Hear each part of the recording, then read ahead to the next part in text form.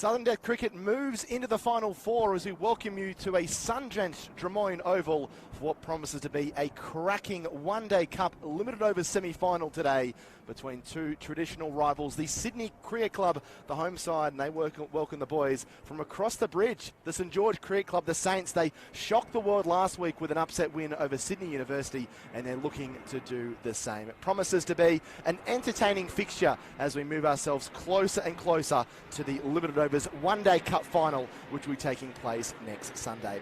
Good morning, my name is Jack Clifton. Alongside me in the commentary position is Andrew Menzel. Man, it's always a pleasure to be sitting next to you and talking cricket, and this promises to be a pretty interesting contest, this one. St George, they've won the toss. They've elected to field with a little bit of inclement weather around and a little bit of low cloud cover. They stunned Sydney University last week, and now they're looking to knock over the second place team, the Sydney Cricket Club, that have dominated in all three formats this summer. Yeah, you're exactly right, Jack. This is a big task for the St George side, coming up against a powerful and informed Sydney Cricket Club.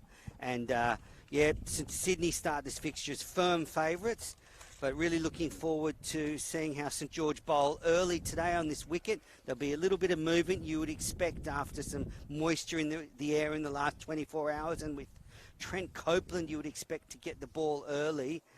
Could be really exciting stuff here. Yeah, Trent Copeland, one of the big names for St George in this fixture. So after performing well with the ball last week in that upset win against Sydney University, where they dismissed a very stacked Sydney University batting side for just 136, they'll be looking to pick up wickets in a similar trend here this morning. So really nice conditions. There was a little bit of inclement weather a little bit earlier on, but now we're all good to go. A bit of sunshine's peeked its way through the clouds here in Drummoyne. A lovely area to be watching cricket as well, with the Five Dock Bay just behind us, and some beautiful big oak trees around the ground as well. Let's run through how the two sides line up here this morning. For the Sydney Cricket Club, Justin Mosca and Ryan Felsh will be opening the batting. They're out in the middle. We've got AJ Mosca at 3. Followed by the South African-born Steve Askenazi. Bo McClintock is the wicketkeeper. Matt Rogers the skipper. Ben Menenti, the Sixers player, is back in the yellow and gold for Sydney Cricket Club. Followed by Harry Menenti, his brother, Alex Glendenning, Jack Nisbet and Nick Bills. Kane Anderson is the 12th man. While for St George, skippered by Nicholas Stapleton, Matt Hopkins, Blake McDonald, Caleb Phillips, Trent Copeland, as we touched on earlier, he's got ball in hand. Tom Engelbrecht, Tom Van Tempest is the wicketkeeper, and the bowling looks like this. Peter Francis, Josh Moores, Joseph Graham and Tom Ortiz, who is just in front of us here in this broadcast position. So, as we mentioned just a little bit earlier, the St George side winning the toss, electing to field. We saw Fairfield Liverpool do that last week, and that didn't quite work out for them. St George will be hoping that that doesn't repeat itself here this Sunday, Menace. Yes. Definitely, and this Sydney team is stacked with power. In their quarter-final game against Northern Districts, they chased down 233 in just 33.5 overs at a phenomenal run rate, and they are a team that if they get away early, they can be hard to stop. And Ryan Felsh proved that last week. 89 from just 44 balls. He hit 6 fours and 7 sixes. It was almost like he was playing a game of stick cricket. Every ball was going for a 4 or a 6. It was a masterful knock, and certainly put them on top early on. And despite a solid bowling performance by Northern Districts, they were only able to get them 7 down, with, as Matt has mentioned, Sydney Cricket Club easing their way to the total with more than 16 overs to spare. They might be a little bit more circumspect here batting first, but Felch will have to wait for his turn. It is going to be Justin Mosca to face the first ball here from Trent Copeland in this semi-final, and offering no shot as that goes through to Van Tempest behind the stumps. St George in red. It's also Valentine's Day in Sydney, so happy Valentine's Day to all the viewers wherever you're watching. Don't think there'll be much love out there between these two teams while they're in the heat of battle, Jack. A lot at stake here today. A spot in the limited overs final would be, a great thrill for either of these teams to be there. And thought about playing that one, did Mosca, but just pulled the bat away at the last moment. These sides played last weekend in a 2-day match with St George blasted out for just 92 in reply to Sydney Cricket Club's first innings total. So they've got a little bit of wood on them. They also beat them in a Kingsgrove Sports T20 Cup game. So they're 2 from 2, Sydney Cricket Club against St George, but I'm sure the Saints will be hoping that third time lucky for them and attempt to knock over these heavyweights of this competition. And they're off and running as Moscow just eases this one in to the offside. He goes to 1, none for 1. Yeah, you mentioned that game in the first grade competition, the Belvedere Cup. Sydney Cricket Club batted first and made 7 declared for 313. Beau McClintock hitting 120 was top scorer. And then, as you say, St George crumbled in reply, all out for 92. So, yeah, there'll be a few demons, do you think, hanging around for the St George team after that performance? That loss knocked St George out of the top 8 in the Belvedere Cup. So they finished bottom of the Sixers conference pool in the Kingsgrove Sports T20 Cup. Currently not in the top 8 for the finals positions with a few games left in the Belvedere Cup. Copeland on song early on here. So don't want to throw the cat amongst the pigeons, but potentially this could be St George's only chance in first grade of potentially picking up some silverware this year. So this will firm as an even more important fixture for them. It'd be a terrific story if St George could upset Sydney Cricket Club here and make it into the finals, qualifying, as you said, 8th in the Limited Overs Cup ladder. It's been a stiff task. Oh, that's a nice shot, but really well fielded down the ground. That might have been Blake McDonald down the ground, but regardless, it was a nice parry and kept them just a single. But in fact, Felch didn't get a run there. He's looking an ominous touch early, looking to get forward and down the crease. In fact, he did get a single, so Felch is on 1, Mosca's on 1, so 2 off this first over for St George. How is Copeland going to finish? Nice delivery, middle and leg stump line, and ends a tidy first over there for St George. So Copeland's got 1 over in the books, none for 2. Mosca and Felch have both been able to pick up a single in this first over, as got a nice little breeze just pushing across us here at Drummoyne Oval. Fantastic cricket facilities here. Menas and I have been lucky enough to call it at this ground several times before, with both the WBBL games being played here and also the Sheffield Shield. Menas, was this was the ground where the Brisbane Heat won the WBBL title, a fantastic catch on the rope, the last ball, I'm pretty sure. I remember that would have been ago. 3 WBBLs ago, the first of their 2 titles in a row they won here.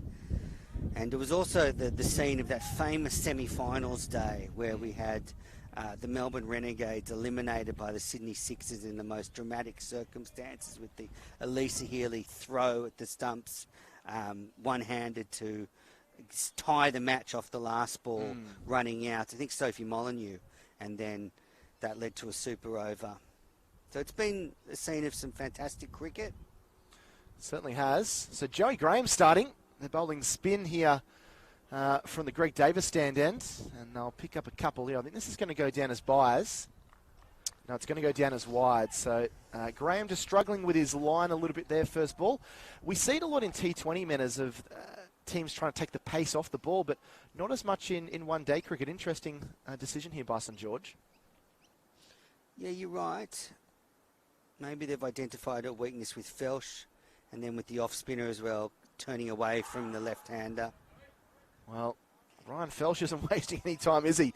He was looking to thunder that one down the ground. They have got a man at deep long on and a man at deep mid-wicket, so they can only have 2 fielders outside the circle in these early stages. And that's a beautiful shot. Lost his line. That's a fantastic sweep shot for 4. And Ryan Felch is not going to miss out on little gifts like that. Full outside the leg stump, and that was easily slapped away backward of square leg for a boundary. First boundary of the morning for St George. They move to none for 5.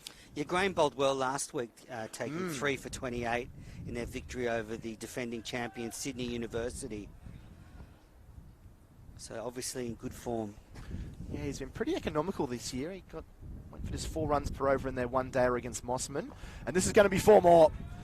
That one was a little bit fuller and not quite outside that leg stump line, but Felsh is just so good at the sweep shot. And he picked the line and length up really easily, Menners, and swatted that through square leg for 4 more.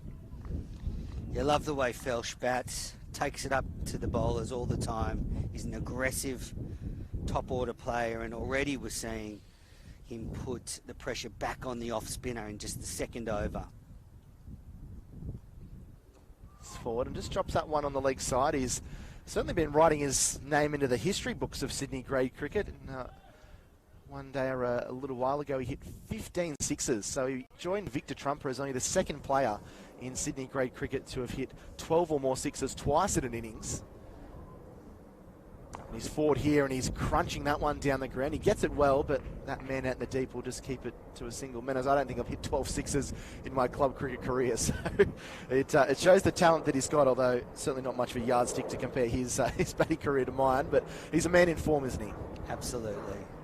I think Sydney Cricket Club's a club in form. If you look at their results throughout this season, they've been batting so well in all competitions. Surprisingly knocked out of the Kingsgrove Sports T20 Cup, but still competing in the first grade competition. 2nd at the moment, yeah. 2nd in the ladder, taking on 10th ranked St George today. So Graham goes around the wicket, and Mosca's just happy just to step forward and just drop that down the ground. So that completes Graham's first over. A bit of a gamble. Probably hasn't come off for the St George side. 12 runs coming from it, and 2 overs in. Sydney Cricket Club have already laid a bit of a platform there. None for 14 after 2 overs. Good start for the home side, but certainly looks to be just a hint of movement out there for the bowlers. Just a tinge of green on the pitch. So you'd expect Copeland to extract a little bit of sideways movement early while the seam's hard and the ball's shiny. Yeah, you wonder how many overs they're going to give Trent Copeland. We've seen in the few one-day games we've done that openers generally get between 5 or 6 overs. You'd love to get amongst the wickets. I think that's really important for St George here, having won the toss and elected to field. Now, there's just a bit of a delay here. As the umpire has called out one of the players, the St George players here, and they're just having a little bit of a discussion. It's Tom Engelbrecht has been called out. So I don't know whether there was a little bit of chat behind the stumps when the bowler was coming in, but it's quite a little chat over the garden fence, Menners. Love to know what they're talking about.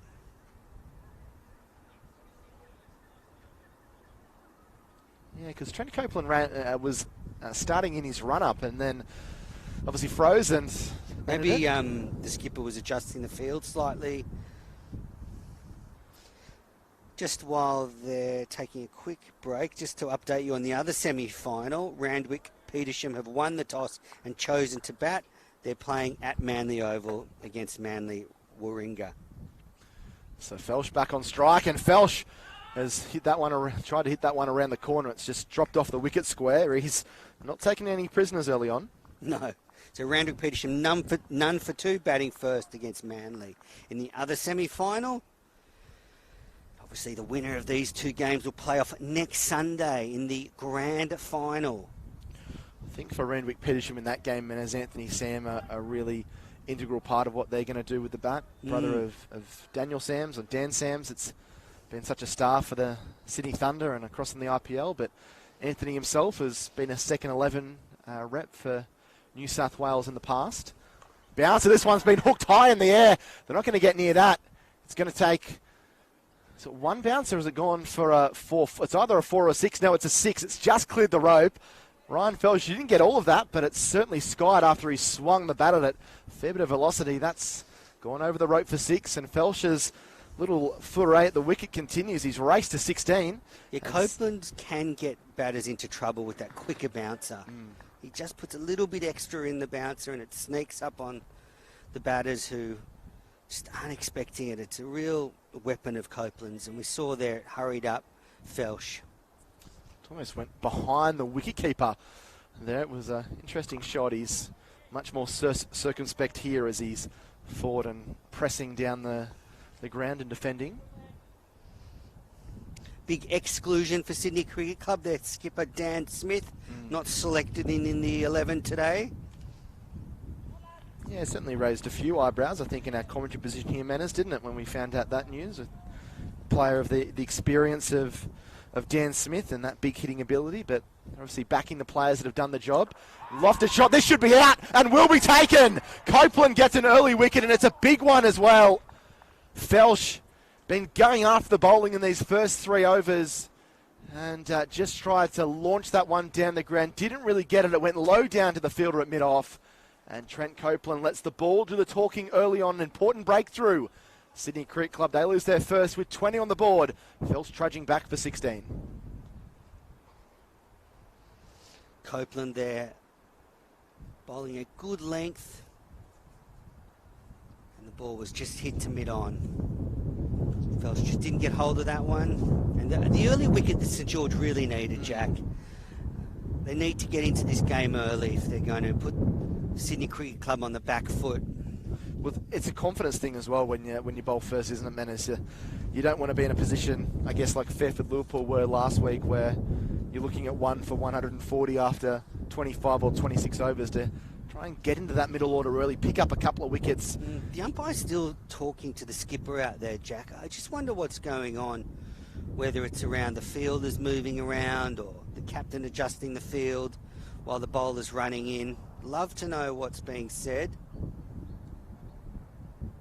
But an eventful start already in the semi-final. A wicket.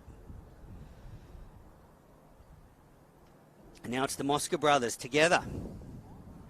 Yeah, Anthony AJ Mosca. He's had a fantastic season in all formats. He's only 106 runs away from 1,000 runs in the season, so he's been in a rich vein of form, and he's having a superb one-day campaign, 274 runs at 68. He's really been smoking the ball all around the park, but a bit more of a challenge now with him coming in, say with Sydney on the back foot, but against Trent Copeland, who's got his tail up. Trent Copeland will be happy to get some overs under his belt, with the Shield set to resume this Wednesday at the SCG, with New South Wales hosting Victoria. That fixture's going to go ahead, and I think Copeland probably should play. Back and defending is AJ Mosca. Just stems the flow of runs a little bit here as the wicket falls, and Copeland finishes his second over. He's got 1 for 8 and 3 overs, 1 for 20. So that run rate's still very healthy, but the runs might just dry up a little bit now, having got that wicket. And it is going to be Joseph Graham to continue. His first over wasn't a good one, went for 12. A few wides off the first ball and then a couple of boundaries to Ryan Felsch, but he's gone. Maybe that's what gives them a bit of confidence to back Joey Graham here and see what he can do with the ball.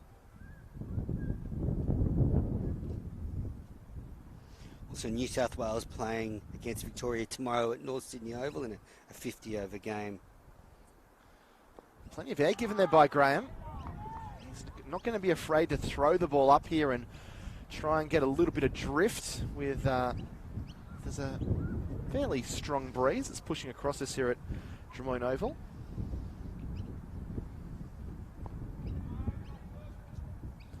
A few fans have trundled their way in, made the walk down from a few of the breakfast haunts around, and looking to settle themselves in to watch a good game of cricket here this afternoon.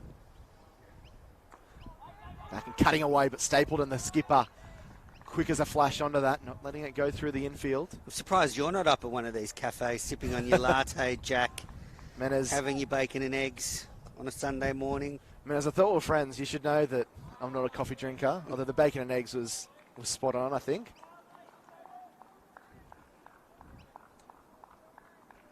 So 4 dot balls to start here from Joey Graham. He's started to find his groove a little bit. This one just run down there, backward a point for the single. So Justin Mosca goes to 2. AJ Mosca yet to get off the mark. Averaging over 70 in the first grade competition, AJ Mosca. So in good touch. Can he reproduce it here today? Made handy score in the last match, 27. Really using his feet there and coming out and defending. So just a single from the over.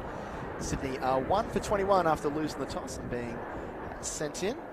That's something you need to get used to at Drummoyne. Right in the middle of the flight path here, so there'll be a fair few planes going overhead, although not as many as pre-COVID. So 3 gone, 1 for 21. The Mosca brothers are in. Justin's on 2 and AJ yet to score.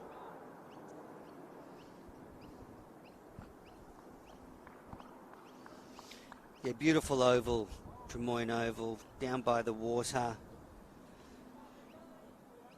Surrounded by lush hills.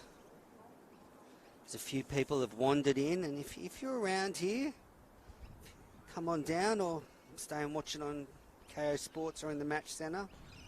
Copeland comes in again for his third over. And nicely done by Mosca. Hasn't really taken any risks so far, just guiding that one down, using the pace of Copeland down to third man. He's picked up 3 singles so far this morning.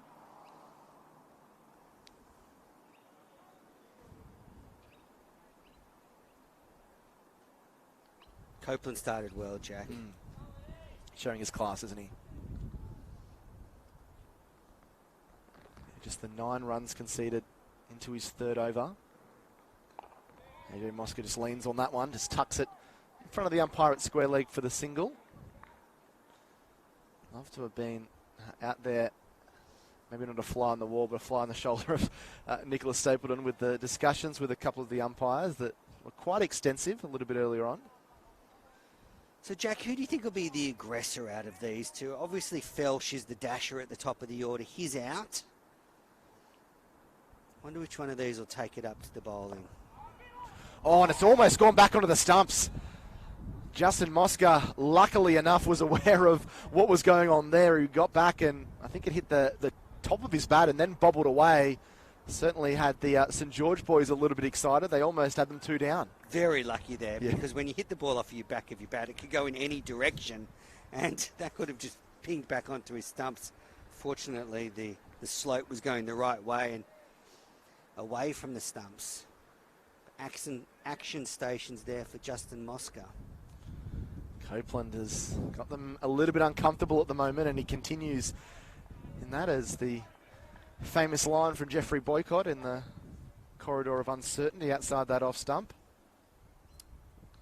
But back to your question, Menas, I think AJ Mosca, I know he's only just come in, but he is a player that likes to get on top of the bowling, likes to be an aggressor if he gets some balls in the full region, just in his swinging arc.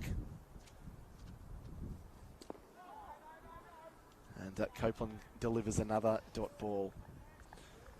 So 23 on the board for Sydney.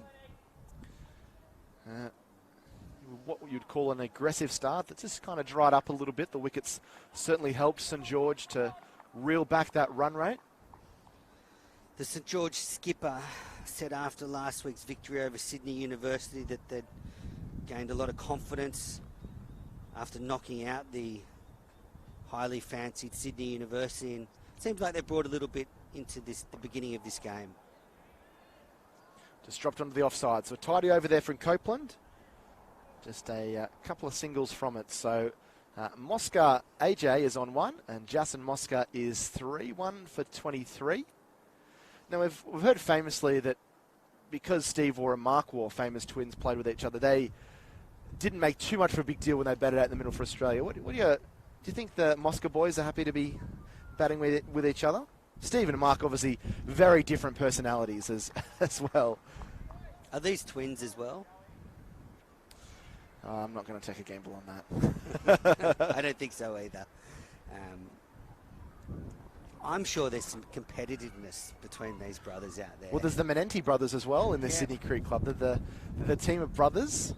Back and cutting away through the offside is AJ Mosca, but I can't beat the fielder out there at that cover point region. I just hope they run a bit better between the wickets than the Waugh brothers did. Yeah. Guess what on there, Menace? Yeah, that's a good ball by Graham. I did read something about that these two had a chance at replicating a record that the War brothers did in grade cricket of scoring consecutive centuries over 2 rounds, but then one of the Moscas got out for not like the late 90s, so they just missed out on equaling the War brothers record.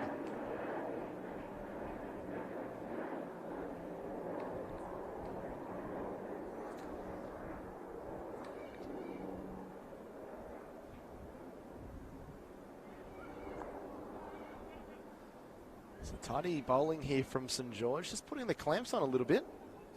Sydney obviously not under much pressure now at all, knowing they don't need to be hitting the cover off the ball early on, just trying to rebuild and work this partnership together to try and build for something later in the innings.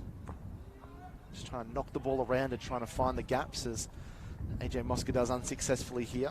Both these teams will be very fresh. All first grade cricket was rained out yesterday in Sydney, unfortunately.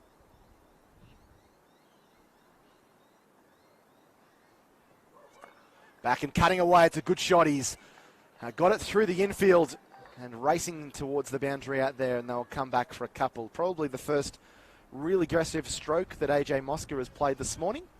And he moves along to 3 to join his brother on that score. So end of 3 overs there for Graham. 3 overs are 15 for him. And 25 on the board after 6 overs. So St George Cricket Club, they won the toss earlier today. They decided to bowl first.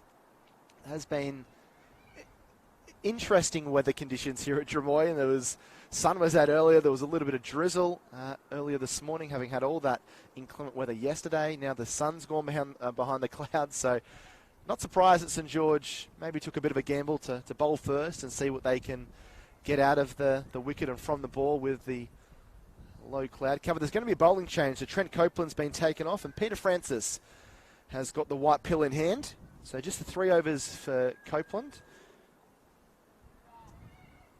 finishing with 1 for 13.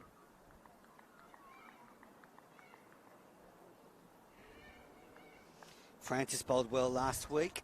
8 overs, 2 for 20 against Sydney Uni. Here he comes, Peter Francis. Short ball, plenty of pace. Caught down the leg side. There's a big appeal. The umpire is unmoved. Francis not overly pleased. Looked like there was some kind of deviation, but that might have been off the pad. But it was a great take by Van Tempest down the leg side. One of the toughest catches you can make as a wicketkeeper. But it doesn't result in a wicket. A faint noise, but as you say, might have just brushed the thigh pad on the way through. So Francis has been in good form with the ball in this one-day limited overs cup competition for the Saints. He comes once more. Plenty of pace behind him. Really trying to hurry up the batsman as Justin Mosca picks up a single. So he took 1 for 46 against Penrith in the first game, then limited performances against UNSW, none for 18 off 3 and none for 14 off 7 against Sutherland. But last 3 games he's really stood up. 1 for 31 off 9.2 against Fairfield Liverpool. 3 for 41 off 7 against Mossman, and as Menas mentioned, really tidy figures last week against a stacked Uni batting lineup. 2 for 20 from 8 overs. So probably one of the most informed Saints seam bowlers at the moment. That's a good ball pitched up Yorker length, but they'll clip it away through the onside there. Will AJ Mosca to collect a single. Well, there's been a wicket at Manly Oval. Randwick Petersham are now 1 for 11. Everett caught Lenton bowled Tommy Kay for 7. So Randwick Petersham 1 for 11 batting first. Interesting team over there. I'll just continue after this delivery. Francis in this one down the leg side. This will be a wide. I need to re-bowl that. Peter Francis just getting his line a little bit wrong. And Manly Warringah have got BBL winner Stephen O'Keefe in the team. Also Jack Edwards is playing. So 2 big inclusions. Of course, Jay Lenton, who hit a huge 6 last week onto Sydney Road. So some big inclusions for Manly, and you would think they will start favourite. Randwick Petersham have Jason Sanger playing. In comes Francis. Very high upright action from the St George quick. Really bangs the ball into the deck hard, and we'll just be hurrying up this this pair, the Mosca boys out there in the middle.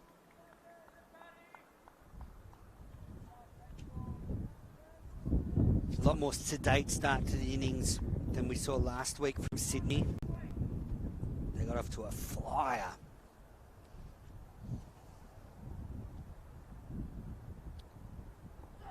Pitched up and flicked through fine leg for the single. Down there to Tom Ortiz doing the fielding. Yeah, that batting performance by Sydney last week reminded me of the old domestic one-day cup competition where teams get bonus points if they chase down the total in 40 overs. The way they were going after the bowling, they didn't care how many wickets they lost. The bonus at this level is you get to go home early and put the feet up. Yeah, that's right. Have a feed and a cold beverage. You know, one of these sides will certainly be enjoying that. At about 5:30 later this afternoon, we find out who is in the final. That's crunched down the ground, well fielded. Josh Moore's down there doing the fielding. So that completes the first over for Peter Francis. A pretty good one, just the 4 runs coming from it. And 29 on the board after 7 overs. So after the first couple of overs went for 20 runs, they've been able to pull it back. Hasn't been a boundary since then, just dealing in singles and the occasional 2. So St George pulled it back nicely. Always a worry when you do have a couple of big overs at the start of the innings to try and reel it back in limited overs cricket. So Copeland's been swung around. He's going to come into the attack from the Greg Davis stand end.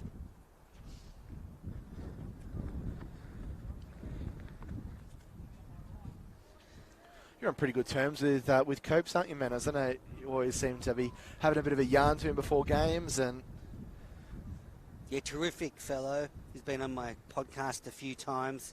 Just knows the game inside out. Copeland in.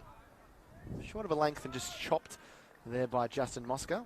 Very generous with his time, always happy to impart some of his insights. And it was great during the summer as well, seeing him back involved with cricket coverage with different networks. So he's certainly someone that's, I think, is going to have a job at the media waiting for him when he does retire. He's not too far away from birthday number 35, so but still performing at such a high level as fans of the New South Wales Blues can certainly attest to. This ball skied high in the air off the top edge. Getting underneath it is Nicholas Stapleton and taking the catch. Copeland's got 2. And Sydney in a bit of trouble now. 2 for 29. Justin Mosca goes for 5, looking to swing across the line. But the ball, it wasn't there to be playing that kind of shot, Manners. And it came off the top edge. Skied. I think it had snow on it when it came down. Great catch there by Stapleton. Copeland's got 2 for 10. And Sydney Cricket Club looking a little bit nervy. 2 for 29. I noted that at the other end, his brother swung the bat in annoyance when Justin was out. And good catch by the skipper. I thought that was a tough one. Just moving back, swirling around here because of the breeze coming off the water. Can make those catches a little bit trickier than they look. It brings a very cultured batsman to the crease, Steve Eskenazi. South African-born cricketer. He played under 17s and under 19s for Western Australia. He's played English county cricket with Worcestershire and is playing now with this Sydney Cricket Club here in this superb Sydney first grade competition. So he'll be looking to try and build a bit of a partnership. And it looks as if Sydney Cricket Club have just caught a little bit in that run chase from last week. Haven't quite adjusted to the fact that they're up against a St George side that is fighting tooth and nail to keep their season alive, and they've got one of the best with the ball. Trent Copeland, 2 for 10 off 3.2. It's interesting that the 2 batters out have both tried to take on Copeland. Nice ball there, short into the body. It's not really known as a bowler that goes after the batsman, Trent Copeland. Probably more noted as a line and length bowler that can swing the ball. But a couple of really good short balls here this morning so far. definitely. But, you know, if I'm looking down at the St George bowling lineup as an opposition batter, I'm thinking Copeland's the one you might just want to sit on, tuck around, work for, you know, 3, 4 and over and not take too many risks, because he's just so adept at hitting a good length. Yeah, he's always online, as he is there. And I wonder whether that might be the methodology of these two batsmen now. And as obviously Copeland's not going to bowl out his full allotment of overs in this spell, but even just fending him off for 3 or 4 and making sure there's no more damage done to the middle order. As Copeland ambles in now, pitched up onto the pads and nicely flicked away there by AJ Mosca for the single. So we'll get the first look of Steve Eskenazi this morning. This has classic 50-over cricket vibes to me, Jack. You want to lay a platform, you know, get to around the 30th over with wickets in hand, and then launch from there. So a total of 720 runs at 72 for Steve Eskenazi this season, the 26-year-old. But he's also played 56 first-class matches. He's ticked over 3,000 first-class runs at an average of a bit over 32. So he faces up to Copeland. Good battle, this one. Oh, it's a beautiful delivery. That is fantastic. And vintage Trent Copeland there, just outside the off stump, and a plainer miss there by Eskenazi. He gets through his first ball, maybe not convincingly, but unscathed, as Copeland finishes his 4th over of the morning. He's got 2 for 11. And Sydney, after losing the toss and being sent in, are in a little bit of a precarious position after 8 overs. They are 2 for 30. Eskenazi in the first grade competition, 3 centuries, averaging over 80. So comes in with a lot of form under the belt. And doesn't his Sydney Cricket Club need a contribution now? 2 early wickets. The underdog St George are clawing their way back into this 50-over limited overs cup. Punched firmly down the ground to Joey Graham, no run. So Francis continuing into his 2nd over. It'll be quite a couple of weeks for St George if they can knock over the number 1 side, Sydney Uni, and then continue that this week and knock out Sydney Cricket Club.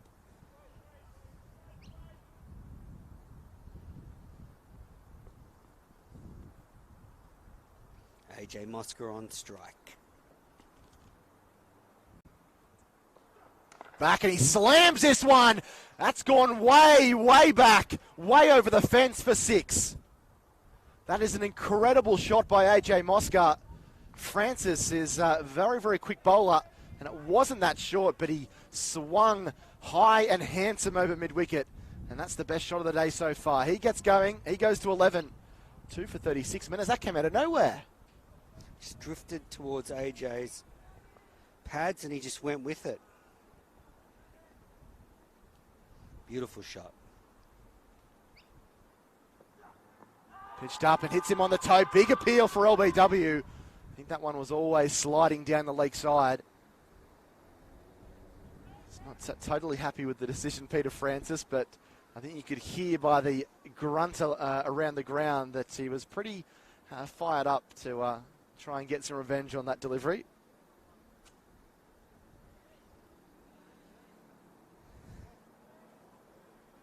For the viewers out there that might not know, but St George is coached by Dean Gilchrist, older brother of Adam Gilchrist.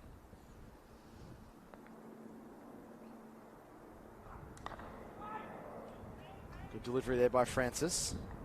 I think we're in for a cracker today, Jack. St George look up for it. Clearly, they've taken a big boost out of last Sunday's victory over Sydney Uni, and well, those 2 early wickets have just put the Sydney Cricket Club on the back foot. McClintock is due to come in next, who made a big 100 against St George in the 2-day competition. And you've got Rogers and the 2 Menenti brothers. Francis charging in. This is an inspired bit of bowling from him. Did you see Eskenazi slip a little bit as he came down the pitch there, which would suggest there's a little bit of moisture in this track. So it could be a little bit difficult to bat on early. I wonder if St George will just gain an advantage batting on it this afternoon when it's maybe dried out a little bit. Yeah, I think you might be right. A lot of rain Sydney got yesterday. Don't know what it was like out here, but in the south of Sydney, it didn't really stop until about 3 or 4 o'clock. Francis, as his ball clipped away out there through square leg, that's going down towards the boundary. It's just going to hold up a little bit in the outfield, is it? It's been tucked back inside, and the batsman will get back for 3. So good piece of fielding out in the boundary there, as it just held up in the outfield. So nice end of the over there for Mosca. He hit a 6 and a 3. He moves along to 14, 2 for 39 now after 9 overs, keeping that run rate just ticking along at above 4 runs per over. A few words there between Copeland and Eskenazi. Sure, it was friendly.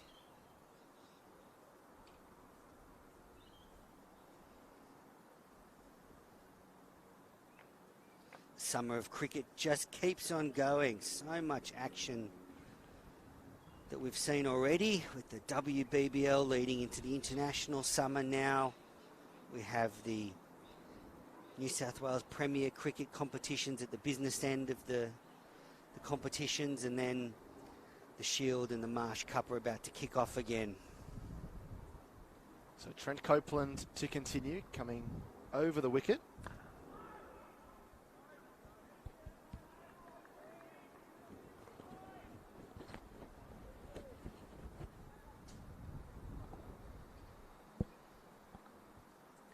Mosca on 14, Eskenazi still yet to score.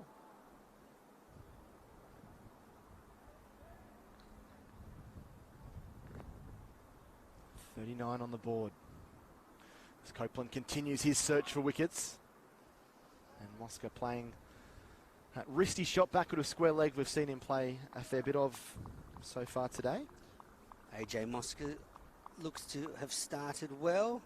Very busy at the crease, nudging the ball around, and then we saw last over him exploding with that big 6 over mid-wicket.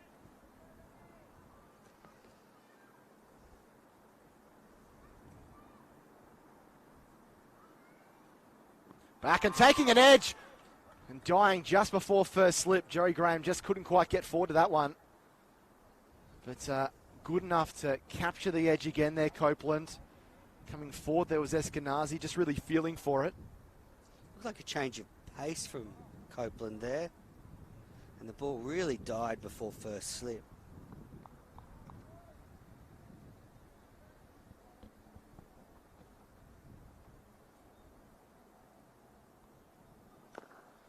Nice footwork there from Eskenazi, making sure that he got well forward. Took 2 or 3 good steps down the pitch there.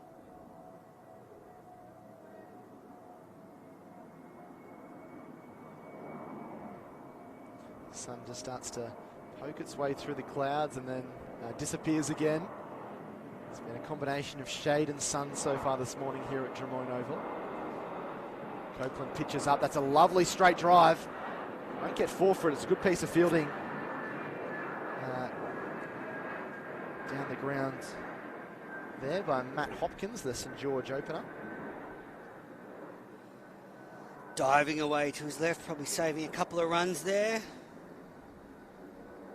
So Copeland 2 for 13 off 4.5. Going to jump out of this ball. Mary Konstantinopoulos is going to come in. I had to try it. Mary just wanted me to refer to as Mary Kay, which I'll do for the rest of the afternoon, but I wouldn't be much of a broadcaster if I didn't try and pronounce a tricky Greek name. Brings me back to my soccer commentary days. Pitched up and driven down the ground. They should be able to pick up a single here. They will.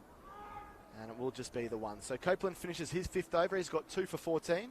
Eskenazi 1, Mosca 15. I'll leave you in the capable hands of Andrew Menas, and Mary Kay is going to come in and join him.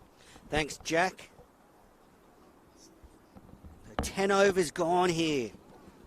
Sydney 2 for 42. This match very evenly poised. And now joining me in the commentary box is Mary Kay. Mary, how are you? I am well, thank you. How are you? Yeah, really good. We've got a gripping contest underway. Great to have you on the coverage with us today. Thanks for having me. A funny fact is this is the first time I've ever commentated men's cricket. I'm used to doing women's cricket and particularly the WBBL, so it's really great to be here. You would have commentated on a couple of WBBL games here, no doubt. Absolutely. It's such a beautiful oval, but what's even better now is that I've recently moved to the area, so I could actually walk here this morning. So that means you're probably a Sydney Cricket Club supporter. Well, look, I mean, we're doing commentary here. I'm supporting both these teams today. The winner will be cricket, right? That's exactly right. Francis continuing from the hill. Mosca defends into the offside.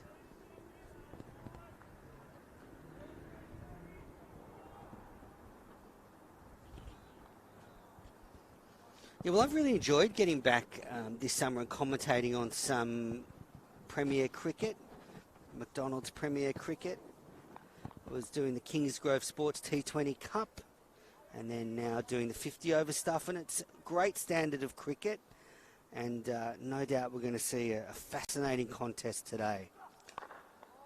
It's been a great contest so far, and I've actually really gotten to enjoy getting to know some new faces and some new players, and I've done a little bit of digging, so maybe I'll be able to share some stories with you during the coverage. Yeah, I'm looking forward to hearing some of these little stories. I know there's a few interesting ones floating around the St George side.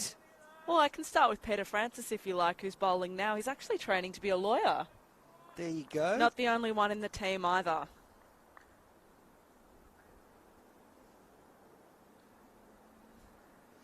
He continues. To Mosca, who digs out a full ball. No run again. This is tight stuff. It's been great to see St George up and about this morning. It looks like they're really taking some confidence from last weekend. Very noisy in the field, animated. It's great to see. Yeah, I agree. And Sydney Cricket Club is the sort of team you don't want to sort of let go early. If you don't start well, they can really get off to a fast start, and then you're on the back foot for the rest of the game. But not today. I think we're going to see a close match. Francis delivers, and it's just whipped to deep square leg for a single. Brings Eskenazi back on to strike, and they've got two fielders in the deep because of the fielding restrictions. No, three fielders now because we're after 10. So there's a third man, a fine leg, and a sweeper just in front of square on the onside. Now, my understanding is that this will be Eskenazi's last game for Sydney because he's actually heading back to the UK on Tuesday. Okay, so will that be to play county cricket? That's correct. So big innings for him. Can he leave with a match-winning performance? He just slashes at that one and it goes in front of square on the offside, and they've taken one. And it's a real shame because my understanding is that he was meant to be here until the end of February, but apparently his team back in the UK need him.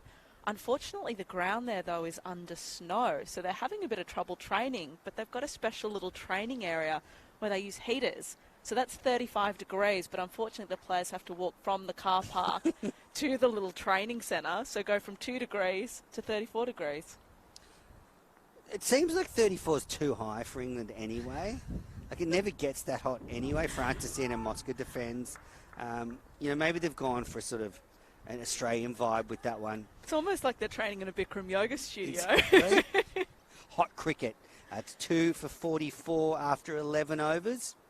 Francis has bowled 3 overs, none for 15. Copeland, the wicket taker, 5 overs, 2 for 14. The veteran getting the job done, warming up for his Shield return on Wednesday. And if anyone is tuning in via KO and listening along to the coverage, feel free to say hello on Twitter or on any of the other socials. So Menners, you are A Menners on Twitter. Yeah. I am Ladies Who League, and Jack Clifton, who'll be joining us in a little while again, is Jack Clifton 90. So say hello, share any interesting stories you've got about the players or what you think of the game, and we'd love to chatter through the day.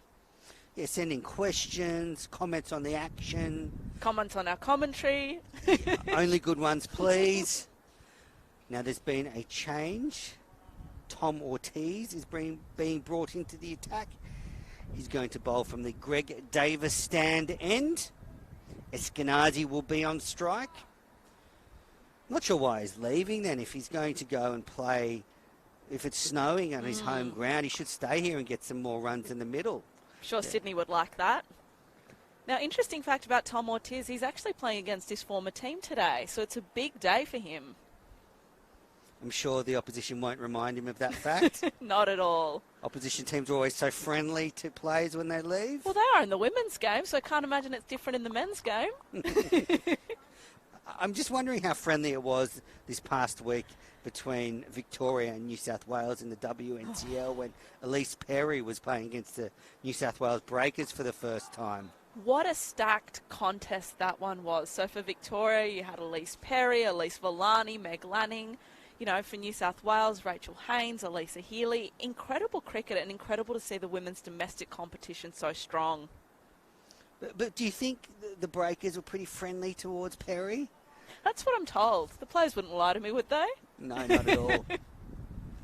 I've got a question about the Breakers side I might throw at you today. Please do. Here's Ortiz. Mosca waits. Will he take the bowling on? Just pushes into the offside, no run. Ortiz has started well. So I'm thinking, Mary, that as you know, the Breakers have been the most dominant team in WNCL cricket. That their era of dominance has to be over now. They lose the final last year. They get not just beaten by Victoria, annihilated over 2 games. They just weren't in either contest. You have to say that, you know, their era of dominance is subsiding, and we'll just see a quick single here. And I think it's only a good thing for women's cricket in the country. It's a really great point you raise, Manners, and as you raise, you know, the Breakers are the most successful women's domestics, team in Australia. They played in 20 out of 21 finals, or I think they've won 20 and they've played in almost all of them. I spoke with Lauren Cheadle earlier this week, who's just made her return after a pretty significant injury, and she's excited because it shows the strength of cricket across the country, and they want to be the best team in Australia and they want to be the best team in the world, so they want to beat the best, but it's great to see the talent across the country now. Yeah, I agree. It's heartening. Western Australia won the WNCL last year. That's right. Beating New South Wales in the final. And I mean, I follow New South Wales, but again, the strength of women's cricket is something that I love to see. So I'm okay with this era of dominance ending. I've experienced a lot of success with that team. Driven into the offside, but no run. Good start from Ortiz. Just 2 runs coming off his first over. It's 2 for 46. Sorry, 2 for 46 after 12 overs. Run rate of 3.8. I'm told that Tom Ortiz has been involved in cricket folklore. What's he done? Apparently his team was 6 for 53, chasing down 352, and he was involved in the last stand to get the team home. He was there when the team needed 4 runs off the last over, and the number 8 scored 200 runs. Yes, old Walshy did it. So I think this innings was played just before we covered a Kingsgrove Sports T20 game, and boy, were they excited at St George about Walshy's performance. I was disappointed Walshy wasn't bowling today. Here's Francis. Driven through the covers for 4 by Mosca. That's a confident shot. Over-pitched. AJ Mosca smoked that one for 4. Brilliant stuff. And important for Mosca to take those opportunities when they're presented. We haven't seen too many boundaries today, but that was a perfect opportunity and he took it. What an innings, though, the one we were talking about previously. Big 200. It sets so many grade records. It will go down in grade cricket folklore. You're exactly right. And Walshy bowls off his wrong foot. I'm surprised he's not playing today. Maybe he's injured. But here's Francis in again, and Mosca just whips it into the onside. No run. He's quick, isn't he? He's bowling well, Francis. Mosca's on 22. Eskenazi 3. It's 2 for 50 at Drummoyne Oval. If you're just tuning in on KO Sports or through the Match Centre, it's semi-final day in the 50 over limited overs cup. We'll get that right. The other game is out at Manly Oval. Manly Warringah hosting Randwick Petersham. Just defended well by AJ Mosca there. A lot of responsibility now rests on his shoulders just to anchor this innings. I'm told Francis also represented New South Wales at an under-19s level. I know that because apparently he's very quick to tell the rest of his teammates that he did it. He's still riding off his former glory. Who have you got your intel from? Because I think that someone's giving you some pretty good information here. I can't reveal my sources. Francis, with the big head, comes in, delivers. Down the leg side, and that's signalled a wide. Yeah, one thing that strikes me in the 50-over game as opposed to the 20-over game is just how much more time there is to get into the game in your innings, to build an innings, craft an innings. In 20-over cricket, it's all crash, bang, helter-skelter, a few balls to get your iron, and then you're off. Whereas in 50-over cricket, a player like AJ Mosca can build an innings and accelerate and wait for those bad deliveries.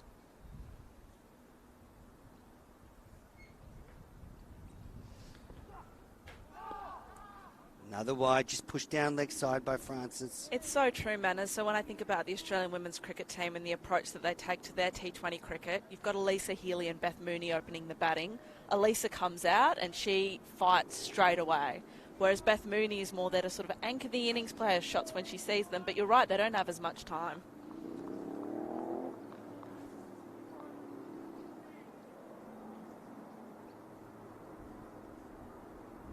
It's a real skill to be able to build an innings.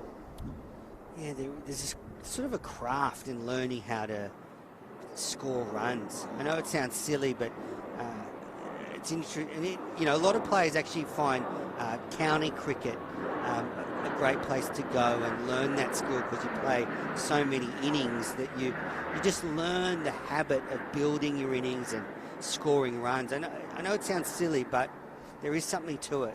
I think also the concentration. I mean, we were talking about Walshy before in his 200 runs. To be out there to score 200 runs, it takes tremendous concentration and patience. And we've seen patience from AJ Mosca this morning. He's waited for the bad ball and put it away.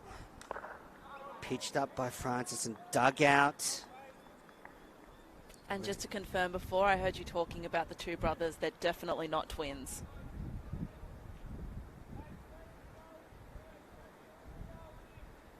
I don't know which is the older brother, but AJ Mosca was disappointed at his brother's dismissal today. I feel like AJ's the elder brother by about 3 years. But Yeah, if older anyone's brother listening vibes. and can correct me on that, please feel free. He looked annoyed at his younger brother's shot. I look annoyed at my younger brothers a lot too. Francis in. Pitched up and pushed, and they've taken off for a quick single. There's a throw at the stumps. Oh, and it's gone over the top, and that would have had AJ Mosca in trouble. Had a couple of little opportunities, haven't they? Just a few little half chances in the field, but that's the end of 13 overs. 2 for 53. Francis has bowled 4 overs, none for 22. Now, I'm not picking favourites today, but I did just want to give a little shout out to this St George team because there are 2 members of this team that are actually from Canberra. So they don't train with the team during the week and they come up on the weekends and stay with friends or relatives to be able to compete. The fact that they've sort of made it to this semi-final, I think, suggests just how well the team has come together because missing 2 of your players, that's pretty significant. Definitely. I heard there were some issues when the border was closed between Sydney and Canberra with some of the teams getting their players over the border. Oh, there's a mix-up again. He's down. Oh, and that would have been out. AJ Mosca called. A loud no from Eskenazi. Now we see Mosca just walk down the pitch and do a bit of gardening. Is that what you call it, gardening? I like that.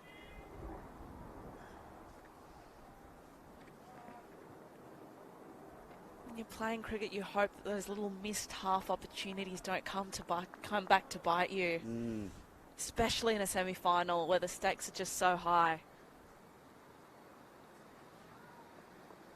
Ortiz in again. It's a bit short and just worked around to deep square leg for a single by Mosca.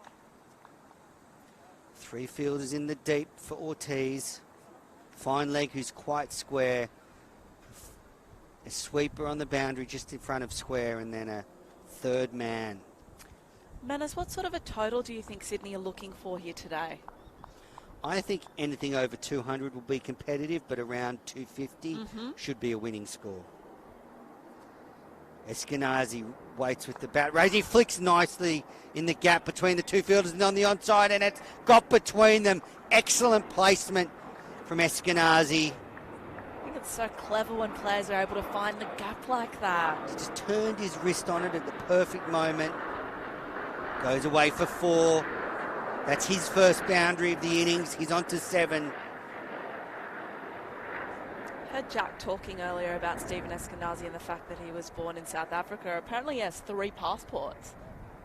English, Australian, South African? I only have the one. What about you, Manners? Just one as well, Australian. Me too.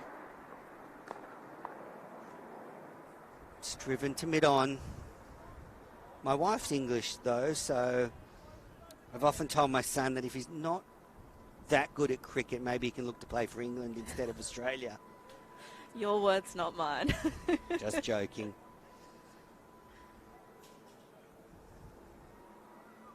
Got a couple of little ibises on the field now. What's more than one ibis called? Ibi? Ibises. Ibises? Sounds ridiculous, doesn't it?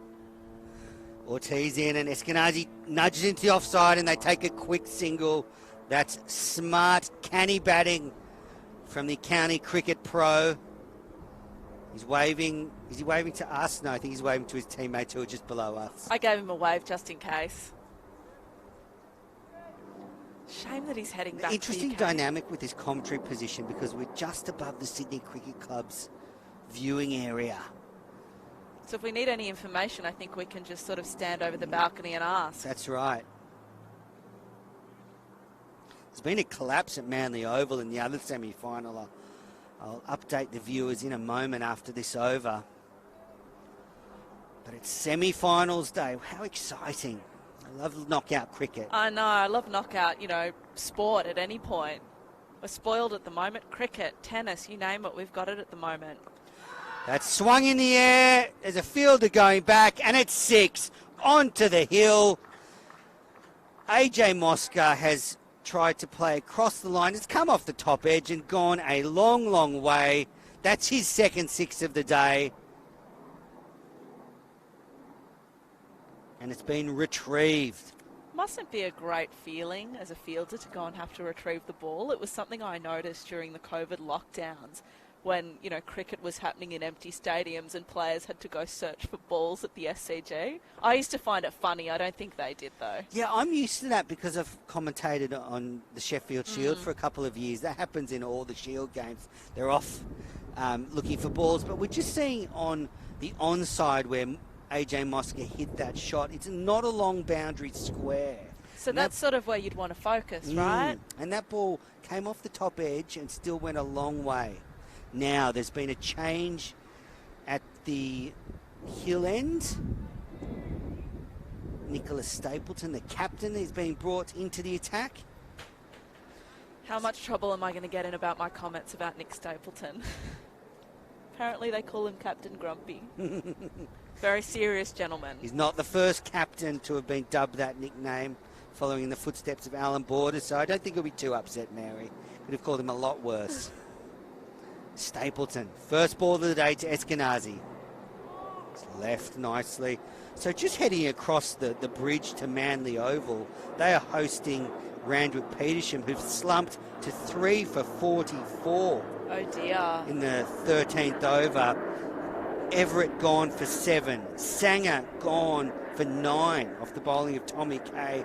And then Anthony Sams, LBW Jack Edwards for just 2. So a flex 19 not out, air 4 not out. But they are up against it in their semi-final. Manly on top. Is that the result you were sort of expecting, Manners, for Manly to be on top? Well, they go in good form. A big win over Fairfield Liverpool last week. Interesting story, Mary, that Jack Edwards made 92 last week and went straight from the Big Bash 10 winning celebrations with the Sydney Sixers onto the field and scored 92 beautifully. It's really coming into his own as a cricketer, Jack Edwards. It's great to see. Yeah, one of the bright talents that has a huge future ahead of him. Stapleton in again and defended. Have we got any Twitter stuff? Not yet. People are very quiet. Don't be shy. Say hello. We don't bite, do we? I'd just like to clarify my comments about Nick Stapleton. Yes, he is called Captain Grumpy, but apparently he's a very intense thinker on the field, which is exactly what you want from your captain. And he'll show a lot of emotion if he gets a wicket. Do we have a reverse lights sound to just dub over this as Mary tries to back out of this one? Beep, beep. Stapleton in again. It's whipped away for a single by Eskenazi. 2 for 66 now. He's also the winner of the Kerry O'Keefe Medal for the last 3 years in a row for St George, and he's the first and only player to have ever done that since the medal was brought in 1990. So a very respected man at the club and a great captain. Also a bit grumpy, apparently. A little bit. Look, that's the rumour, you know. I'm just sharing with the listeners and the viewers what I've been told. Mosca's on strike. We're into the 15th over. He defends and they've taken it. Oh, there's a big time. He's going back. Oh, no. Who was that? Caleb Phillips couldn't collect the ball, and that might have been a chance. I don't want to keep track of the half chances. You don't? Or I you don't want to. No. I would say that's 3 half. I was about to say 4 or 5, I think, depending on which you count as half chances. Had a couple of run-out opportunities, a couple of little catches, a couple of appeals. Stapleton.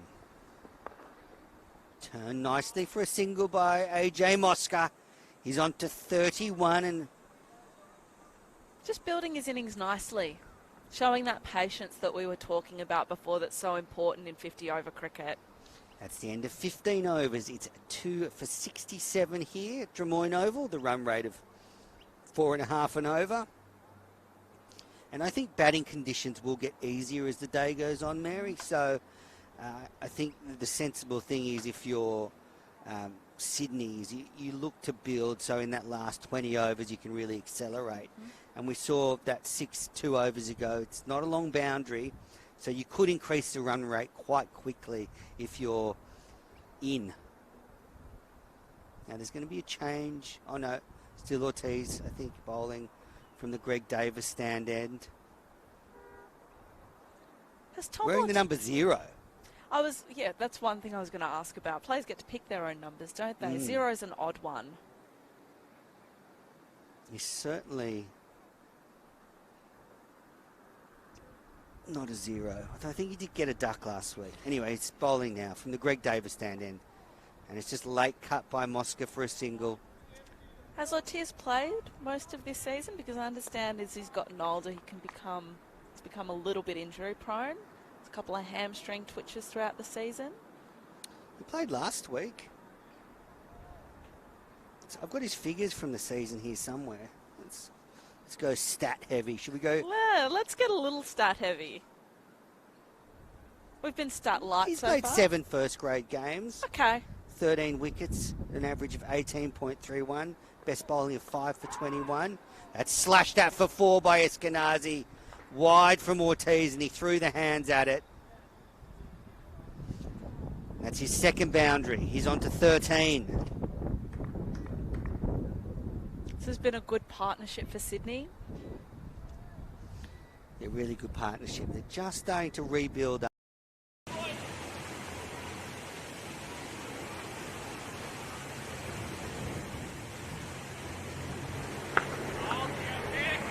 Finding the gaps now and disturbing the Ibises.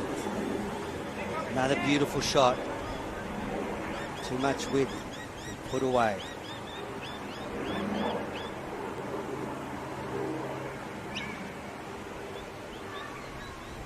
You mentioned the coach of St George, Dean Gilchrist. Apparently he's known Tom Ortiz since he used to coach him at Northern Districts. So they've known each other for many, many years. Nice little reunion there. Lovely. Reunion for me. He's been coaching for a long time, Dean Gilchrist, but he coached me at Moscow about not that 20 long. years ago. I was going to say 6, 7 years maybe. Look, you're too kind, but my receding hairline gives it away. Short ball and hit powerfully to the man in the deep for a single. Eskenazi's starting to look good, isn't he, Mary? Those boundaries are starting to flow. He's demonstrating that experience, I think, that he's learnt during his time in the UK, which will be sorely missed when he goes back to the UK on Tuesday. Unless his teammates hide all 3 passports. That's an option. I wouldn't want to be leaving Australia at the moment. Teams' figures are starting to blow out. 2.4 overs, none for 24. Just a little bit expensive here. And they're changing the field. Now they're dropping an extra man back. There's a 3rd man, square fine leg, deep square leg, and a long on. Mosca's in and he pushes and they think about it, quick single, but it's not there. Not only has this partnership been able to build over time, but I've also enjoyed their quick run wickets. Build over time, but I've also enjoyed their quick Got to take the running fielders between on in wickets. limited overs cricket. Got to take the fielders on in limited overs cricket.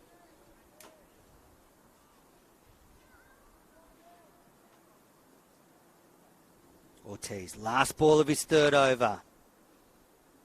Ortiz, last right up in the block hole. That's a good way to finish from the St George bowler. Right up in the block hole. That's a good way to finish overs, from the St George for 77.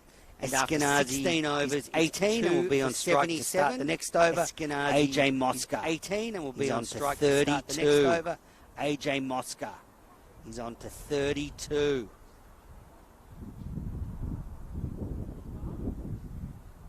Apparently AJ Mosca's been involved in some memorable innings as well. I was having a chat to Nick Bills, and one of his favourite innings was 100 by AJ Mosca in the limited overs final in 2018-2019. Was 100 by AJ Mosca in chasing 290 to win, and he scored 130 off 100 balls to guide the team home.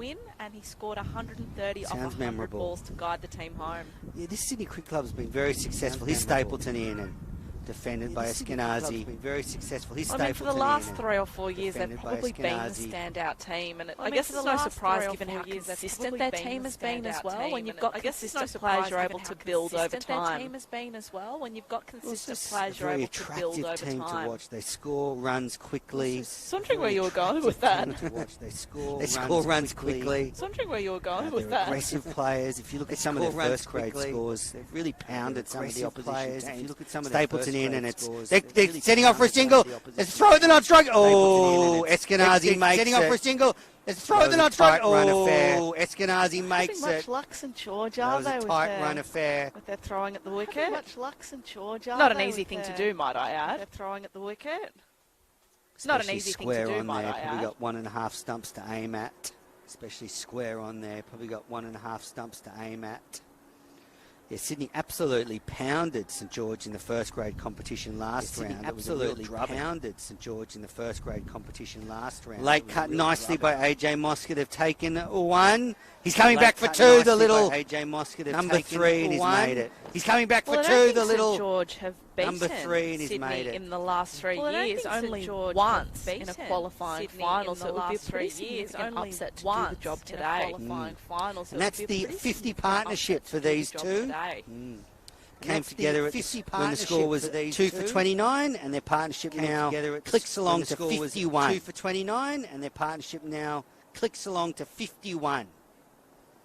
Stapleton in, it's a short ball, and AJ Mosca's thrown the willow at it. It's a short ball, and could so easily have just willow at it. And had a faint tickle on the bat, so easily gone through, but we need the snicko. Had a faint tickle on the bat and gone through, but we need the snicko. We do need the snicko.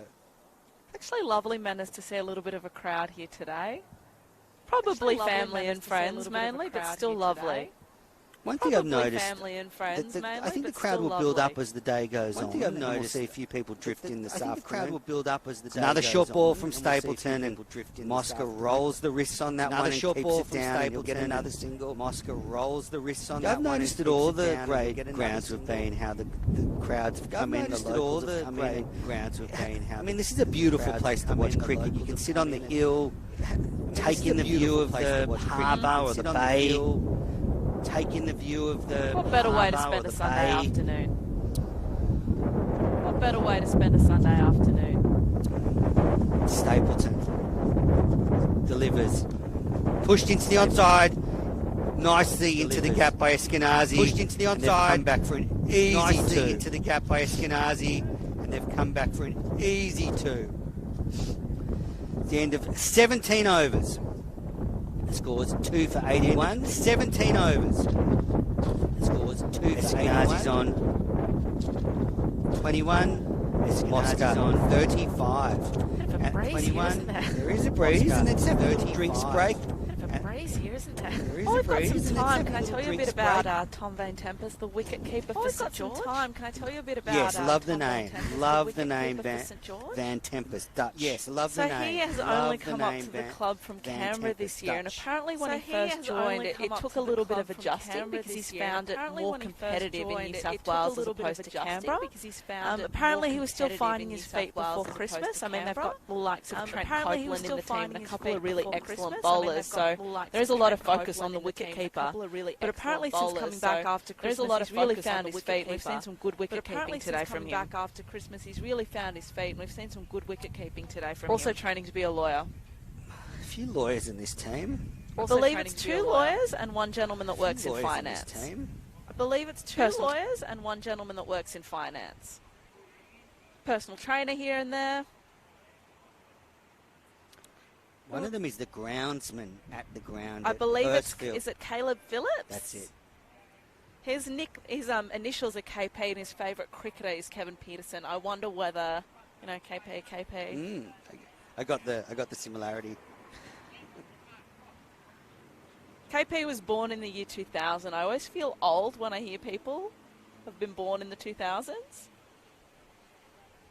Same. Me too.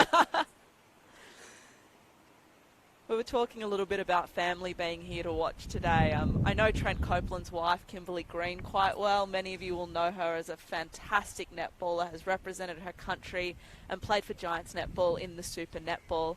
Can confirm that they're not here today. Trent and Kim have recently become parents for the first time. Apparently little Lennon gets a bit cranky if he comes to the cricket all day. Doesn't sleep well at night. Yeah, I was wondering how Copes' sleeping is going with little Lennon. Probably not well. No. I think Kim said that she was really, really well, but really, really tired. Yeah. My kids are keeping me up as well, but they're teenagers, so it's a whole different kettle of fish. It's because they're going out at night and you can't quite sleep until they come home. My dad used to, wait for me to come home, and he'd be like, "Oh, I'm just finishing something off. I'm just reading." I knew he was always waiting for me. Yeah, there's a bit of that going on. All right, the drinks break is coming to an end. So you said about Van Tempest saying he wasn't prepared for how competitive Sydney grey cricket was. Well, there is a nickname floating around, and I've heard Ed Cowan use it, that it's called Sydney Test Cricket because it's played at such a sort of competitive, it's played in such a competitive spirit that it feels like Test cricket. Well, I mean, you were talking about Manly before. The likes of Stephen O'Keefe, Jack Edwards are playing for these teams. We've got Trent Copeland out here today. It is very competitive, and there's some real quality in this competition, which is great to see. Yeah, Ben Menenti, who is due to come in down the order for Sydney, was part of the title-winning Sydney Sixers Big Bash franchise. Brother also plays for the team, Harry, also not twins. That's right, and did well. Yeah, let me just... They're not twins. They had a running competition. Yes, they did. Ben apparently lost 9 kgs over the off-season because he took up a new running regime. Now I've got a link for you. I know you love your women's sport. John Menenti, their father, is the coach of the Australian women's sevens team. Sure is. So they'll be getting ready for Tokyo now, but that is a very good link. Right, now there's a change in the bowling. Looks like Joey Graham to me.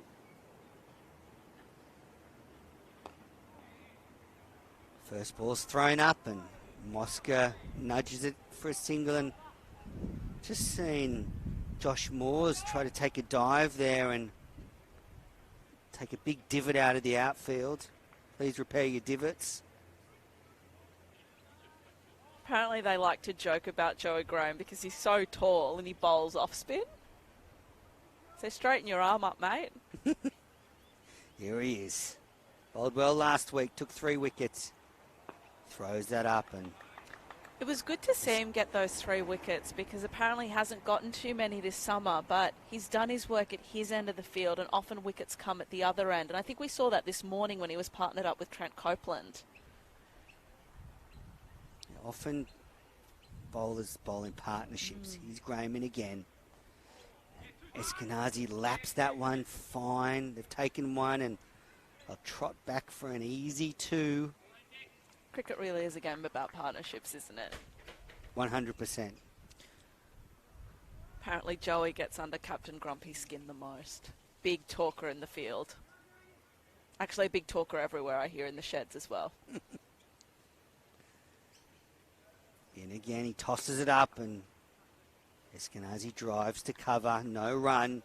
It's 2 for 86 here in the semi-final of the McDonald's Premier Cricket 50 over limited overs cup. We've got a good contest here. I think St George are looking for a wicket, obviously. I feel like they had the edge at the start. Now Sydney have sort of clawed their way back in, but it can change very quickly, as we know. This partnership is laying a really nice foundation for the dashes to come. McClintock, Rogers and the Menenti boys. Tossed up and driven to the long on fielder for a single.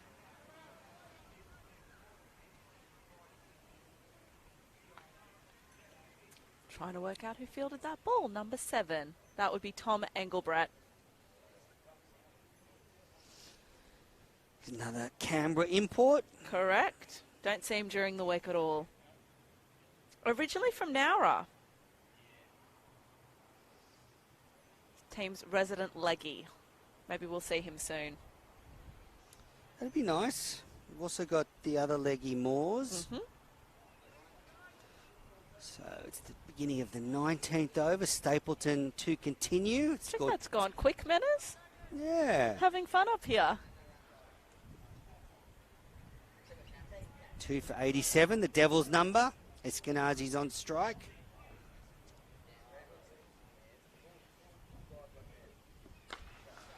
Swung away onto the onside, but just for a single. Didn't manage to quite find the gap there. Love that sound on the cricket bat, don't you, Manners? I love the sounds of cricket. What else do you like? Has it got the crack? Yeah, the crack of the bats, the sort of hum of the crowd when you're at a venue where there's people watching Test cricket.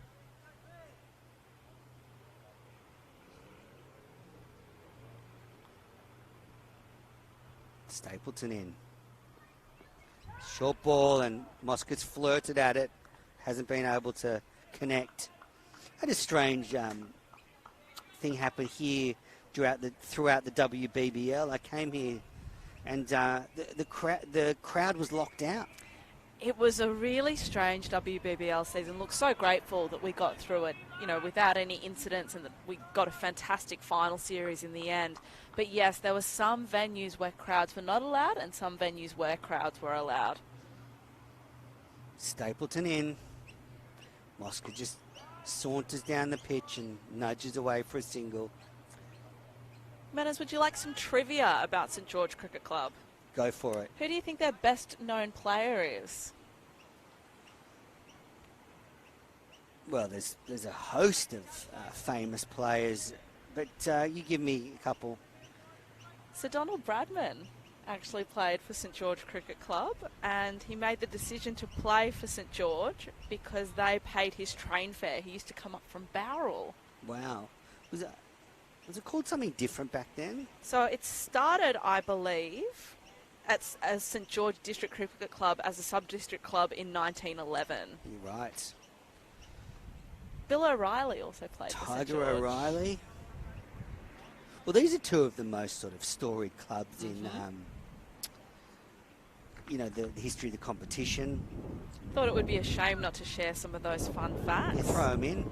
So 49 players have represented New South Wales from St George, and 14 have played for Australia. So if you want to have a guess as to who any of those players are, please feel free to get in touch. I might tweet them in. Ask if Menace can guess them too. Whipped away into the gap. Taken one.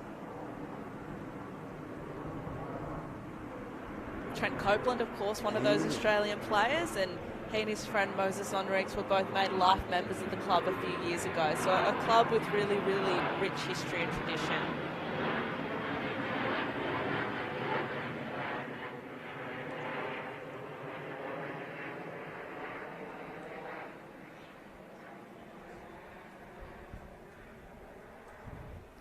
Eskenazi taps his bat, and comes Stapleton. It's a slower ball, and he's waited for it and cut it. The man's coming around, and he's got it and whipped it in. That's Ortiz doing the fielding. It was a tightly run affair that second, but Eskenazi just made it. Did he injure himself in the dive, or just brushing himself off? That's the end of 19 overs. It's 2 for 91. Big fan of Ortiz out here wearing the floppy brimmed hat. He's the only player in the team wearing one. I love the floppy hats. They're my favourites. It's a classic look. Elise Villani used to be the only member of the Australian women's cricket team who would wear one. It's worked out for her this week with a couple of stunning innings for Victoria. Had a bit of a rough trot there in the middle where she wasn't being selected for Australia anymore, but she seems to have really found her feet at the WBBL level and also at the WNCL level. Do you think her days in the Australian team are over, or do you think she can get back in the team? I think they're probably over, Menners. I mean, she's sort of coming to the end of her career now, and there's just so much talent coming through the ranks of the Australian women's cricket team. So I think that's probably it for Elise Villani, but a wonderful career at that level. Mosca uses his feet to Graham, and they take a quick single. Yeah, you're probably right. But if she keeps putting in performances like she did in the last week, 135 off 135 deliveries, and then, what did she score, 90 odd in the second game? Be hard to ignore, right? Graham in, throws it up, and it's just nudged into the onside for a single. I guess the challenge with that is that the Australian women's cricket team have been so dominant and they bat so deep as well. Who do you leave out, and sort of what sort of form would a player need to be in to disrupt the team? I mean, leading into the T20 Women's World Cup, there was a lot of talk about Jess Duffin and the amazing form she was in. She wasn't selected, she was pregnant at the time, which none of us quite knew. But yes, how good would your form need to be to disrupt a team like that? That's right. Oh, now, Graham's gone past the bat. And Mosca's gone. Now, is he bowled? Did that just clip the stumps on the way through? Might have been stumped. Might have come off the wicket keeper and then back onto the stumps, and AJ Mosca was out of his ground. Well, well done to Joey Graham. As we mentioned, he hasn't taken too many wickets. That's a big this wicket year, for St George. But that's massive. I mean, we were talking about how Sydney was sort of clawing their way back in. That's a crucial wicket. AJ Mosca gone for 39. The partnership between him and Stephen Eskenazi breaks. And St George back in it. Vital wicket. Those two, Eskenazi and Mosca, had put on 56. And then fortunate stumping from your man Van Tempest, you would feel there, because don't know if he had complete control of the ball there, but managed to pull off the stumping. Graham gets the wicket. And it looks like Beau McClintock is making his way out to the crease now. He made a dashing 100 against the Saints in their first grade match last round. Very talented player. He's made the CA Merit team the last 3 years in a row. And now they'll be hoping for him and Eskenazi to build another partnership. Absolutely. Eskenazi's the man in. He's at the other end. He's looking pretty good now on 29. In form. He'll be hoping to anchor this innings. McClintock. He's in form. Brings a lot of form into this match. But do St George just sniff an opening? They've broken the partnership. It was going so nicely. Copeland in at first slip. Just adjusting the field.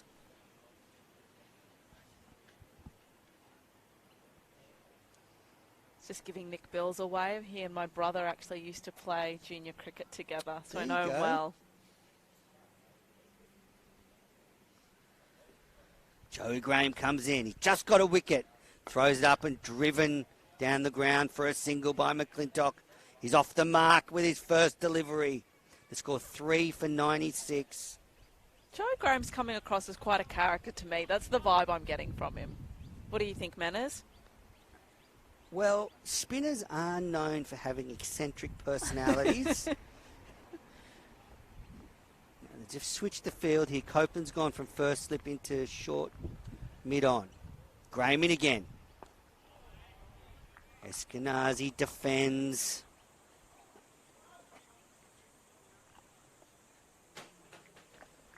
Last ball of the 20th over. Graham got the big wicket of AJ Mosca. Both Moscas in the pavilion now, along with Ryan Felsh. Thrown up and off the outside edge. There was no slip and it's flown away. And they'll get 2.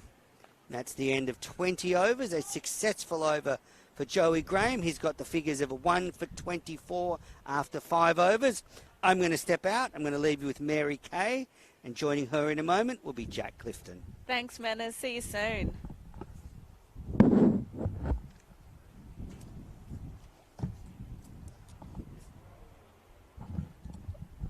Looks like Jack Clifton is joining me again. Hello, Jack. Hey, Mary. Nice to be sitting with you. Our first commentary stint together. How was your little break? It was very nice. Had a nice little chat to Roy Formica, who's in control of a lot of the Cricket New South Wales and competition.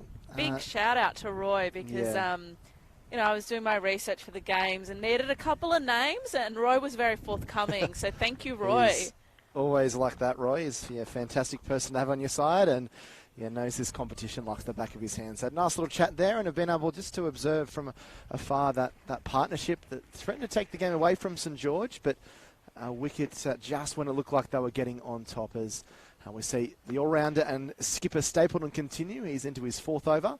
And McClintock will pick up a single. This is a very important partnership in the scheme of the game, I think, here, Mary. Eskenazi looking in good touch on 31, and Bo McClintock has been scoring runs for fun in all formats for Sydney Cricket Club. So they'll be hoping that these two can really dig in and put in a big partnership. But I guess on the flip side of the coin, another wicket here. And they're going to be feeling pretty nervous, Sydney Cricket Club, and St George can probably just sniff that at the moment. Stapleton is short, just trying to really bang the ball into the pitch. I feel like the game is sort of hanging in the balance at the moment. St George had the edge early with 2 early wickets. We had a strong partnership between Eskenazi and Mosca that sort of brought Sydney back in. Sydney have tremendous batting capability, so it's certainly not over for them yet. But another wicket from St George here. Got a game on our hands, Jack. Yeah, that's right. Very, very interesting period of play. It's been pretty even Stevens in these first 20 and a bit overs. Worked off the pads nicely here by Bo McClintock, backward a square leg for the single. Just a quick look at the other semi-final that's going on at the moment. Manly Warringah against Randwick Petersham at Manly Oval. Hasn't been a fun time for Randwick Petersham. They're 4 for 74 at the moment. Gore 20 and Gore 3 unbeaten, pardon me. Riley Eyre is on 20, but Jack Edwards has been doing the damage with the ball along with Thomas Kay. They've both got a couple of wickets next to their name, so putting Manly in a strong position at the moment in that clash. Bit of a slow ball here by Stapleton, well adjusted by Eskenazi as he bunts it out to deep point, deep cover for a single.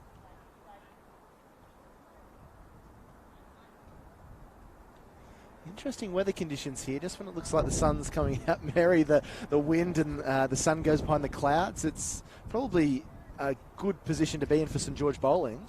Absolutely. I can't pick it at the moment. It seems to settle and then the wind comes back. And I can't read your notes, Jack, because the wind keeps blowing them away.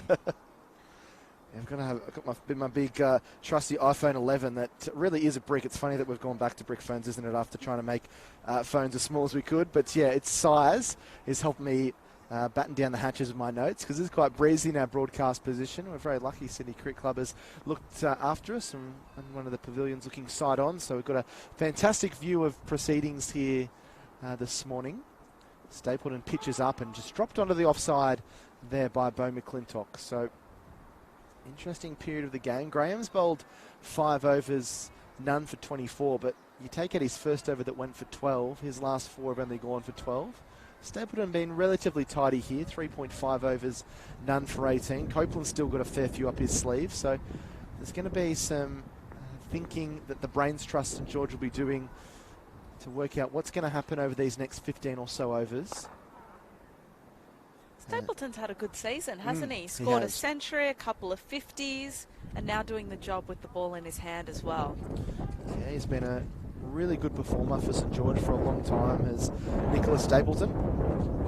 Too many times you have an opening batsman that bowls medium pace quite high up in the order, but that's the talent that he has, and he's doing a pretty good stopgap job for the St George boys at the moment. So 21 overs completed, 3 for 102. Eskenazi 33, McClintock on 5. It's been a game that has seen St George, I guess, take an early advantage with a couple of early wickets, then the Sydney Cricket Club get on top with a good 50-plus run partnership, and now, I wouldn't say St George on top, but have pulled themselves back to level with that third wicket as Jerry Graham continues. This one eased down the ground for a single. So both these sides have won this Limited Overs Cup twice. Sydney Cricket Club, formerly Balmain Cricket Club, they won it back in 70-71 and also won it in the 2018-2019 summer, so they'll be looking to go back to back. It's been a bit of a funny trend the last few years. Sydney University have won 2 of the last 3, and in between that, Sydney Cricket Club won, so it's certainly been dominated by those 2 sides that are playing some really good cricket so far this summer. This one bunted down the ground for a single. Sydney Cricket Club, another club with just tremendous history, and then you mentioned formerly called Balmain. Apparently the locals say there are only 2 kinds of people in the world, those who were born in Balmain and those who wish they were. It's a beautiful part of Sydney. I love Balmain myself. Wasn't born there though. I feel like if people say that about every suburb of Sydney. I've heard that about the Sutherland Shire. Did you say that about the Shire? Yeah. I've heard people say about the Blue Mountains as well. This ball cut just in front of point. Nicely done, but the sweeper out the deep keeps it to just the single. It is a beautiful spot, and we're so fortunate to be able to get on today with all the rain we had yesterday. But yeah, so close to the bay down there just behind us. It is a beautiful spot to watch cricket. Well, even more fortunate when you look ahead at the weather forecast for the next week. I think we're meant to have rain for the next week, so really fortunate to have this game, and hopefully rain doesn't impact the potential final next weekend. So just a few little adjustments here. Jerry Graham as he tries to get fielders in the positions he wants, and that will just be a dead ball. It's got a lot of character. He's making me laugh, Jack.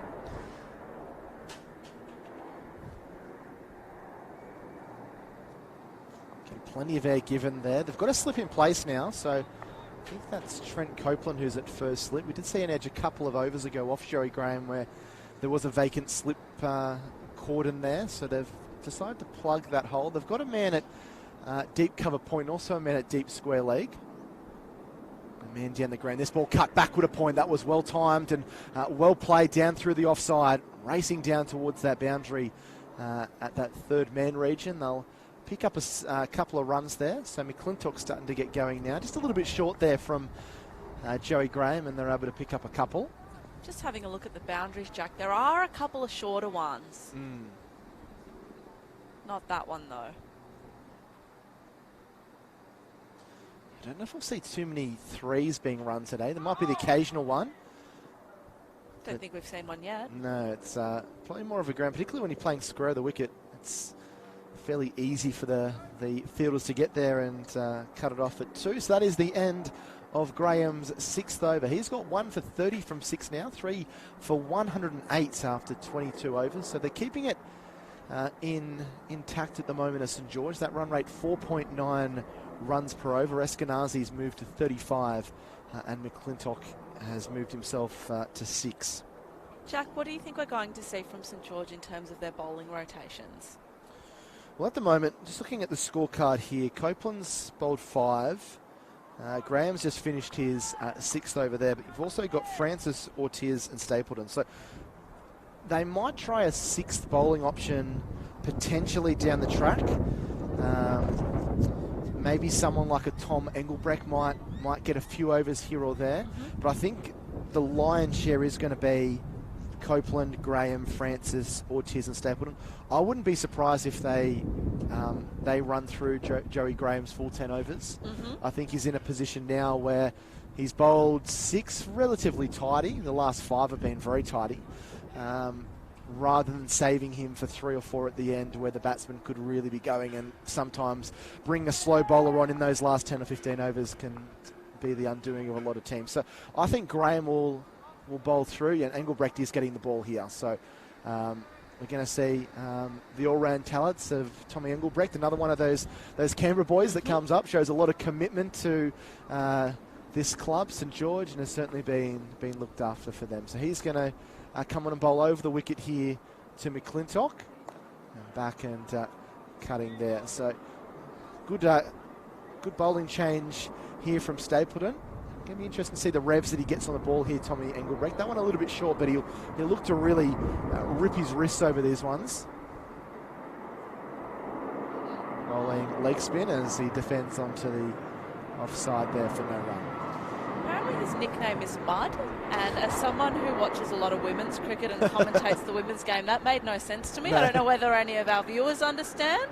Do you understand, Jack? No, I haven't heard that one before.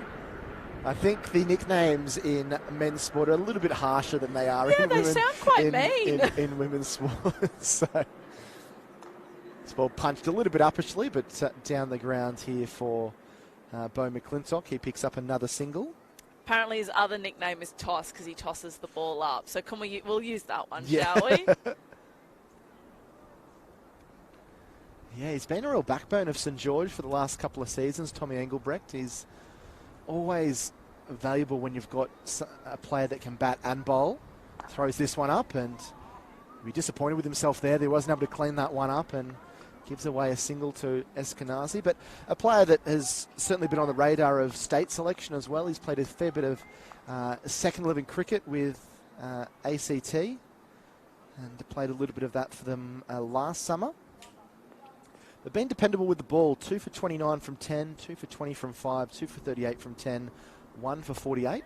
Let's see this ball tucked back at a square leg, and none for 11 in the quarterfinal win against Sydney University. So he's been pretty dependable with the ball, and I'd say Nicholas Stapleton just waiting for that ball just to get a bit scruffed, a little bit older, for him to maybe grip a little bit easier now that we almost have 23 overs through.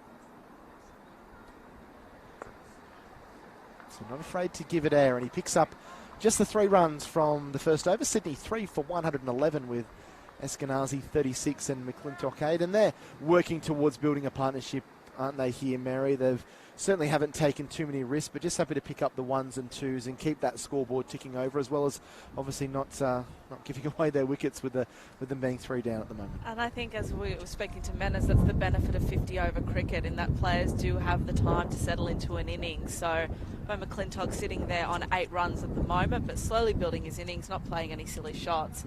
And Sydney probably know just how important this partnership is if they're going to win this game. They're in a pretty good position despite losing wickets at fairly regular intervals to still have that healthy run rate of 4.8. It hasn't dipped below 4, which often it can do when there's a flurry of wickets. What sort of total do you think Sydney are looking for here today, Jack?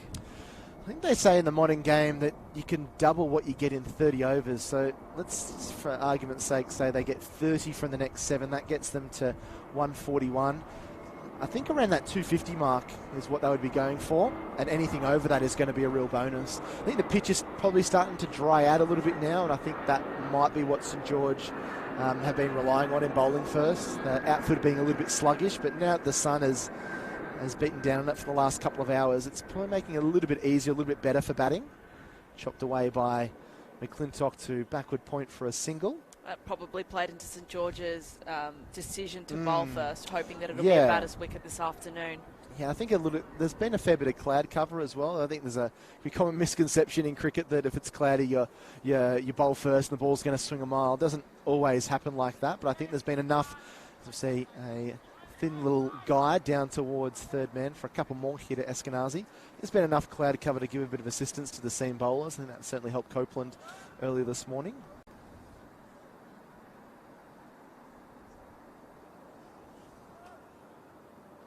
had a few more spectators around as well, which is really lovely.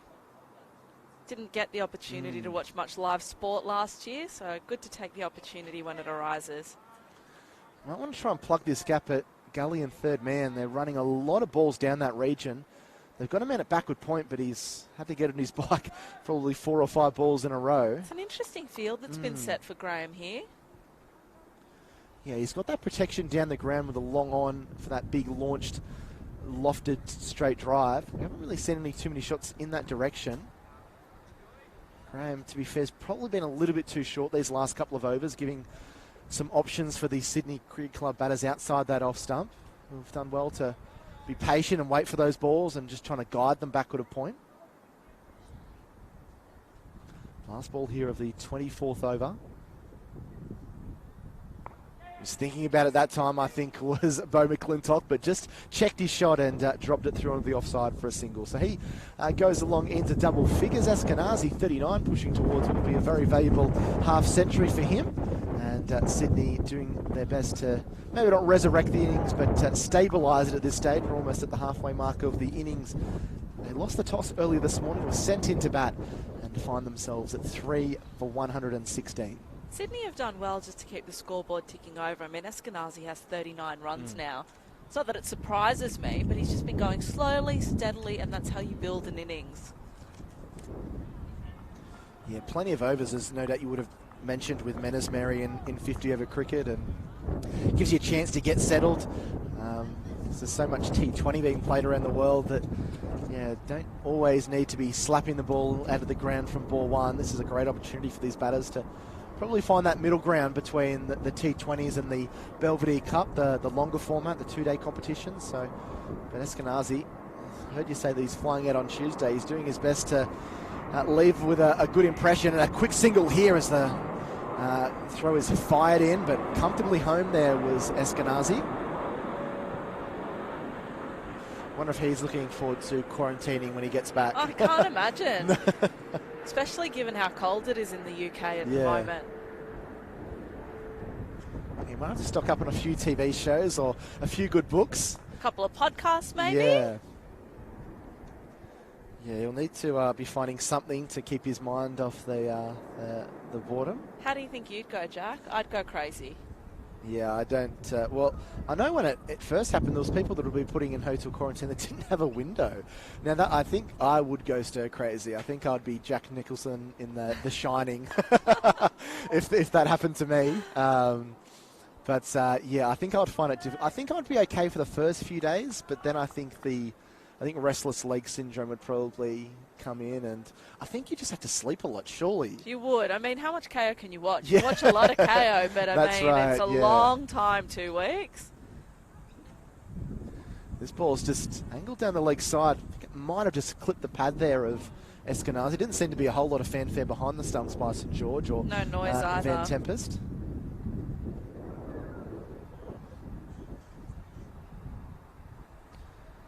He's certainly making things happen, though, Engelbrecht, as he throws this one up and has Eskenazi stretching forward. Just his dedication, Jack. The fact that he comes up to play with this team from Canberra, stays with friends during the weekend. It's a significant commitment, and the fact that he's playing such good cricket is a testament to him. He's doing a very good job for his club. This one dropped a little bit shorter. Again, ricochets off the pad and dribbles its way down to short fine leg for the single. It's actually going to go down as wides this time, so no pad in that one, and goes down as a couple of wides. Probably not what St George need at this stage.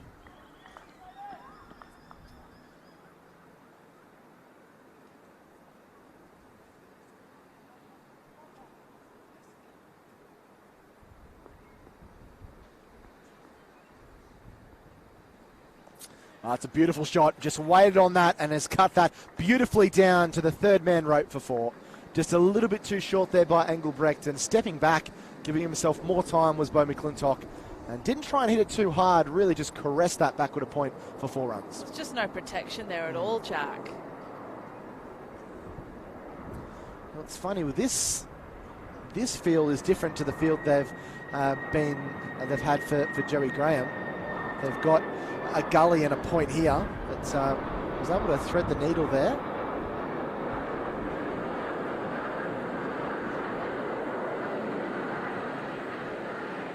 worked into the gap once more. They just pick up the single. So difficult for bowling sides at this stage of the innings with the field so spread out. There's a lot of gaps for the batsmen if they want to work it around the park, and they pick themselves up a single to end the over. So McClintock 17, Eskenazi's on 40, and the halfway mark, Sydney 3 for 127. Eskenazi edging closer and closer to that half century.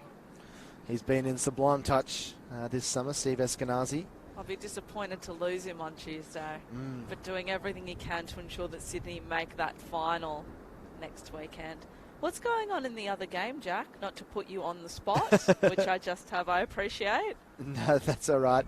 So Randwick Petersham playing Meena in their clash, and Randwick Petersham 4 for 90. So hasn't been a fun first little period for Randy Peets, but they're fighting themselves back. Riley Eyre is 28 from 38.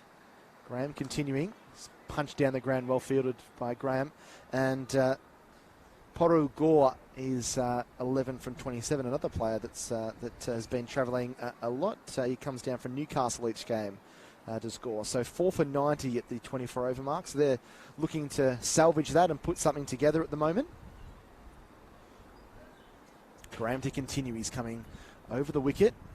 Nudged through square leg for one more there to McClintock. So missed out last game, Beau McClintock against Northern District. He got out for a duck, so he's trying to take this opportunity in the semi-final with both hands. He's already hit a century against St George in the Belvedere Cup, the two-day competition, 120 against the Saints. Probably don't need to remind St George fans of that. That's exactly right. Has one more added to the total here through Eskenazi, but he also hit a beautiful knock of 126 against Mossman, so he's having quite a decent season in the Belvedere Cup competition. As he faces up, and now here to Graham, who's into his 8th over. And they think about a single, but good pressure coming in from the captain, Stapleton. Restricts them to no runs off that delivery. I think you're right, Jack, in that Joey Graham will probably bowl out his overs here. I think it makes the most sense, yeah. If he can keep it around below that 50 mark, maybe around 45 or 48 runs for his 10 overs. He's done a pretty good job on what looks to be a pretty good batting track. I don't think there's too many demons in the pitch. We haven't seen too much that made us think that it's going to be difficult for batting. Probably going to get better as the afternoon wears on, but we do know how hard it is for teams to chase in this limited overs one-day cup competition.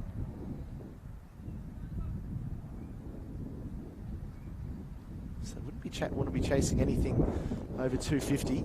Defended here by McClintock. So Graham finishes his 8th over, 1 for 36, 3 for 129. Sydney with Eskenazi on 41, McClintock on 18, and Drouin Oval, it is sun-drenched at the moment, beautiful conditions. And Maria's a very passionate St George Illawarra fan. It's hard for me not to get excited when I see the big red V on the St George District Cricket Club uniform here today. I think you should be allowed to get excited. Look, I love an underdog, and I think we can probably all agree that St George is the underdog leading into this game. Let's hope they perform better than the Dragons. I'm not expecting much from the Dragons this year. What about you, Jack? I'm hoping that Anthony Griffin might be able to work some magic and just improve the defence of the mighty Drags. But let's hope it's not as long a season as the last couple of years have been. Hopefully there's a few Dragons fans out there either listening to the broadcast on KO or the New South Wales Cricket Match Centre, or even a few of the St George boys. Look, what's that saying about those who live in glass houses? I mean, I'm a Parramatta supporter, so I shouldn't be throwing shade at anyone. It's only been 35 years, Mary. It's not in my lifetime. People are like, it's been a tough couple of years. I'm like, it's been a really tough life. Yeah. Chopped away by McClintock for a single. Didn't wish you a happy Valentine's Day, Jack. What does it say about us that we're here commentating cricket? Maybe cricket is our first love. One true love. Our partners have been relegated to second 11 duty. Engelbrecht short, but cut straight to Ortiz at point. Yeah, normally falls in the middle of the week, and I could go out for dinner with my wife or do something nice and romantic. But you have done something I nice. have. You told me. I have, yes. Oh, that's a glorious shot. Full toss and slapped backward of square leg for 4. That was just easy pickings for Eskenazi, and he timed that magnificently. 4 away from his 50 now. I feel like that's been shot of the day so far. It found the gap beautifully, and I love the sound of the crack of the bat. Yeah, well, they've got the field up at the edge of the circle there. It's a man at short fine leg, and often we see those balls hit straight to the man, but it certainly wasn't going to happen that delivery. Great shot here by Eskenazi.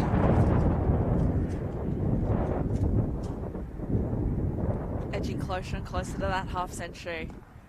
Tries to work this one down the ground. And you'd think St George need a wicket again now, Jack. I feel it getting away from them a little bit here. Kind of inching towards that 150 mark. The run rate's gone up to over 5 and over, so not panic stations quite yet for the Saints, but they would want to see the back of one of these two batsmen, probably Eskenazi, and that's taking nothing away from Beau McClintock, who's looked stylish in his innings of 19 so far. Worked away nicely into that gap out near deep mid-wicket. Who do we expect to see next for Sydney, Jack? Is it one of the Menenti brothers? Yeah, so we've got Matt Rogers, the skipper, who's slated to come in next, and then we've got both Ben and Harry Menenti, and they've both got big raps to them. Obviously, a lot of fans watching would have seen Ben in the last couple of years of the Big Bash. Something that the Sydney Sixers, I think, have done, and the Sydney Thunder as well, have done really well, is promotion of guys that have played in this New South Wales Premier Cricket grade scene. Dan Sams is probably the poster child for that. He's been superb for your Sydney Thunder, Mary, and has had success over in the IPL. He's gone over and played in New Zealand. I think he might have even played in he's going to be playing in the Caribbean 2020 competition potentially later in the year. But then people like Ben Menenti has been fantastic. Hayden Kerr, who's an all-rounder for Sydney University, was part of the Sixers squad this year and last year. So it does, even though we are in the 50 over game, just does open doors when you see performances like that and opportunities given. Be a great buzz for some of these players to get to play on the highest domestic T20 stage. And I think a great buzz for the rest of the players to be able to play with players that have played in that competition. I think I said the word player or played about 5 times in very quick succession there. I mean, to be playing in a team with Trent Copeland, I mean, that experience is invaluable. Graham loops this one up and just eases that one through the offside. This is really smart cricket from Sydney.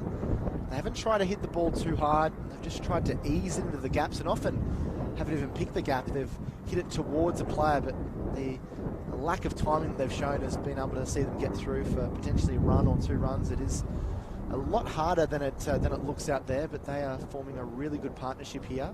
Currently worth 43. Oh, that's a beautiful shot. Just waits back on that and chops that down to third man. Probably deserved more than a single there, Eskenazi. He's done a wonderful job anchoring this innings, hasn't he? He has, yeah. Yep, he's looking in really good touch, is Steve Eskenazi. Formed a great partnership with Mosca and now doing exactly the same with McClintock. Inching towards a 50-run partnership and inching towards his own half century here as he waits for Graham to deliver. And there's something a little bit tighter. It's a poor throw as it loops over the head of Van Tempest. I think it was Stapleton scurrying around out there, but just got a little bit too much air on that underarm throw, and Eskenazi was able to get home. That was perhaps a little bit too close for comfort for the home side.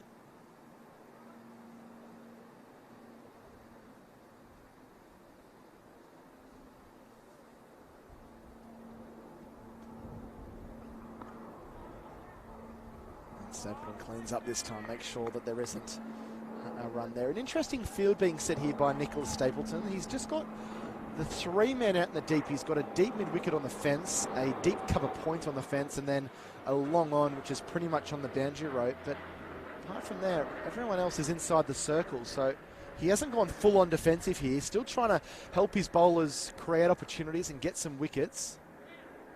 I have so much respect for captains, Jack. I mean, if we think about Nick Stapleton, not only is he taking on responsibility... This could be the 50 here. There's an appeal for a run out, and Eskenazi, I think, has just got home. And there's the 50. It certainly wasn't graceful getting there, but it has been a graceful innings by Steve Eskenazi, who continues his red-hot form in the New South Wales Premier Cricket scene. He goes to 50, and St George vainly searching for a wicket now. 28 overs gone, 3 for 142. That was a bit dramatic, wasn't it? Last couple of runs they've taken have been a little bit close for comfort. But Nick Stapleton and the responsibility of being a captain, setting the field, he's got the ball in his hand. He'll be looked at with the bat in his hand as well. It's a real skill, I think, the captaincy.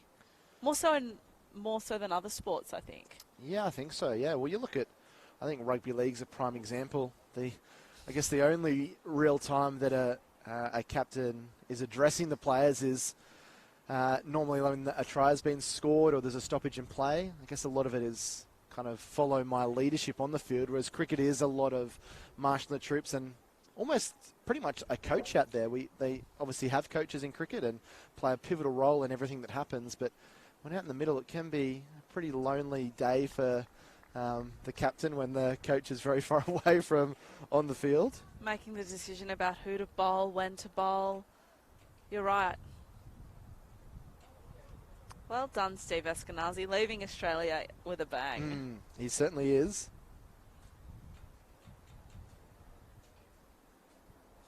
And it looks like we've got Peter Francis back in bowling now.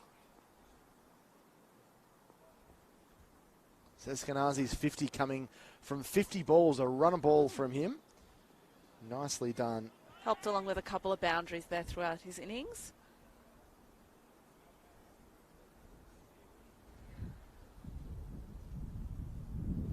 So he's done a really good job. And McClintock abling good support here on 23. Francis back into the attack into his 5th over. Has been expensive, but has bowled some really good balls here, Francis. Hits the pitch really hard. Doesn't look like he's going to bowl really quick, but it really does just dart off the wicket. Really whippy arm action as this ball has guided its way down to third man for the single.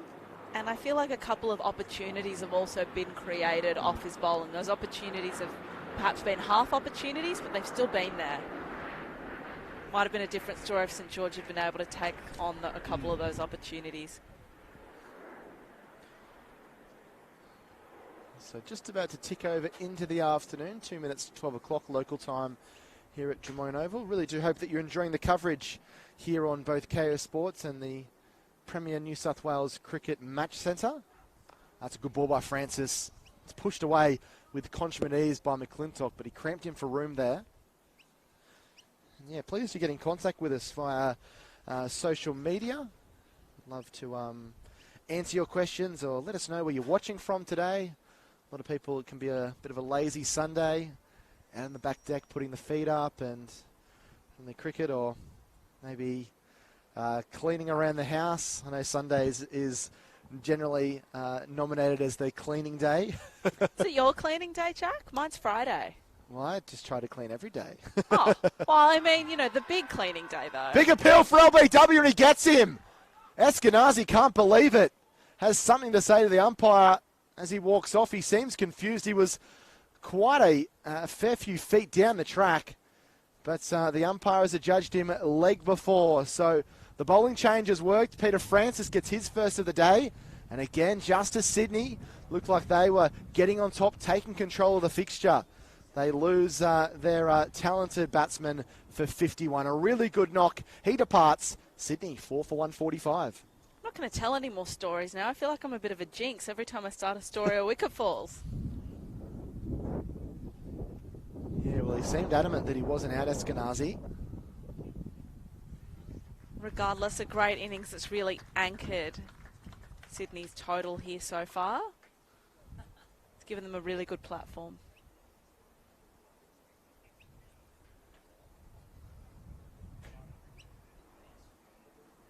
And is this Matt Rogers coming out, Jack? No, they've sent Ben Menenti in above of Matt Rogers. So Benny Menenti in jersey 46. Manners and I were talking about him before, shedding 9 kilos over the off-season because of a new running regime. Apparently him and his brother were in a little bit of competition together. His brother ran 241 kilometres in that little battle. That's a lot of running. Surely that's taking sibling rivalry to a new level. I don't think I've travelled. I've walked or ran 241 kilometres in the last year, Mary. Let alone doing it as a pre-season hit out. But Well, just for fun or a bit of competition? yeah, it's been great. Ben Menenti. As he faces up to Francis, who's charging in. That's a really confident first up stroke there from Ben as he comes forward and defends onto the offside. Probably something that we haven't had a whole lot to see in the Big Bash has been Ben Menenti's batting. Has been a really tough, uncompromising middle order batsman for Sydney Cricket Club for quite some time. Gets an opportunity here at number 6. We're talking about Stephen Eskenazi and his 3 passports. Ben apparently also has an Italian passport. Short ball, fended away by Menenti. He might have to get on his bike here. It's a shot at the stumps. It's a direct hit. And it takes a deflection and runs away, and they'll pick up 2. So a great throw by, I think that might be Engelbrecht, who fired it in. Has benefited Sydney Cricket Club an extra run. So Menenti off the mark. He goes to 2. And Francis finishes his first ever back at the bowling crease. 1 for 27 from him so far. An important breakthrough for the Saints. Sydney 4 for 147. That was a great direct hit, though.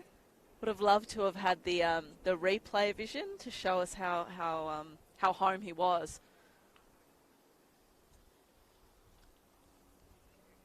Here comes Joey Graham. This will be his final over, it looks like, Jack. See if he can finish on a high. He's bowled well, Joey Graham. 9 overs, 1 for 41, but after his first over went for 12, his next 8 have only gone for 29 at less than 4 and over, so he's been incredibly tidy. And he'd like to finish with a bang, although that wasn't a great first up ball. In fact, it's going to be a no ball, this. So just wait for the call from the umpires. I think it's a no ball and a free hit. So a no ball is the call. And so this will be a free hit. So not the start that I'm sure Joe Graham would have wanted. I think there was a bit of discussion about whether that was a no ball or not. But umpire's decision will be final, and now there's going to be some movement. Resetting of the field here by Nick Stapleton. Now, Menenti has only faced a couple of balls here, but this is a great opportunity to get your innings going. If you can slap one over the boundary for 6, certainly gets the confidence sky high. Sure, I'll even take a 4 at this stage. Yeah. Let's see what his method is here as Graham comes around the wicket. And he's crunched that one in the air. That is going to sail over for 6. It's a great effort on the rope there by Josh Moores, but he probably had to be the same height as a Jason Holder or a Suleiman Ben to reel that one in. Maybe a Trent Copeland. Yeah, Mitchell Stark maybe. He got a hand to it, but it flicked the fingernails and went over the rope for 6, and Menenti cashes in big time. Brings up the 150 for Sydney as well, 4 for 155.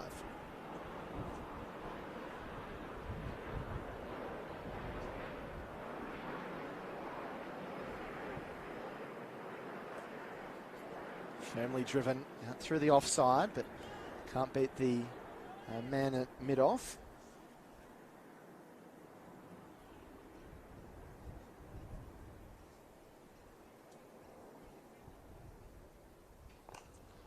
That's exquisite straight drive, but again, picks out the fielder. They've got some protection down the ground, so it makes sense for Graham to try and pitch up and cramp Menenti for room. Flicked away nicely. They're finding the gaps nicely, aren't they? Even players coming in early in the innings are being able to time the ball, which makes me think that the bounce is pretty true from the pitch, and it's probably a pretty good wicket to bat on. Menenti picks up a single there. He goes along to 9. Wonder whether Sydney might just put the cue in the rack for these final 2 balls, considering Graham's about to finish his spell.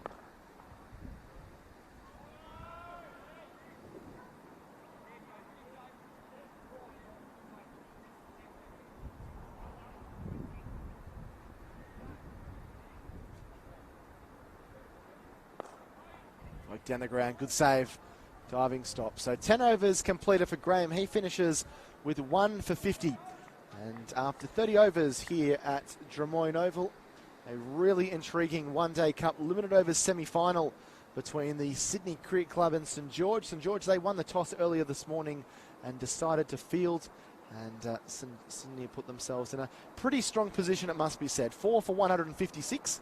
McClintock 25, Manenti on 9. The day with the bat so far has belonged to Steve Eskenazi. A really polished innings of 51 from 51 balls. So he's done a really good job. Jack, before we were talking about Joey Graham, he ended up on figures of 1 for 50. That's pretty solid. Yeah, I think that's good. I think he's done a pretty good job for his team. Update at Manly Oval, Randwick Petersham have just lost their 5th wicket. Steve O'Keefe getting amongst the scalps now. Padram Gore, LBW O'Keefe 18 from 46 balls. Will Socky ever retire? I don't think so. Riley Eyre is the key at the moment for Randwick Petersham. 39 not out from 52 with 5 fours as Ralston joins him at the wicket. 5 for 108 in the 30th over. So a bit more bowler dominated that game at Manly Oval. Whereas here it's been a bit of both. Mosca 39, AJ Mosca 39 from 55 and Steve Eskenazi 51 from 52. But it's Manenti and McClintock that are trying to build a partnership so they can launch in these final 15 or so overs. Guided away down to third man for the single.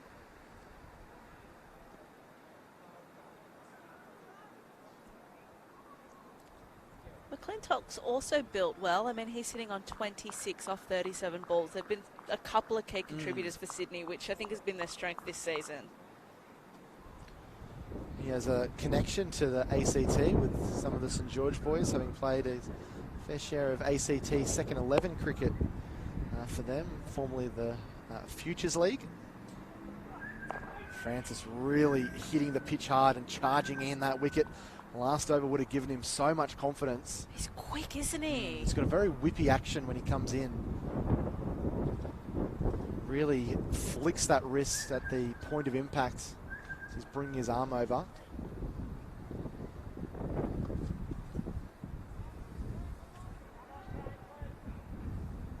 A couple more people coming in to watch the cricket, which is lovely. I'm sure we'll see a couple more this afternoon. Yeah, it's turned out to be a really glorious day here in Sydney. Flicked away nicely. They might push for 2 here. Travelling a little bit too much. Manenti was always pretty content with just picking up the 1. I can smell some wafts of some barbecues close by. And I know, it's killing me. Nothing better than that smell, is there? Sausage sizzle. Very good day to be having a barbecue. There's a few people down at the water. The car park down near the bay is filled with boats and trucks and all kinds of things. Good day to be out in the water. Good day to be playing cricket. A good day to be just watching out and about. Cricket. It's something we have taken for granted for so long. With when COVID hit, when we think of people down in Victoria that are going through lockdown at the moment, and hope they're coping okay with everything that's been thrown at them after Western Australia went through a similar thing. We take for granted just being out and about and getting to do things like this. I think COVID probably taught us a lesson that, yeah, life is not to be taken for granted with these amazing things that we can do with our free time. Even just the simplest of things, right?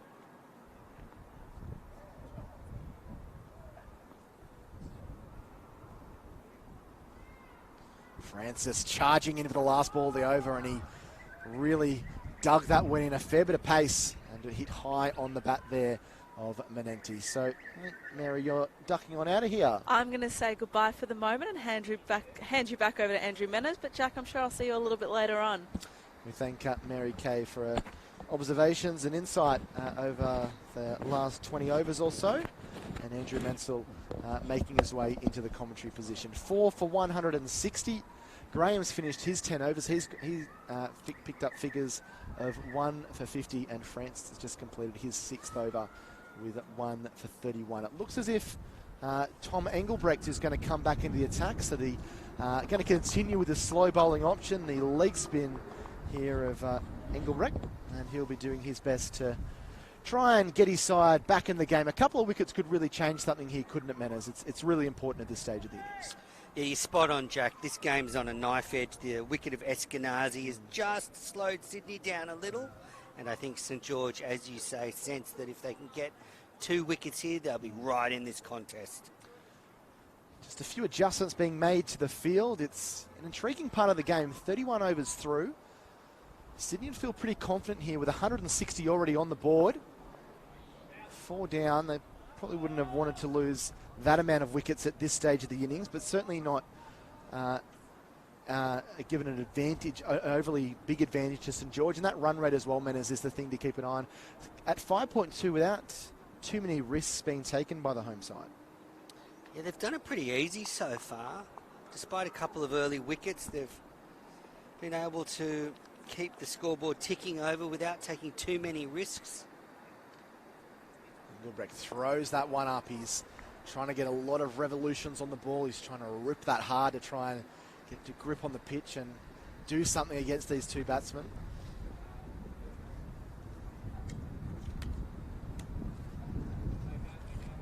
Looking to sweep around the corner. Big appeal for stumping. Maybe they were trying to put the umpire off from maybe calling a wide. That one a little bit wider.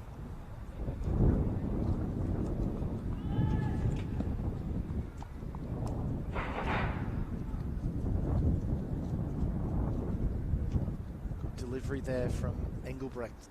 Again thrown up. This one hits him on the pad. He wants the LBW decision. He did the Nathan Lyon. Got down on one knee, almost begging the umpire to raise the finger. It's 2 sweeps in a row that Manenti has tried. He's missed out on both. Looks like a pretty good appeal, although we don't have the best viewing position down the wicket. It looked fairly straight.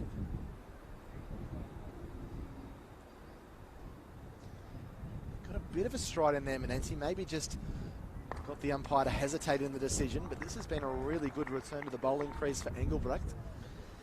Jack, do you think the big wicket here for St George is McClintock? Yeah. 100 against them last week, or 2 weeks ago now.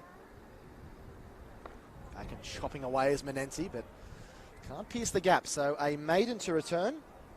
Very good one as well. So Manenti 11, McClintock is 28. Engelbrecht's got 4 overs, none for 23, and 4 for 161 after 32 overs. So a tidy over to return. But I tend to agree with you, Manners. I think that McClintock is really holding this innings together at the moment. The last thing that Sydney would want, and it might even be some of the discussions they're having out in the middle, is you don't want to be 6 or 7 down heading into those final 10 overs. I think ideally Sydney would love to maybe just knock the ball around the park, pick up between 4 and 5 and over, maybe the occasional bigger over if St George lose their way a little bit, but be 4 down with maybe 10 or 12 overs to go, so that gives them a license to really go after the bowling and maybe try and hit between 70 or 80 in those final 10 overs. Yeah, spot on. If they can be around that 200 mark with 10 overs to go and 6 wickets in hand or thereabouts, it's a big launching pad. Copeland back into the attack. He's still got 5 overs remaining. And Nicholas Stapleton, the skipper, has gone to his big weapon, a man that's caused the most discomfort for the Sydney Cricket Club batters today. I was a bit surprised this morning, Jack, with the Sydney batters taking on Copeland early on. We saw Felsh and Justin Mosca both out trying to hit big shots off the experienced Quick. Just runs that one down to third man, only just reaches past the inner circle as Ortiz does the fielding. What do you think about that? I mean, if you're looking down the sort of St George bowling lineup as a Sydney batter, you're thinking Copeland's the most accomplished bowler. Try and see him off and take on the other ones, but that's not the way Felsh plays, clearly, and it didn't work out for him this morning. Copeland's got 2 for 15. Again, just right on the money, short of a length on that off stump. And on Wednesday, New South Wales are to resume their Sheffield Shield campaign, defending champions, which, of course, Trent Copeland was a big part of last summer. And with the bowlers available for New South Wales, you've got Hazelwood, Stark, Lyon and Abbott all available. Cummins is not available for the Shield match. I would say Copeland's a pretty good chance of playing. To pull away, there's half-hearted cries. What we've seen in the past, men, is that New South Wales have gone into games with six batsmen with Neville at 6. Yeah. And then with Abbott at 7, who's been in good form. That would mean they could slip Copeland in as the fourth probably quick. have Abbott at 7, Stark at 8, Copeland at 9, or Copeland at 8 and Stark at 9. So that, he could certainly feature. He's been so ever present for New South Wales for so long. I think he deserves an opportunity. This ball hits him on the pad. Copeland wants it. The umpire with a quick shake of the head as the ball dribbles away down to gully. And that has actually gone down as a run. So I'd say just a little inside edge there onto the pad. So we see the replay here. Yeah, just a little tickle, I think. I think that might have saved Ben Menenzi on that occasion.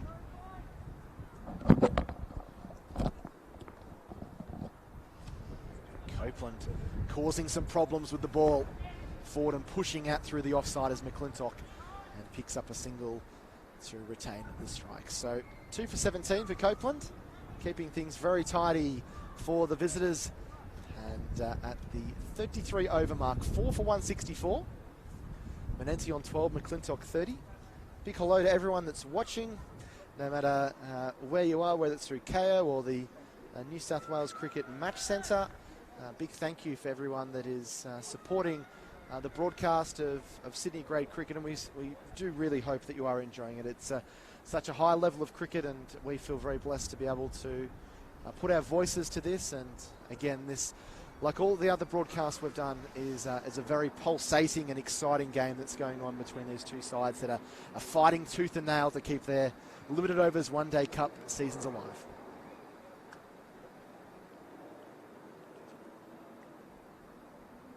Engelbrecht to continue, thrown up and driven forcefully out through that offside to deep cover for the single. Yeah, I echo those sentiments, Jack. It's an exciting day. McDonald's Premier Cricket Limited Overs Cup semi-finals day. Spots in the final up for grabs next Sunday. And, well, what a thrilling conclusion to this competition we're in for. It's a lovely straight drive. It's unfortunately hit straight to the man down there in the deep, Matty Hopkins, doing the fielding. We'll see him with the bat a little bit later today. 4 clubs left. Sydney, St George, Randwick Petersham and Manly Warringah. Who will lift the title? Hits him on the pad. He wants that one. He's going back, but maybe just a little bit too high. I think it hit him on the pad flap. Was going back, which could have potentially hurt him, but the umpire saying not out on that occasion.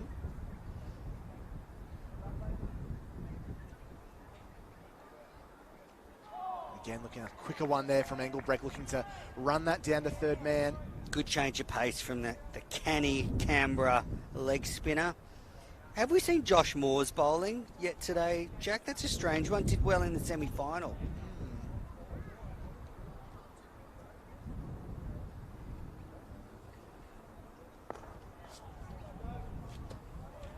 Talking of Josh Moores, here he is now. He's been used as a specialist fielder, which is something that I've encountered in my cricket career more than once, Manners.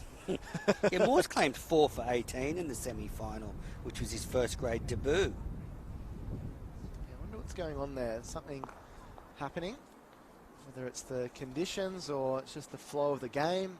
Haven't got an opportunity, but you think they could throw in the ball for an over or two. That's the end of Engelbrecht's 5th over, just the 4 coming from it, and 4 for 168. That run rate just dipping below 5 and over, but a partnership forming here between Menenzi on 14 and McClintock on 32. Still very breezy conditions here.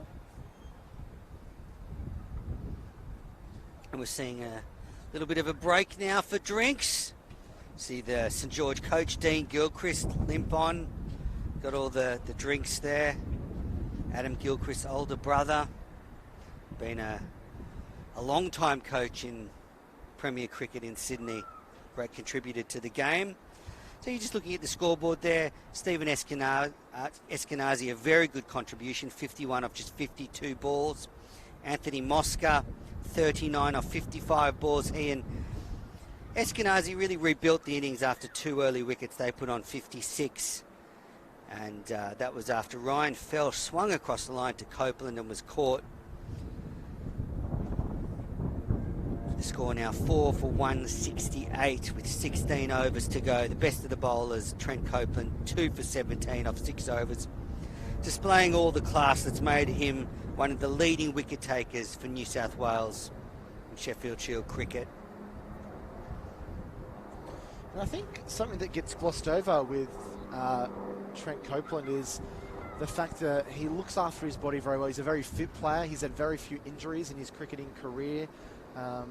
He's someone that's on top of his game, obviously loves the game of cricket and really studies his game methodically. And not too far away from 35th birthday, it's normally when pace bowlers start to kind of slow down a little bit, but Cope's scheme seems to be getting better and better each season. He's been the backbone of New South Wales pace attack when those international players haven't been around.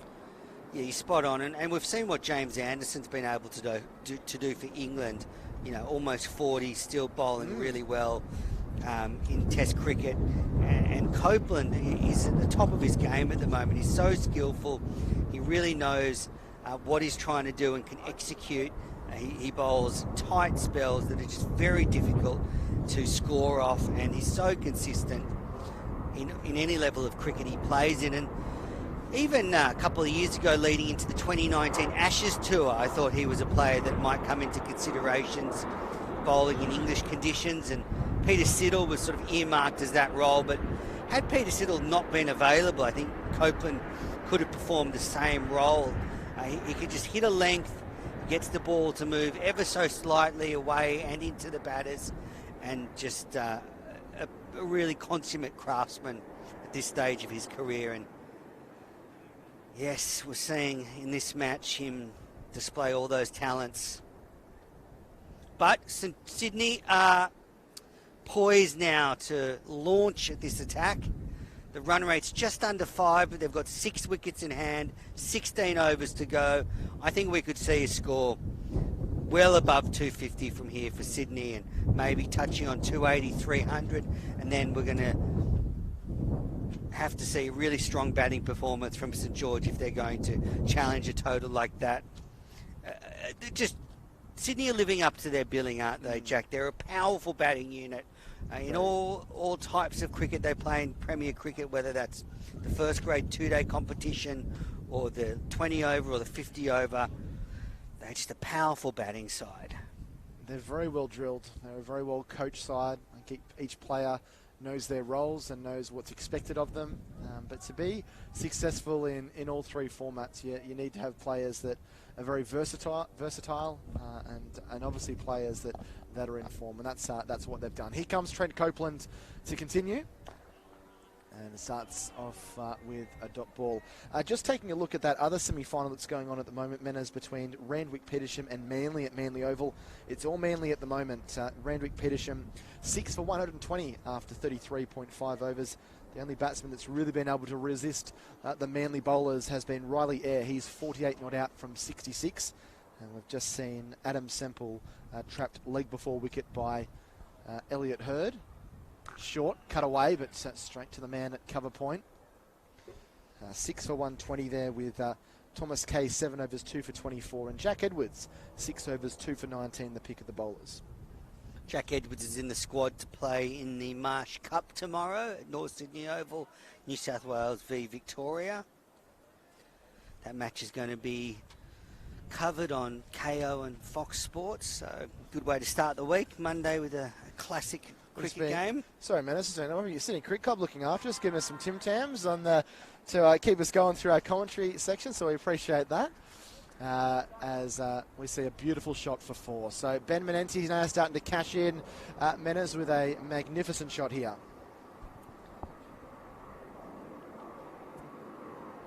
Just a bit short there from Copeland, and McClintock rocked back ever so easily and just smashed it away in front of square.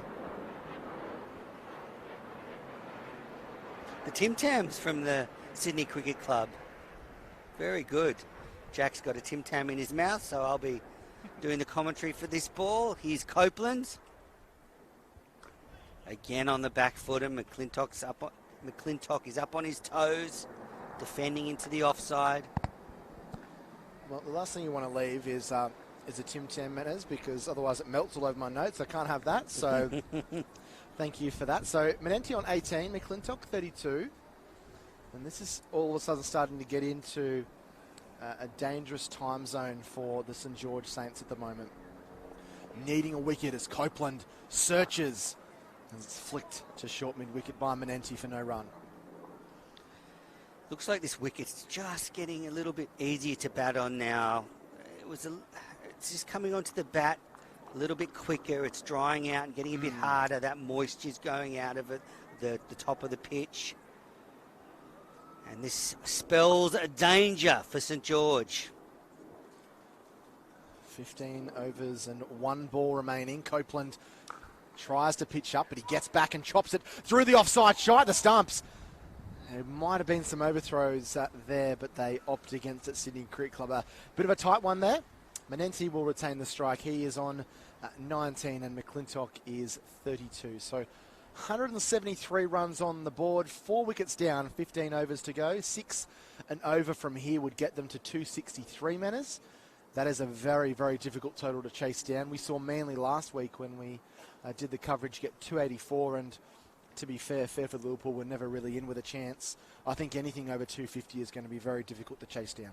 Yeah, I agree. McClintock 32 off 46 deliveries. Ben Manenti 19 off 26 deliveries. So these two have got their eye in. Manenti's on strike. Will he take on the spinner here? Faces up to Engelbrecht. He drives uppishly, but well timed down to long off for the single. Ben Manenti had a handy Big Bash campaign for the Sydney Sixers. Some good performances throughout the tournament. You look at his economy rate in T20s, just a tick above 7, and it is very tidy for Ben Manenti. This one chopped away, racing down towards the boundary. It'll be scooped up just inside, but McClintock picks up a couple more. I wonder if Stephen O'Keefe is factoring in a rising player like Ben Manenti into his playing future. Stephen O'Keefe, who's playing for Manly right now in this competition, hasn't committed to playing in the Big Bash next season for the Sixers. I wonder if he's thinking, is it time just to let someone like Manenti play more games for the Sixers? And full toss that's punched aggressively down the ground, but again, just the single. Hasn't been a great over so far from Engelbrecht. Hasn't bowled great deliveries, but he hasn't been punished due to his field.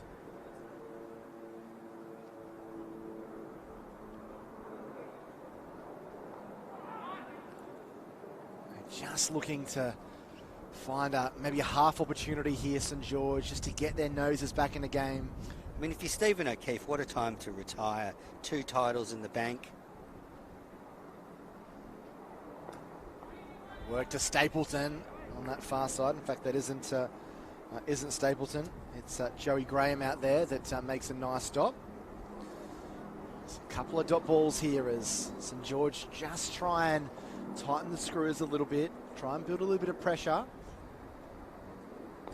And that's a really good end of the over there for Engelbrecht. So he's bowled 6 overs for 31, and that run rate just dipping a little bit. 36 gone, 4 for 177. Yeah, I just wonder what Stephen O'Keefe will do next year, Jack, if he'll come back for one more Big Bash season. He can certainly do it. As a bowler, he's still bowling as well as he ever has. But will he feel like he's stopping someone like Manenti playing in that team now? I'm surprised that Steve O'Keefe hasn't been picked up by more international domestic T20 sides. I thought he would be a very handy bowler. He's a very capable batsman down in the lower order. Very difficult to get away with his changes of pace and flight and direction.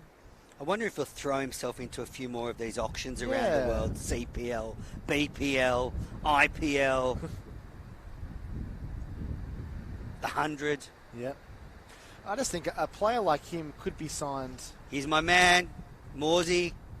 Brought him into the attack. Josh Moores, fresh off a big debut last week, 4 for the leggy. I get excited when a new spinner comes onto the scene, Jack. I get I just get a buzz. Yeah, I can remember you, Will Parker, talking about Will Parker playing this week at the SCG. Should have been taken on the tour to Bangladesh. Yep.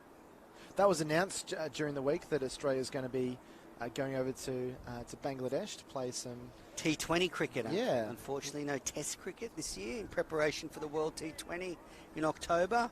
I think really important for Australia, as long as it is safe to tour these countries. Oh, it's a great first up ball. It's going to be a wide, but he had McClintock in a little bit of grief there. Bales were whipped off by Van Tempest.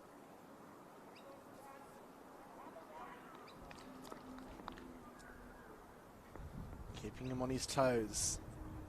Moores throws this one up and driven down the ground for the single.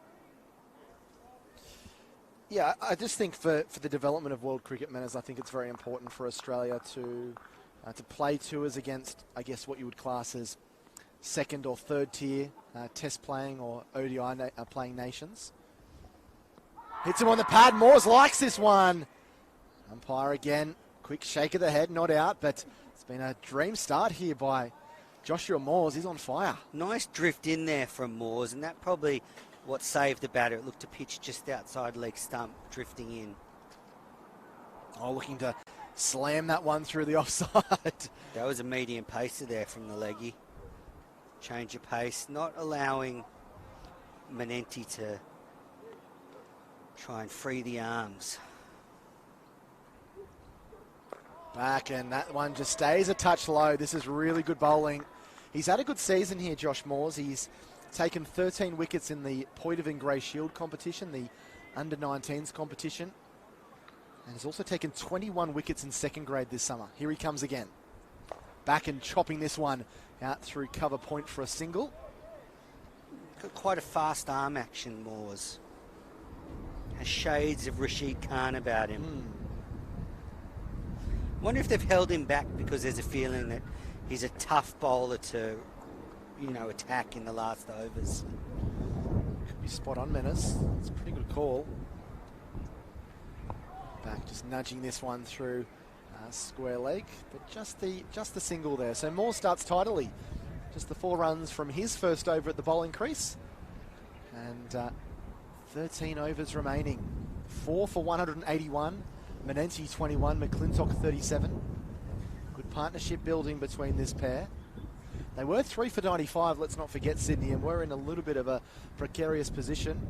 But since then have added 86 for just the loss of a wicket. Bit of a conference going on there between Trent Copeland and Tommy Engelbrecht. Copes has a lot of experience, having played a lot of first-class cricket. Australian international, having played a handful of tests and T20 internationals for the Aussies, all the way back in 2010 over there in Sri Lanka. I think it's forgotten that Copes has represented his nation. Made his test debut in the same test Nathan Lyon made his debut. Engelbrecht continues and chopped away. It's just going to beat them, a diving effort to the edge of the circle, so they will be able to double up here. And they could have easily got three there, but Ben Manenti, and it's a no ball as well, so they will get 3, and it'll be a free hit. But Ben Manenti just turned his back on Bo McClintock. Certainly wasn't interested in a third run. Yeah, I don't think there was a third there. Manenti would have been in trouble coming back. So free hit. I reckon we're in trouble here. We're at mid-wicket.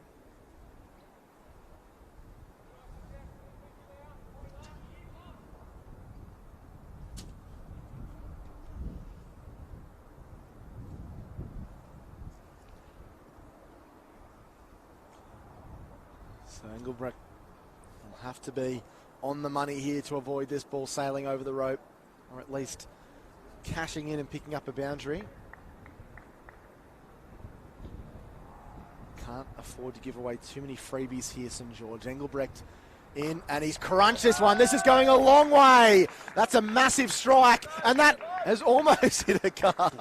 Not quite like the one last we saw with Menas, but whoever owns that grey Toyota Camry or Toyota Yaris might be thinking about maybe reversing that out and parking that on the street here at Drummoyne. That was a hefty strike by McClintock. A beautiful shot for 6. He races along to 45. Yeah, it was in the slot from Engelbrecht, and McClintock did not mess around. All this comeback ball being now thrown up and looking to sweep around the corner that time. That was Bo McClintock, who maybe has just found a little weakness here with Tommy Engelbrecht and knows that he can get after him. Confidence might be a bit low after conceding a few runs in these last few overs. And this one rebounds off the gloves there of Van Tempest. Goes through for a run. It's going to go down as leg byes. McClintock edging towards a half century. He's 45 off 54 deliveries. He's been good today, hasn't he? Very really measured. Good. Yeah, really good. And this innings really needed someone to play this role.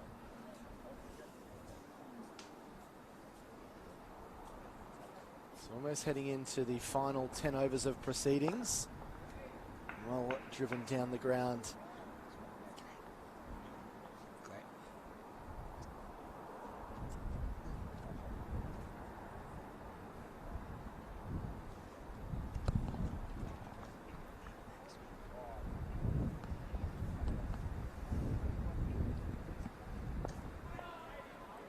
Worked on the leg side for no run.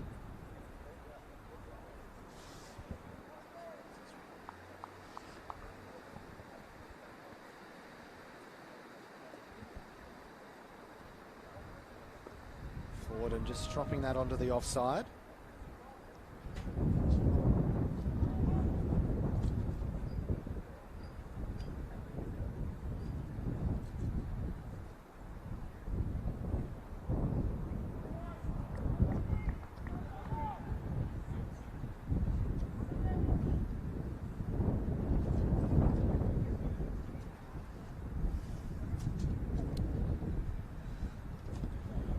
So that completed the 38th over, 22 to Menanti, 45 to McClintock. That over obviously highlighted by that big 6 by McClintock. So 4 for 192, inching towards 200. Could be 200 with 40 overs on the board. That's going to give him a chance to launch towards 270 or 280.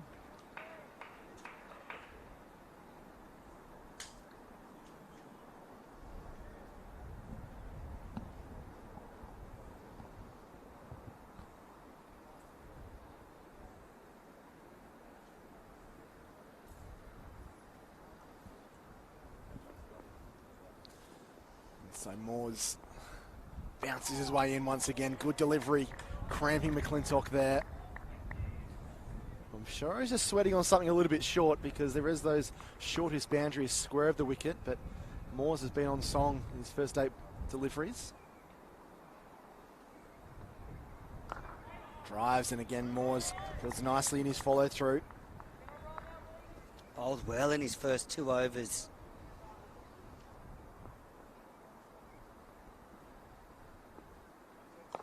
Full toss, punched down to long on. Just continue to work the ball around the park here are the Sydney boys. Got away with that one. He bowls quite quick through the air, so it doesn't give the batters a lot of time.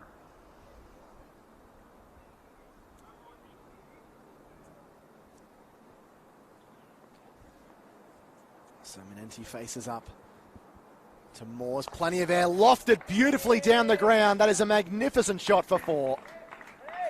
That's one of the shots of the day so far. Just picked up the length, planted that big foot down the ground, and punched beautifully over the infield for 4. So 27 to Menanti, 4 for 198.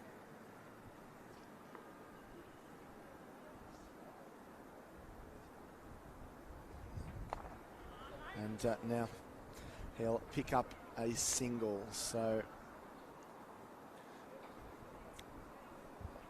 Moores will finish his second over with 11 on the board.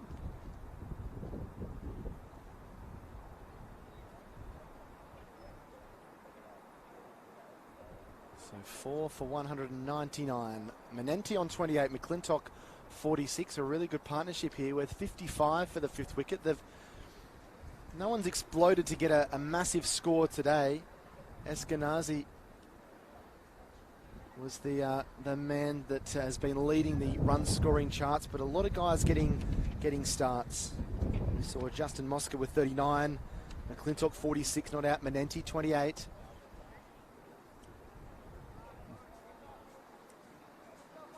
Going to welcome Neil Maxwell into the commentary position. So we thank Neil for giving up his time this afternoon to be chatting to us.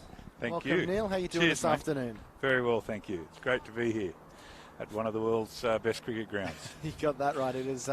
Sydney's really turned itself on today, hasn't it, with the weather as they are launching massive six. That's gone a long, long way on the roof of the nets. And Menenti is not mucking around now. He said, it's time to go. And he slapped that ball many a mile. He moves to 34. I know I'll sound like an old man, but I can't get over how well and how far the guys hit the ball these days. Yeah, it's incredible, isn't it? Yeah. Yeah, someone in my cricketing days that wasn't a big hitter, Neil. I can certainly share my appreciation for them. It's some magnificent hitting from them. You must be pretty pleased with the way things are going. Not just today, Sydney in a very good position at the moment, but the season for Sydney Cricket Club has really been remarkable. Currently second in the Belvedere Cup, made it to the final 8 of the Kingsgrove Sports T20 Cup. Now you're in the final 4 of the one-day competition. Is there something in the water out here at Drummoyne? What's the success? What does it boil down to at this club? Look, it's a really good question. I mean, 5 or 6 years ago, we definitely weren't in this sort of state. I think one of the things we'd done is taken away the element of leadership for a number of people. So we want players at this club, it doesn't matter what grade you play, to really take ownership of their team or their environment and become leaders. And I think it's one of the things the game offers in the development of people is the opportunity to be leader. And I think that's really made a difference. If we've embraced that philosophy here, and we're trying to encourage that. Doesn't matter whether you're 16 years old or 36 years old, you've got a role to play and take responsibility. And I think results in a match come and go, and you can't control them all the time. But I think to have that platform is really important for a club. You've got some really quality players in this squad that have been developing over some time. Obviously, Ben Menenti is one that's showing us how talented he is with the bat. He's been doing some great things with the ball for the Sydney Sixers. But someone like a Nick Bills that has been at this club for quite some time. I think I was chatting to Roy Formica a little bit earlier, and I think Billsy is taken 40 wickets consecutively in consecutive seasons for some time. It must be really nice to have those kind of experienced leaders. Dan Smith's another one that's played a lot of first-class cricket. Those guys must have a good influence on maybe some of the younger guys that are coming into that system and guys playing down the grades as well. No, hugely important. And I think back to the point I made earlier, how you transition the responsibility from people like Dan Smith through to Matt Rogers now, who's taking over the captaincy. These things are really important so that the club can be stable and still have learnt from the experienced people, but also having those key elements handed over to the developing leaders. So, those players are vital to any club, and I think we have to be really conscious of how we groom the younger players through and ensure that the older players leave at the right time. Your job as president of Sydney Cricket Club has probably changed a little bit in the last 12 months with this pandemic and everything else. What are some of the challenges been for, I guess, not just yourself, Neil, as president, but I guess Sydney Cricket Club as a whole, and what has happened with, I guess, sports changing a little bit and lockdowns and all of those kinds of things? Yeah, it's been an amazing year. We were really well planned going into this year, and all of that flipped on its head a month or so before the start of the season, like most clubs. One of the things that the players had asked from us as a board was to make sure that, second and first, or second grade in particular, got more of an opportunity to play at Drummoyne Oval. So we were really, in many ways, we were pleased going into this year because we didn't have all the representative matches at the start of the season, which means the players have to make a significant sacrifice. And we had a lot of the lower grades given the opportunity to play at the ground. And unfortunately and fortunately, we had to do our part for Australian cricket because all that changed with border restrictions and other things. And we had Australia A playing here.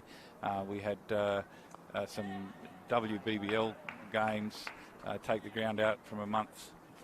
So those small sacrifices, I'm proud of the players for the way that they stand up in that environment because they were the ones driving it. This is a members club.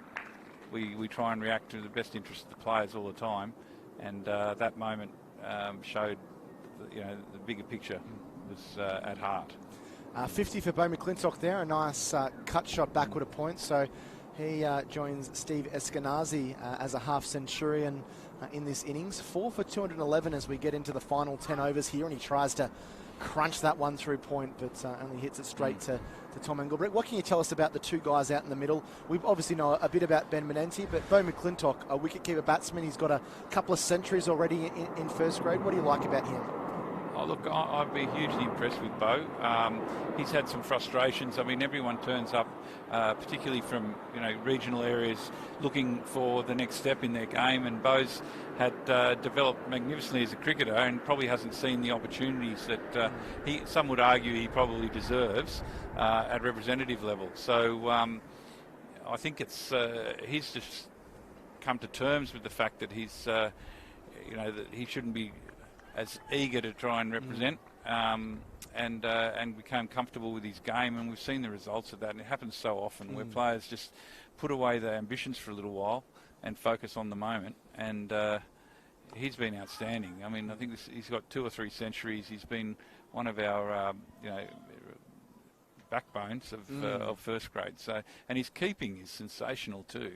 So all of a sudden, it's more often happens when someone's not looking for higher honours, that they play better cricket. And I'm just hoping that players like Beau are recognised within the system and encouraged to keep aspiring. Neil, amongst all of the stuff that you're doing in Sydney Cricket Club, you're a board member with Cricket New South Wales. People listening might not know what a board member does. So what's your role within Cricket New South Wales as a board member? I guess with a broad overview, because I'm sure it could be quite complex at times. Yeah, look, really fortunate to be part of what I think is a very strong board running New South Wales cricket at the moment, or overseeing New South Wales cricket. It helps also with really strong management, and I think Lee Jamon's one of the best cricket administrators I've come across, and I think it's complemented, the board's complemented the management, and likewise. And I think with John Knox as chairman as well, New South Wales cricket's made some really tough and bold decisions in the last 12 months. I think a lot of other states were letting staff go at ridiculous rates, and I do say ridiculous, and some of that I think is probably an excuse for some to cover up some old mistakes, whereas New South Wales has been very, I think, prudent in the way that it's reacted to COVID. It's had reserves which it's using, which were kept for a rainy day, and I think COVID's a rainy day. So I think the board's been quite prudent in the way that it's handled things. 9 overs remaining, 4 for 213, and Stapleton, the skipper, back into the attack into his 5th over, but a really important partnership here with 69 between this pair. Menenti on 37 and McClintock on 51. What do you think the conversations out in the middle between this pair would be at the moment? It's always hard, Neil, isn't it, to try and think what goes through a cricketer's brain, particularly batsman. Yeah. I imagine they're going to try and push this run rate up in these next few overs. No doubt. I mean, one thing I said,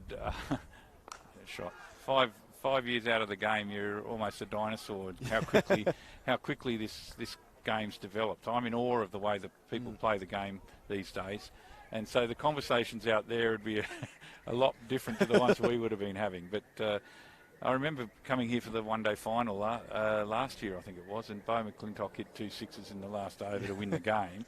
And I was talking to coach afterwards. He said, "Oh, we felt we were really in control." You know, Stabler, and this is cut savagely out there to point, but can't beat the fielder. so they don't feel the pressure these days. I mean, 15 runs off the last over is not a big deal. They've actually worked out who's going to be bowling it, and they're ready to take it on. So I think the conversations now are a lot more relaxed and calmer than probably the stress-based ones we would have had. You had a pretty interesting cricketing career, Neil, getting to represent Fiji and some ICC events, and obviously being a first-class cricketer with New South Wales. When you look back on your career, and hopefully not stretching the memory bank too far, but when you look back on your career, are there a few things that have stood out for you, or something that you've really cherished about getting to play first-class cricket? Because it's a very, very difficult thing to do. Look, I had to leave New South Wales in order to get a game. You know, I went to Victoria, who were very good to me, but I was fortunate enough to be able to come back to New South Wales. So it was a very strong era in which I played, and I was just fortunate enough to play with some great players, which was amazing. And I think just the experience. Shane Lee said one day he got the best of both worlds. He got the semi-professional era and then the professional era. Whereas I just got that sort of semi-paid per game era. But that the beauty of all of that was just the friendships and the opportunities that came. We're a very successful team, and that winning was a great part of it. This ball is taking a little under edge. They might try and get through for a single. They won't. Well, Neil, I want to thank you for your time and your insight into everything this afternoon. Great to have you on board here. And that is the end of the 42nd over. 4 for 215 with Menenti 38 and McClintock 52. Myself and Neil are going to jump out of the commentary position, and Mary Kay and Andrew Menzel are going to come in.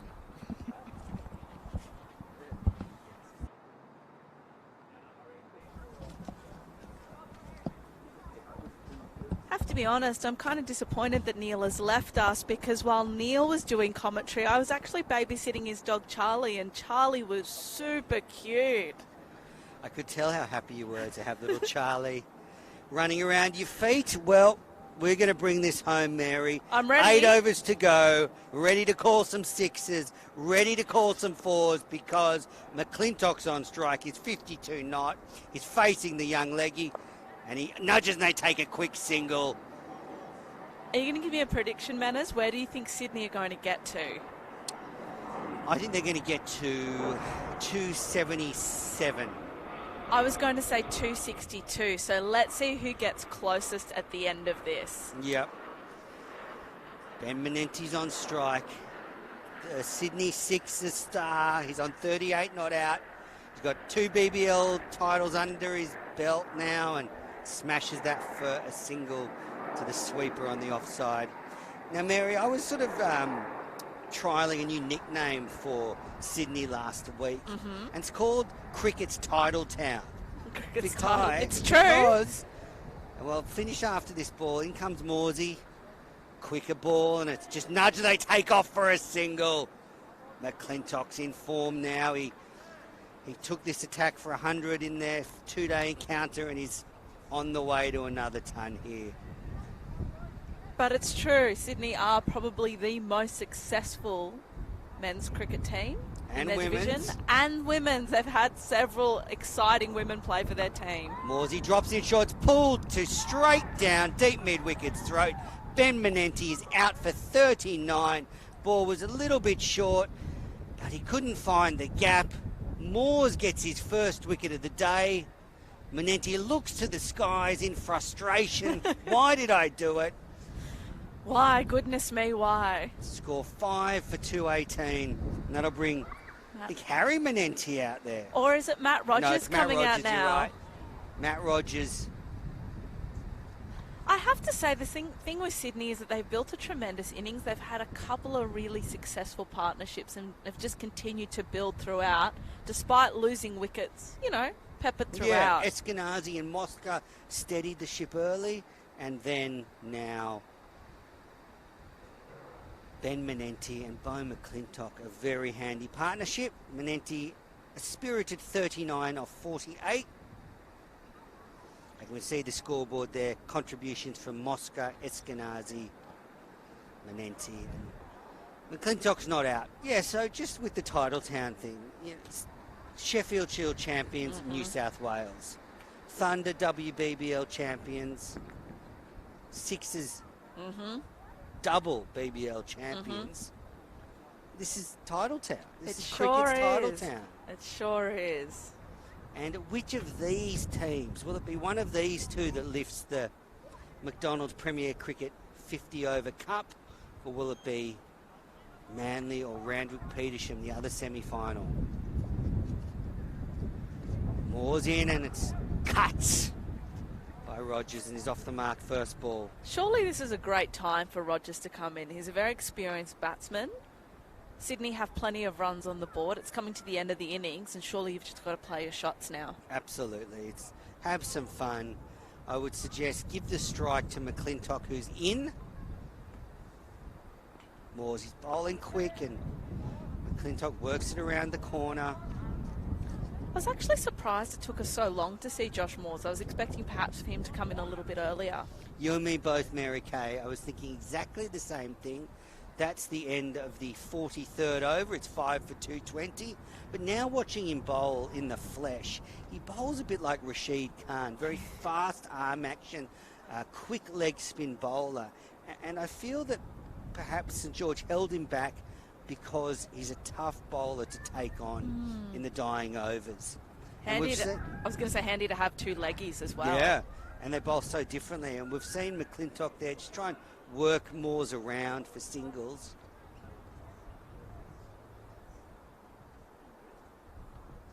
A few more people wandered in, haven't they? It's lovely to see. This crowd's building up.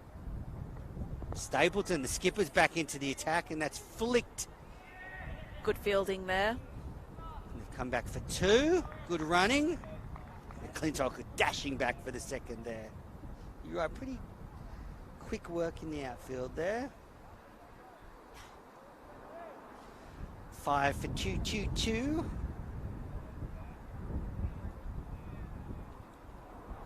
Wondering whether that's Tom Engelbrat who did that fielding. You can tell by the floppy hat.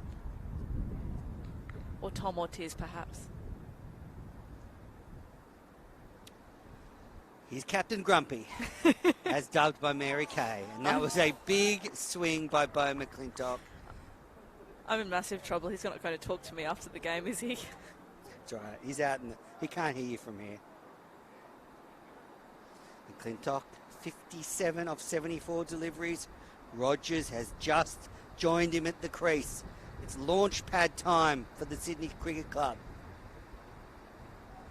I feel like a good finish to this innings could really mean they take control of this fixture. Sydney? Yeah. I couldn't agree more. That's flicked in the air, in the gap, and will run away for four. Beautiful shot from McClintock. Stapleton drifted two straight, and Beau smashed it just in front of square for four. And it means you just take momentum into your fielding innings, doesn't it? Confidence, momentum. Could be a big chase for St George. I think it's already quite a big chase. It's already danger at times, but if it gets around 270, 280, it'd be very intimidating. Cover driven. The man in the deep's running around. He's picked it up. And I'll keep it to 2. What do you think of the men's cricket you've been commentating on, Mary? First time? I've been really enjoying it, Manners. As I said, I had to do a little bit of research about these players, but it's been great to learn about them and learn about the same dedication that they have as the women do to have their games as well. And it's great to see it covered so people can watch it and tune in. And not only, I suppose, watch the likes of your Ben Menente's and your Trent Copelands, but also the up-and-comers as well. Yeah, how fantastic for these games to be covered. And Stapleton right in the block hole. That's smart. And then, that's a direct hit from the man at cover. The umpire's given it not out. So good running from Rogers. Just got there.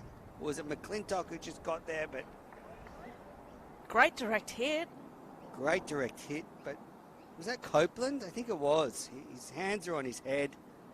The big quick still got it in the field. Agile as ever. But I have to say, man, there are some differences between the men and women's game. I've talked heard stuff about, nickname Mud, Riggs. Like, we're not talking about this in the women's game. It's all a little bit different for me.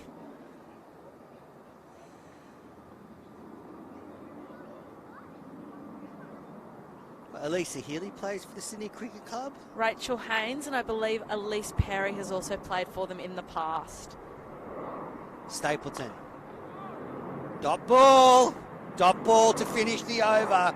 End of 44 overs. 5 for 229. Every dot ball is valuable at this point, isn't it? Priceless. So some real quality for Sydney Cricket Club. And then for St George as well, there are plenty of wonderful women that have played for the Slayers down in that same area. So you've the likes of Renee Farrell, Leah Poulton. So talent across the state of New South Wales. Really no surprise that the Sixers and the Thunder are as successful as they are.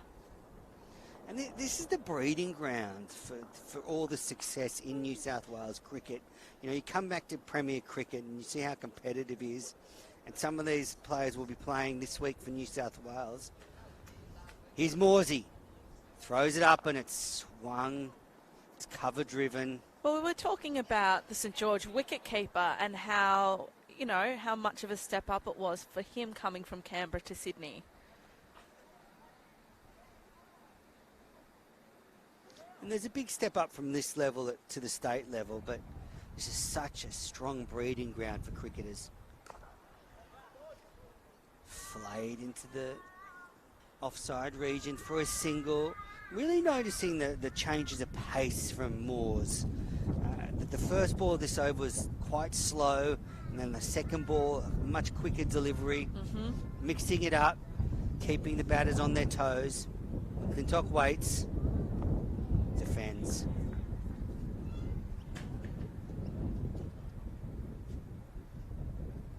Copeland's warming up at cover. Will they be bringing the veteran on? Surely the answer's yes for the last couple of overs. Morsey's... That's a very, very quick ball. This looks to me like a young bloke who's watched a lot of T20 cricket. Hero might be Rashid Khan, who knows? Adam Zampa. One of my favourites. Zamps. Yes. Moore's in and they take off for a quick single. Tommy Engelbrecht. Do you know there's an Olympian also called Adam Zampa? No, I didn't. A Winter Olympian. I accidentally messaged that one on Instagram instead of the real Adam Zampa. An Australian Olympian? Or? No, not an Australian Olympian. He's from overseas, and it created real embarrassment for me. Moore's in. Tosses it up and right in the block hole, and all Rogers could do was dig it out and get a single. Very, very fine over from Joshua Moores. The score 1 for 23 after 5 overs. That was a very good over, wasn't it, Mary? The batters are clearly trying to take him on, but they just can't do it. Now, I'm wondering who's coming in next. Is it Nick Stapleton still to bowl the next over? He was having a chat to Trent Copeland, so I'm just wondering when he's going to come back into the attack. Well, he's taken the hat off. So I think it will be Copes, as he's called affectionately around the traps. Cricketer, broadcaster, super coach expert. Dad. Loves his NRL. He does. Do you, Manners? It's okay to say no. It's okay. No, I okay. don't. Okay, that's okay. I don't follow the NRL. It's enough cricket to keep you going anyway. Yeah, I love all sports, generally. What can Trent Copeland do in this over? So there's a long on, a deep mid-wicket, a deep square leg, a third man and a deep cover. The rest are in the ring. Rogers waits. Swings across the line at that one and it just bounces into the outfield. To Caleb Phillips. Yeah, he's been kept busy out here. The young groundskeeper.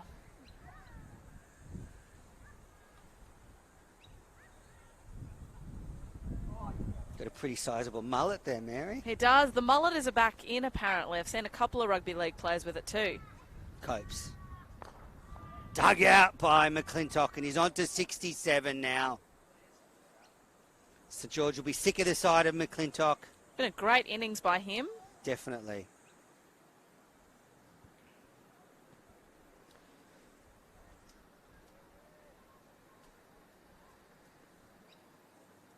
Copeland in from the Greg Davis stand end.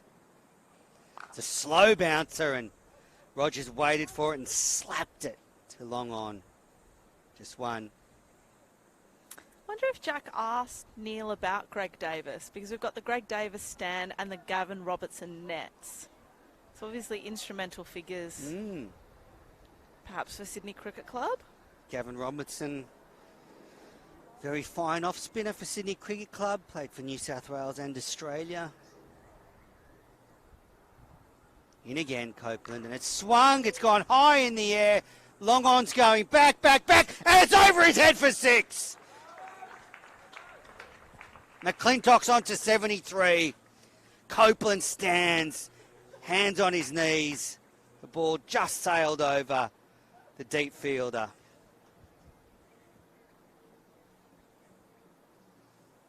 Poor Tom Engelbrat. That went way over his head.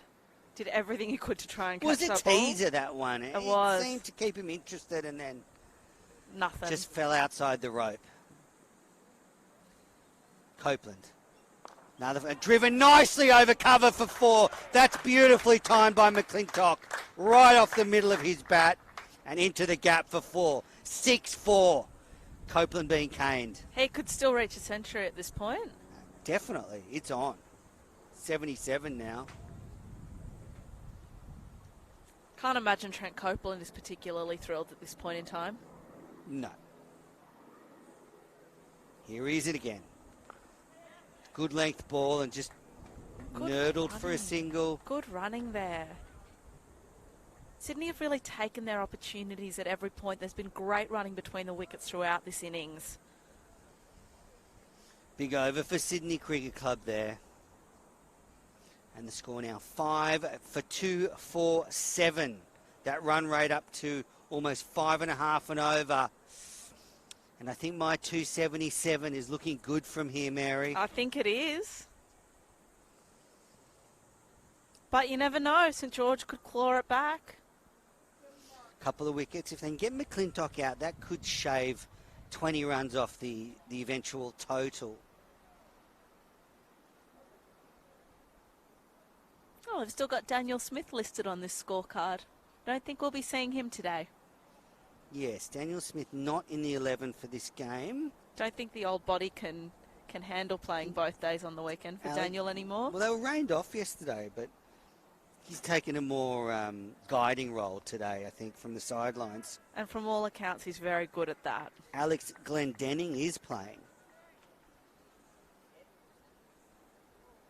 Quite a big hole to fill. Certainly. McClintock on strike. He's on 78. There's been a get change that in the century? bowling. Moores has been taken off. Francis to continue. Just nudged to fine leg for a single.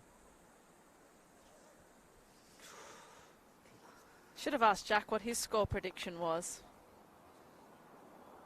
He's got a bit of an advantage now because we're closer to the end than when you and I made our predictions, Menners.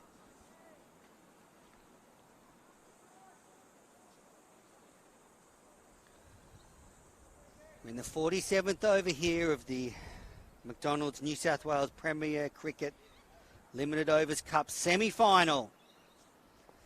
Sydney in control. That's dug out by Rogers. He's doing the sensible thing since he's replaced Ben Menente. He's trying to just get the single and get McClintock on strike. As we discussed before, Mary, cricket's all about partnerships. Not just with the batting, but also with the bowling as well. Exactly. Oh, I think if you're sitting on the hill here on the left side, here's Francis. Delivers. Does good work in his follow-through. I'm No so run. amazed at how fast he is. He's very quick, Francis.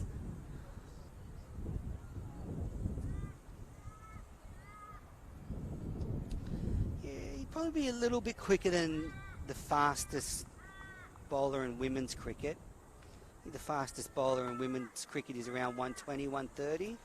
Around that, I believe Shebnem Ismail from South Africa is at about 125, and she is the fastest bowler in the world.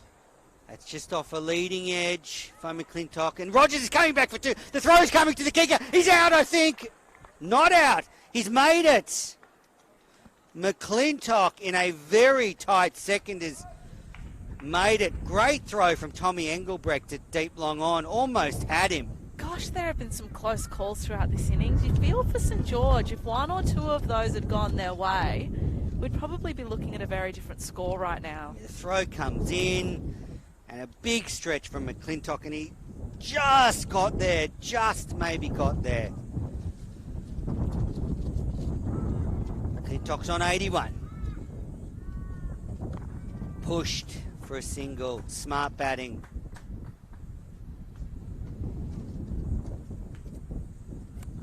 We're getting a pretty sizable total here, Manners. Who do you think is going to be key for St George in the batting? Captain Nick Stapleton. I think his highest score is 167 this year.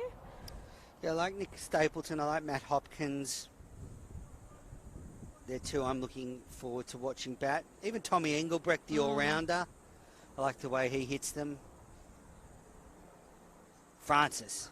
Slow ball, and it's wrapped Rogers on the pad. We'll just wait for the umpire's signal. Leg by to end the 47th over. It's 5 for 253 at Drummoyne Oval. Peter Francis did well in that over. Not too many runs coming off it. Yeah, good bounce back after the over before where Copeland's got the treatment. And he's been given the ball again. So we've got McClintock sitting on 82 off 89 balls. Rogers 6 off 8.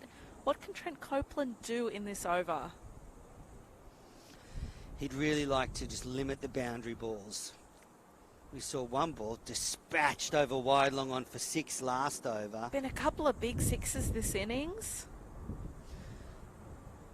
Nice breeze picking up as well, sort of towards the ocean at the moment. Rogers waits. Slow bouncer, it's in the air, and that's 6 more for Rogers. Over the head of Caleb Phillips at deep mid-wicket, and that's Rogers' first 6 of today. Caleb Phillips was just sort of watching that sail over his head, wasn't he? It's tough for Copeland because he's bowling to the short side of the ground. On the leg side for Rogers and McClintock, it's pretty short. And that ball, that short, slower ball, got the treatment. What will he do this time? That's... Bit of an appeal there. Copeland looks to the sky, Manners. I think he was appealing there because there was a slight noise. The ball wasn't called wide. Maybe some canniness there from the veteran. Rogers is now 12 off 10. Maybe the noise was bat hitting the ground. Here's Copeland. Another full ball and turned for a single. Gets McClintock on strike.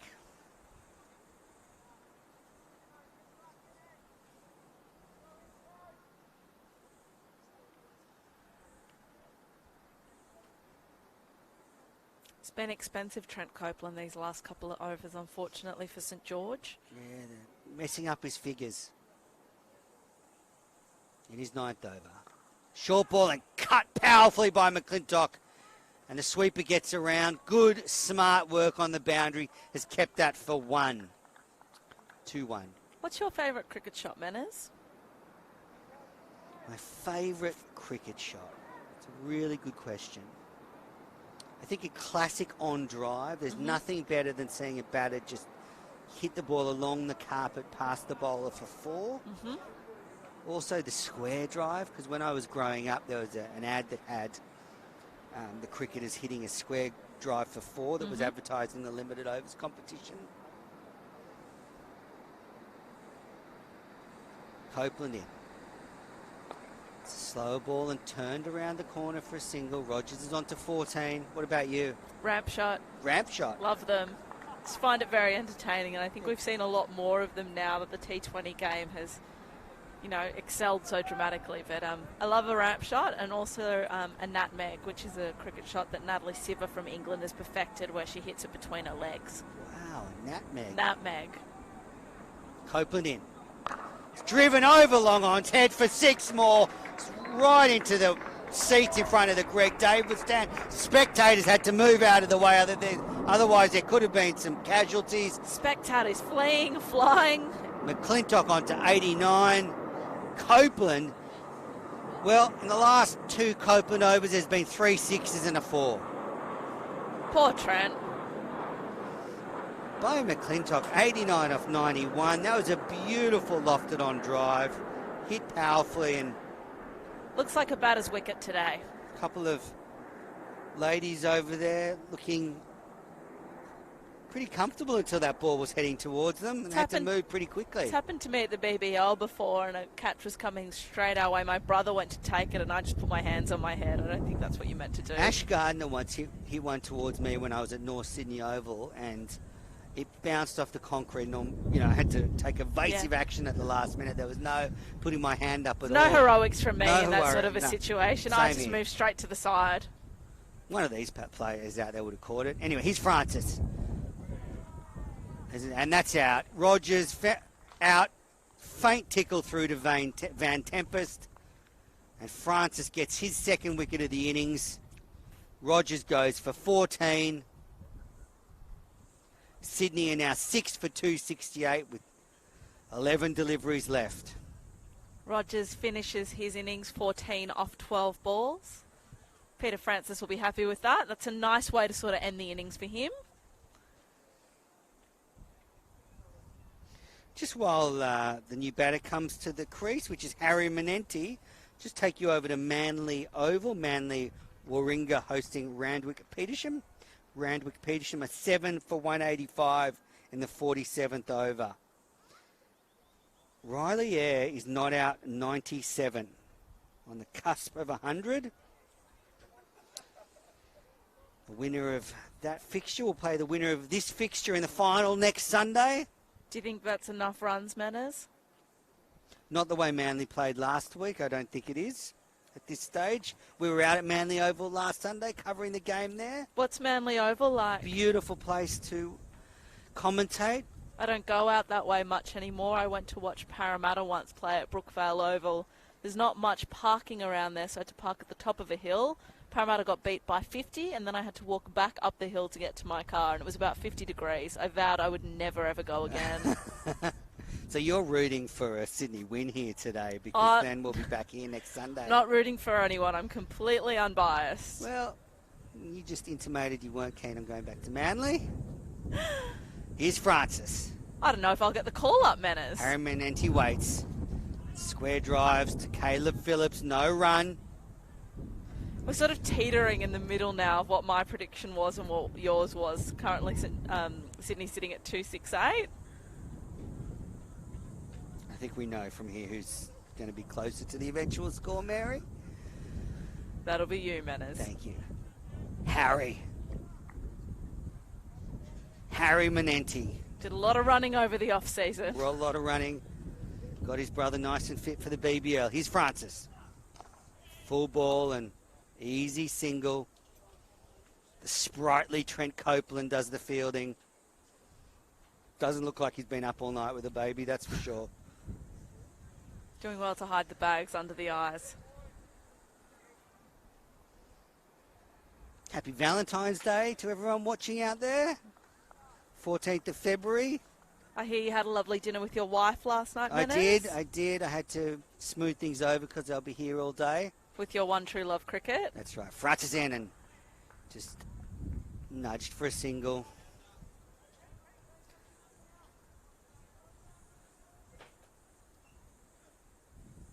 Look, I'm going to say it's not my one true love, Mary, because this might get back to my family. But it is certainly... It's up there. It's the game I love the most. have a problem. It's called cricket. 8 deliveries left, and that's off the top edge, and there's a fielder coming round, but he won't get there. Harry swung at that one, and it just came off, sort of squirted away off the edge. Caleb Phillips couldn't save it. Menente's on 5. 7 balls to go. McClintock's on 90. He needs the strike. If he's going to get a century, he needs some strike. Come on, other batters. Let's get McClintock on the strike. Come on, Harry. Nice quick single here. Well, 1 ball left, so what Harry doesn't want is a single of course, here. you're right. Just hit this for 6. Oh, he's nudged it, and they're going to get 2 here. Very smart play. So McClintock will be back on strike at the start of the next over. So with 6 deliveries left. He can do it. Absolutely. 6-4 is there. McClintock will start the final over, 90 not out. The score here is 6 for 276. Who will be given the ball? Will they go back bowling? to Copeland? Nope, Copeland's been given the hook. Is that Captain Grumpy? I think Nick Stapleton currently has the ball in his hand. It looks like he's going to bowl the final over. So Stapleton to bowl the last over of the innings from the Greg Davis stand end. Sydney Cricket Club have got to an imposing 6 for 276 after 49 overs. That's quite a total, isn't it? St George coach Dean Gilchrist will just be walking around starting to rev his batters up. We can get this. Admittedly, conditions have got better for batting as today's gone on. They'll need a strong start. Stapleton. Squirted away by McClintock. It's running towards the boundary. I don't know if it's going to make the rope, and it does. 4 runs. McClintock, 94. You can hear the applause from the many, many people in the stands this afternoon as he edges closer and closer to his century. Thrilled to have the Green Shield team behind us.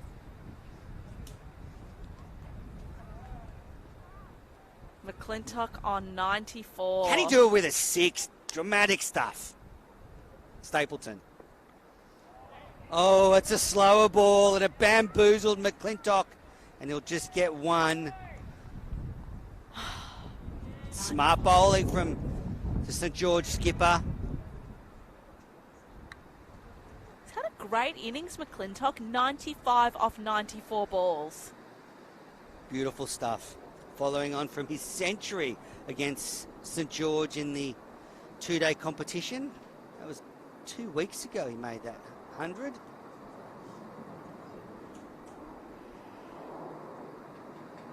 He likes the St George bowlers, that's for sure, but I bet they'll be sick of him. They don't like him, though.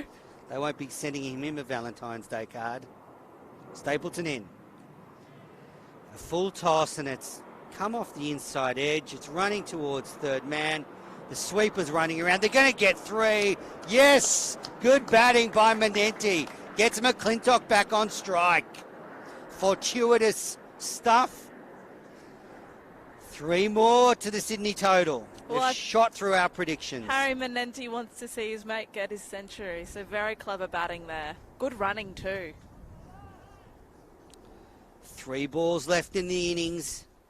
McClintock's on 95. 6 would do it. Stapleton. Whipped around the corner. That's going to run away for 4. He's on 99 now. Stapleton just drifting on his pads. McClintock did not make a mistake. 1 away from a famous ton here in the semi-final. What an innings. Imagine scoring a century in a semi-final. I've never risen to those heights myself personally, Manners. Me too. I talk Mary, the game, I don't play. McClintock. Can he do it? I think he can. 2 balls left. Stapleton. McClintock's on 99. Nurdles that one past the keeper, and there it is. You can hear the applause of the Sydney Cricket Club faithful that are here. McClintock goes to 100 of 96 deliveries. Well played, Bo McClintock. Raises his bat, salutes the crowd. What an innings from Bo McClintock, and he does it with just one more ball to go in the innings.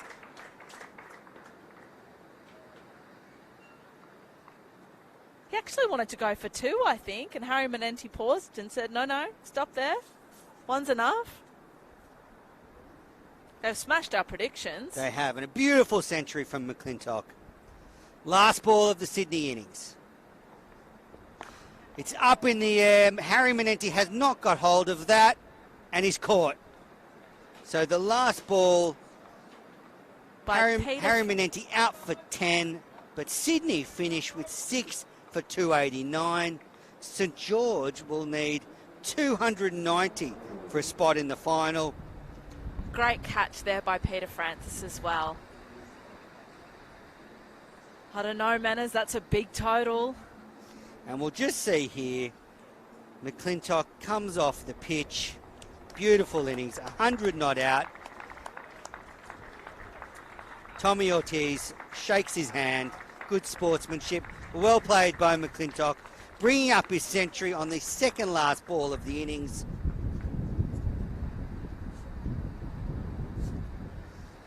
Wow, what a performance by the Sydney Cricket Club. So just going through the scorecard, Justin Mosca was dismissed, caught Stapleton, bowled Copeland for 5. Ryan Felsh caught Francis, bowled Copeland for 16.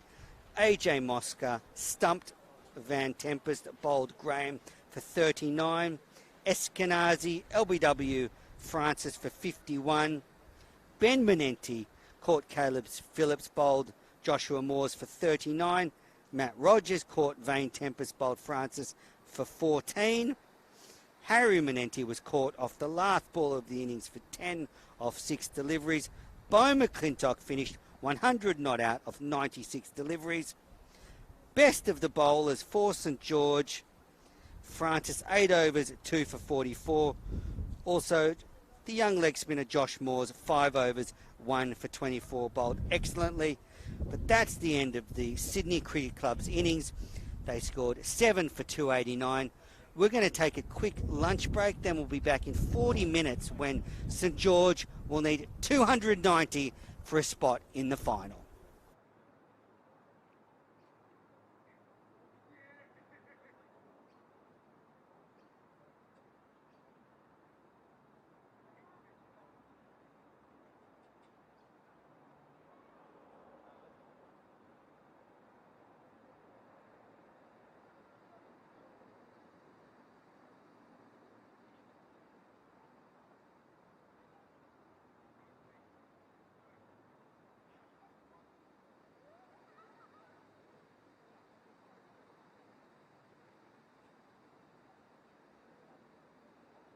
Rep for New South Wales in the past.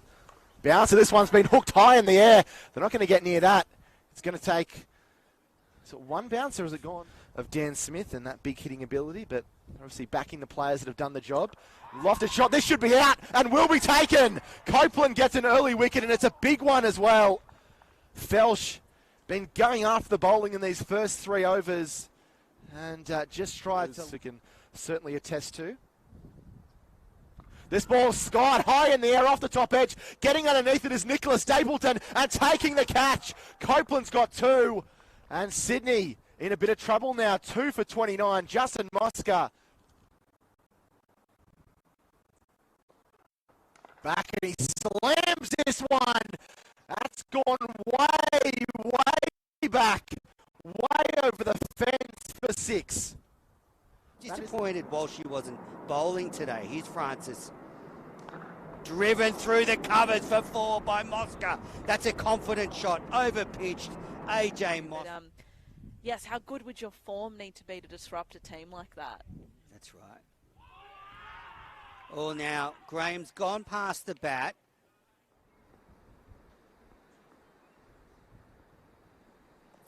It's a beautiful shot. Just waited on that and has cut that beautifully down to the third man rope for 4.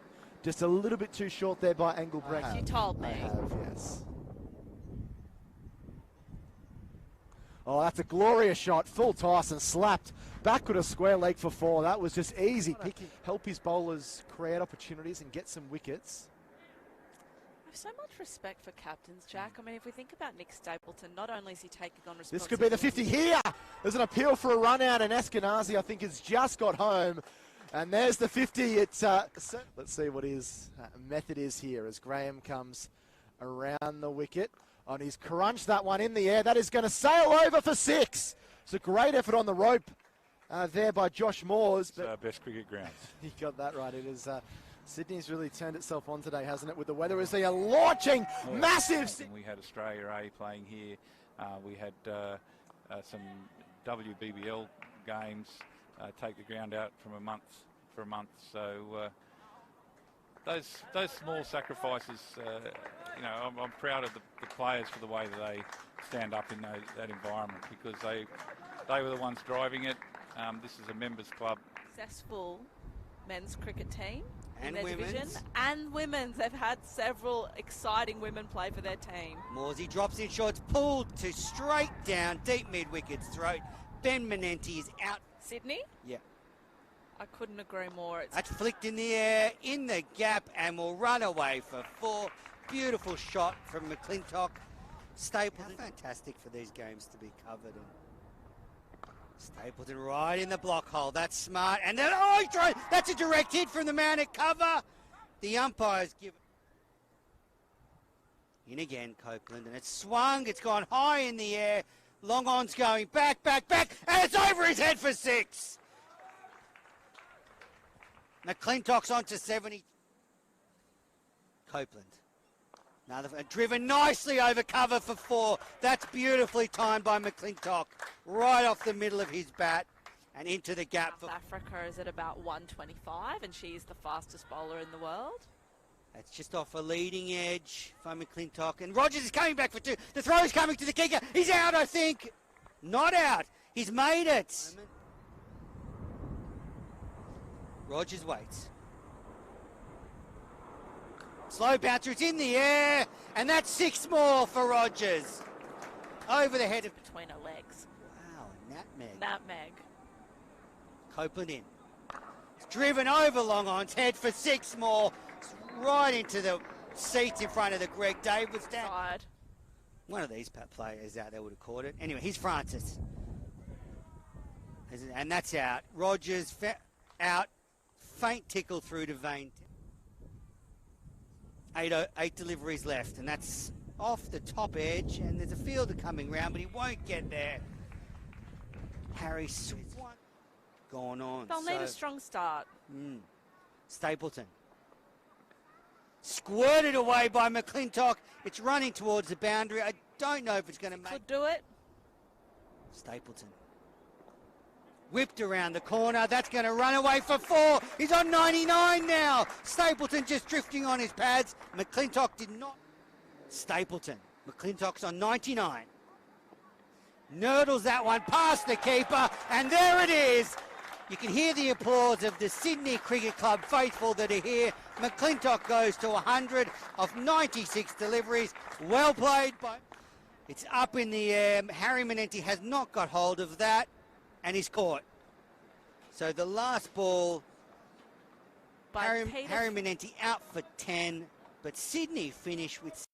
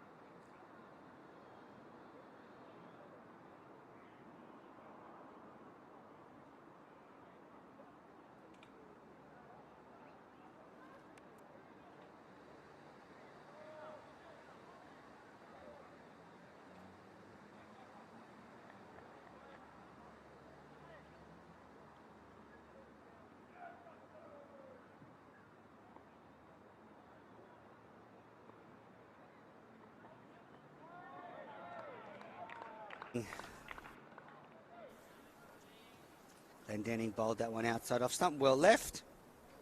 Yeah, good afternoon. Good afternoon, Manners. It's great to be here. A really interesting game.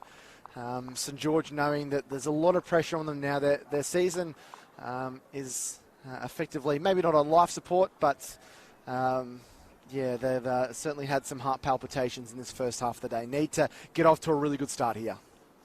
Hopkins waits.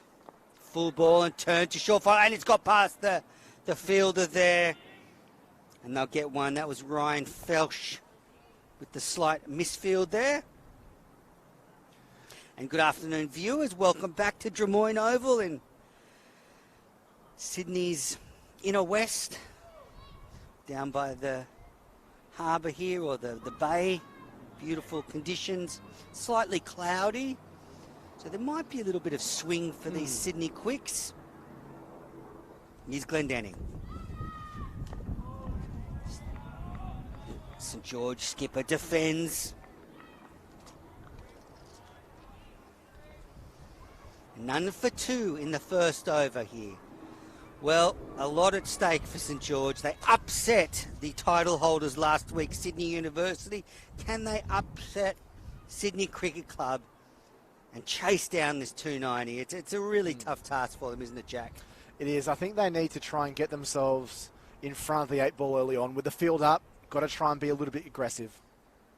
Glendenning defended by Stapleton. But it's a hard position to be in, because like we spoke about last week when Fairfield Liverpool were pretty much in an identical situation against Manly, you don't want to throw caution to the wind in that first 15 overs and find yourselves 3 or 4 for 30 like Fairfield Liverpool did.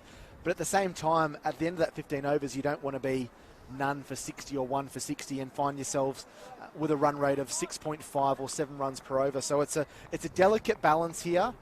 Play balls on their merits, and while the field's up, if there's a chance to hit one, then go for it.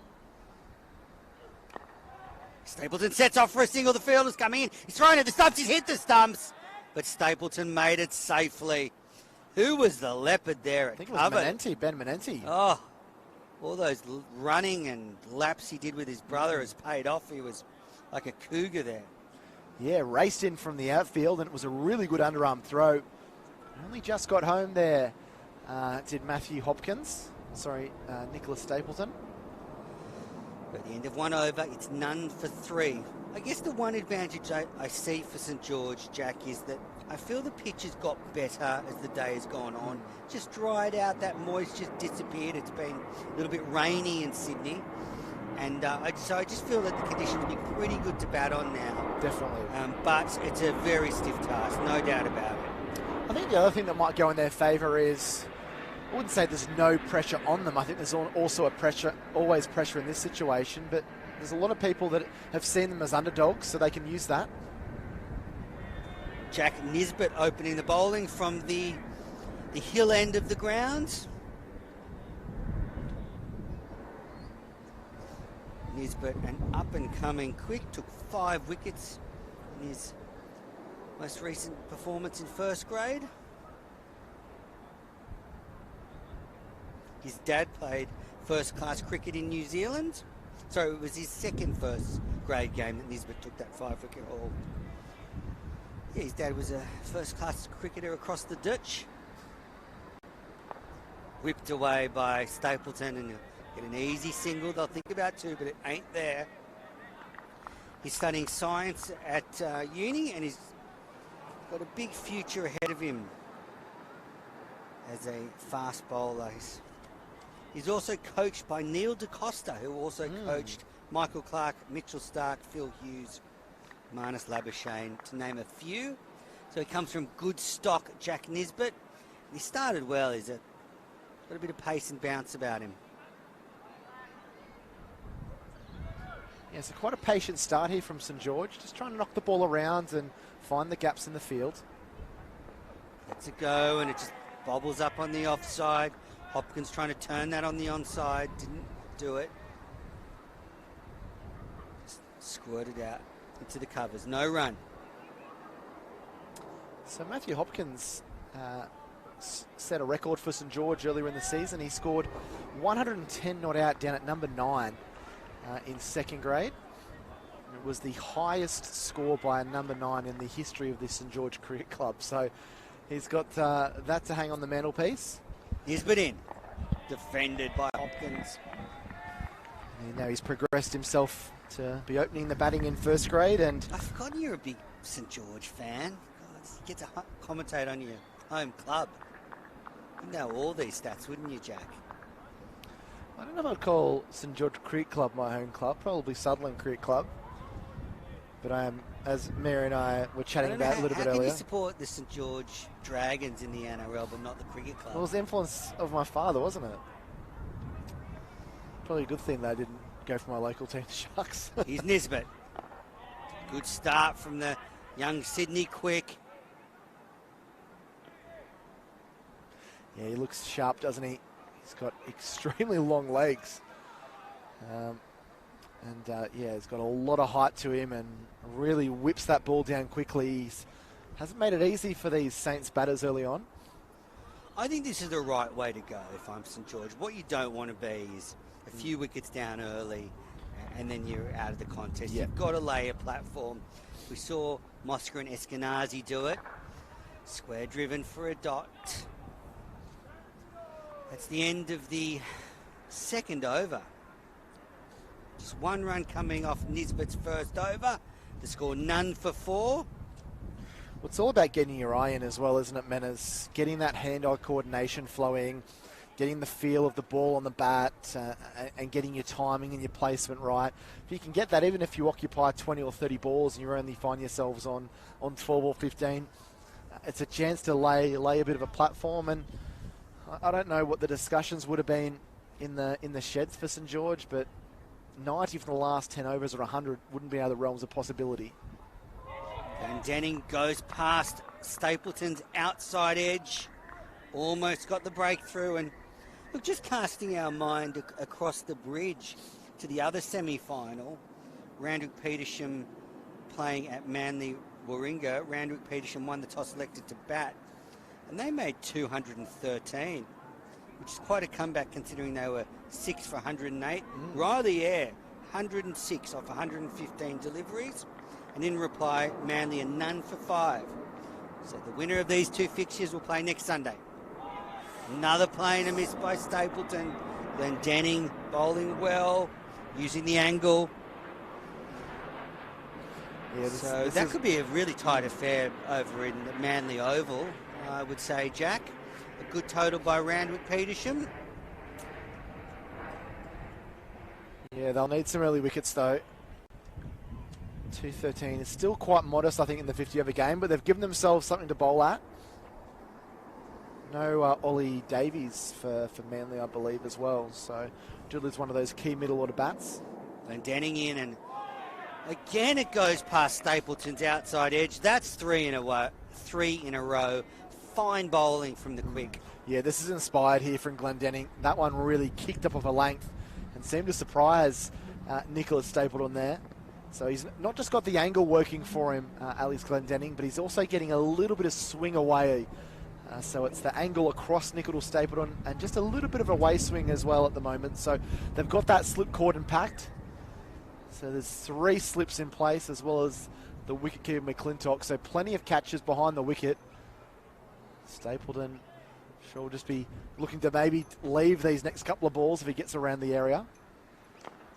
That's driven through the covers nicely by Stapleton. He found the gap, and they've taken 2, and that's all they'll get.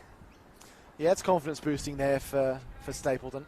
Just got on the front forward and just a bit of a defensive push out through that offside. That's, as a batsman, it always feels nice when you've been beaten 2 or 3 balls in succession just to get one on the bat and just ease one out through the outfield. That was a nice confident shot. He could have got into his shell a little bit and tried to leave some of those balls, but yeah, good confident cricket there by the skipper. It's hard when you've been beaten 3 in a row to then drive through covers confidently. So good shot by the skipper. Squirts off the outside edge to third man for a single. Score now none for 7 in reply to 289. If you just flicked on the stream, whether that's on KO or on the match centre, you missed a scintillating 100 by Bo McClintock. He got there off the second last ball of the innings. He finished 100 not out of 96 deliveries. And he played very, very well. I thought Eskenazi also played well with 51 or 52 deliveries. I think he was a little bit unlucky to be given out leg before wicket as well. Just nudged to third man for a single.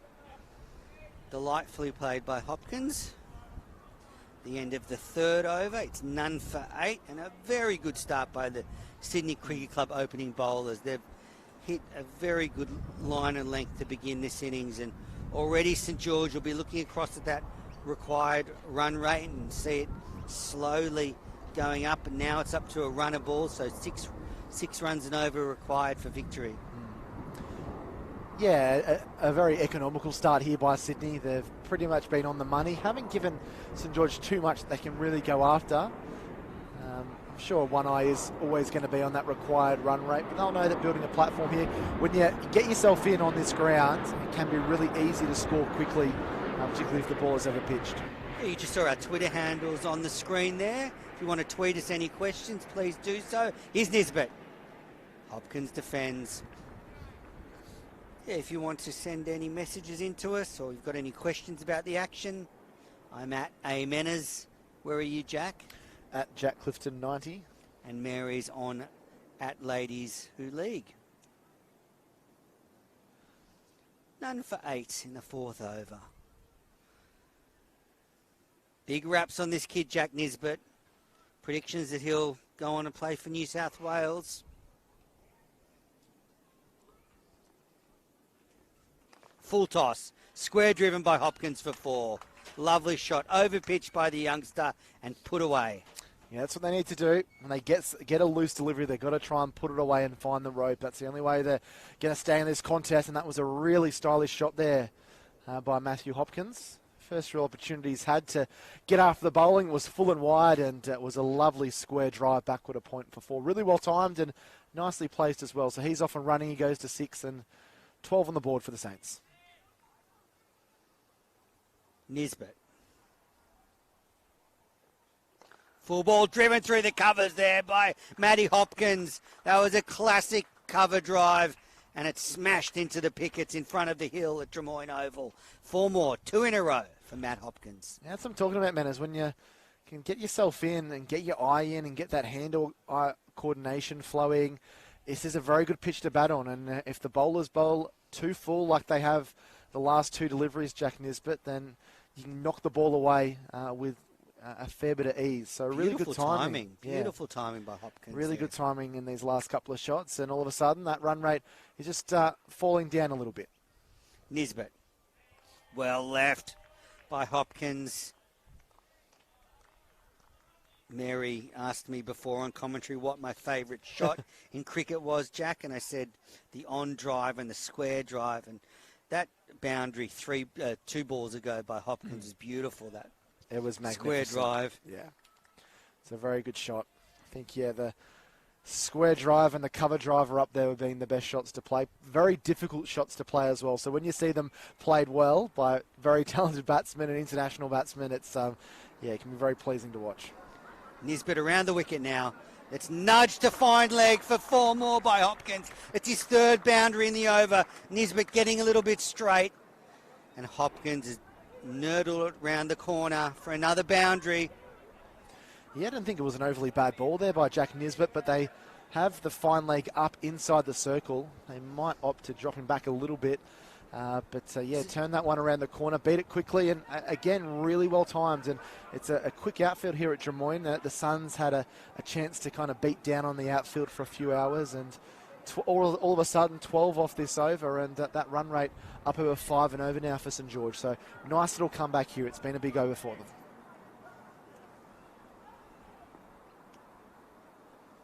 Nisbet, last ball of his over. That's a better ball, and Hopkins defends, and he flings it back at the keeper, and it went over the keeper's head. First slip took it. That could have been 4 overthrows from the youngster. I think he's got the old fire, the smoke coming out of the ears there, because that was almost a disastrous way to end the over. Yeah. So after 4 overs, it's none for 20 here. bit of youthful exuberance there. I think anyone that's bowled in any competitive cricket knows how frustrating it can be when you get See, tonked one of the away. veterans just run over and have a word with him. Good stuff there. That was Anthony Moscow, one of the old stages of the Sydney Cricket Club. He's just had a word with young Jack Nisbet. Really important in times like that, isn't it, Jack? When a game just gets away from you a bit, one of the more experienced heads just comes and speaks some sense. Glendenning. Driven down the ground by Stapleton. That's a lovely off drive. They've taken 2. They're going to turn for a 3rd. And that's all they'll get. Stapleton on to 9. The score none for 23. We've seen some delightful stroke play in the last 2 overs. Yeah, that was a magnificent shot. It's a pretty big shot down the ground if you want to get a boundary. And that was really nicely timed by Stapleton. Picks up 3 and the momentum just feel like it's shifting these last couple of overs. St George have been able to build a bit of a platform. They picked up 12 from the last over.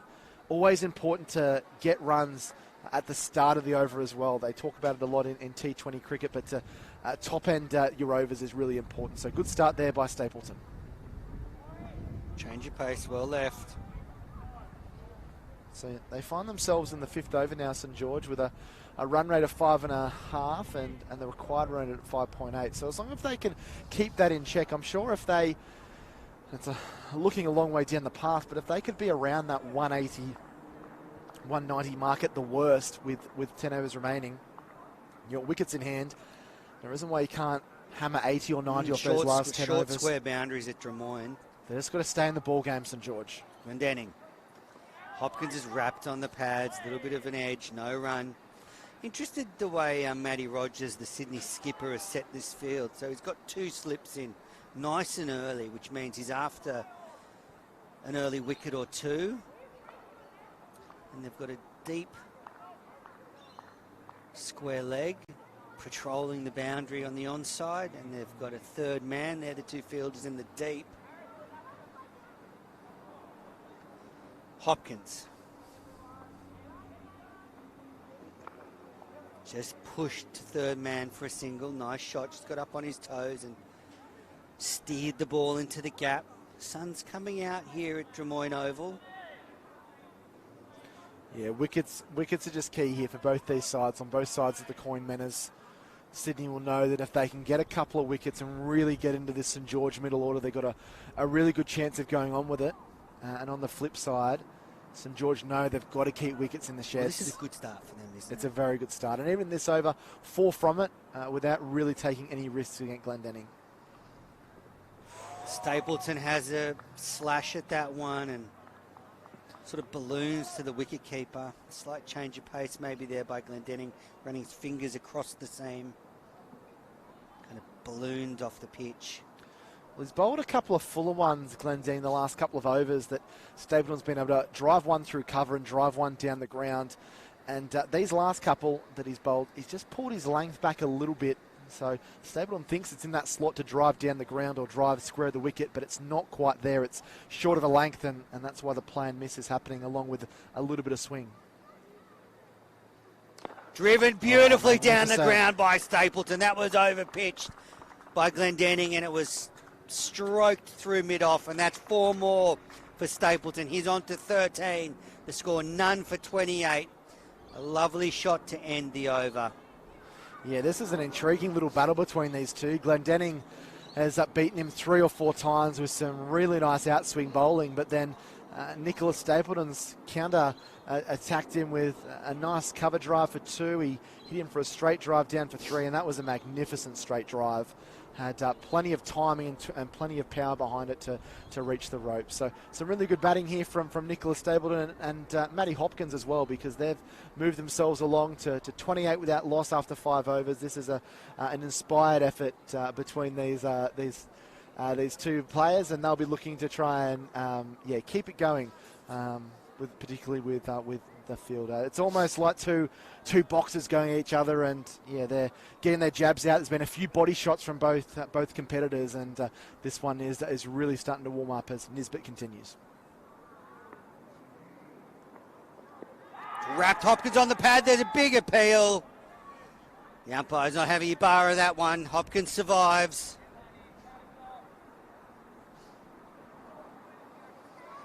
None for 28. The thing I love about coming to the Sydney Cricket Club, Jack, is a lot of the people that work here also work at the SCG. It's got a great atmosphere. See, the locals are all coming in. There's quite a few people actually spread around the grounds. Beautiful ambience. Here's Nisbet. Hopkins defends. So I'm sort of looking at this field, Jack, and Hopkins, the left-hander, Nisbet's attacking him around the wicket. They've got the short, fine leg. Doesn't leave a lot of room for error for the young quick. If he just drifts a little bit straight, all Hopkins has to do is get a little tickle on it. And there's such a huge gap behind square on the onside. So that's the challenge for the young quick Nisbet. He's got to keep that line, I would say, on off stump or just outside. Here he is. Yeah, well, credit where it's due to Matt Rogers. He's come up with a pretty aggressive field. He's got 2 slips in place as well as a short, fine leg at the moment. I think the temptation, particularly when Glenn Denning's been bowling, would be to put a bit of a stopgap down the ground to maybe stop some of those straight drives from Stapleton. But it's good to see him backing his bowlers and backing his field positions, because you want the batsman driving at you for the chance of it capturing an edge. That's the advantage to when you put a big score on the board. You've got the runs to defend, and Nisbet in, slashed at by Hopkins. It was a short ball, and he'll get one. You know, that's the luxury having such a big total. He can afford to leak a few boundaries.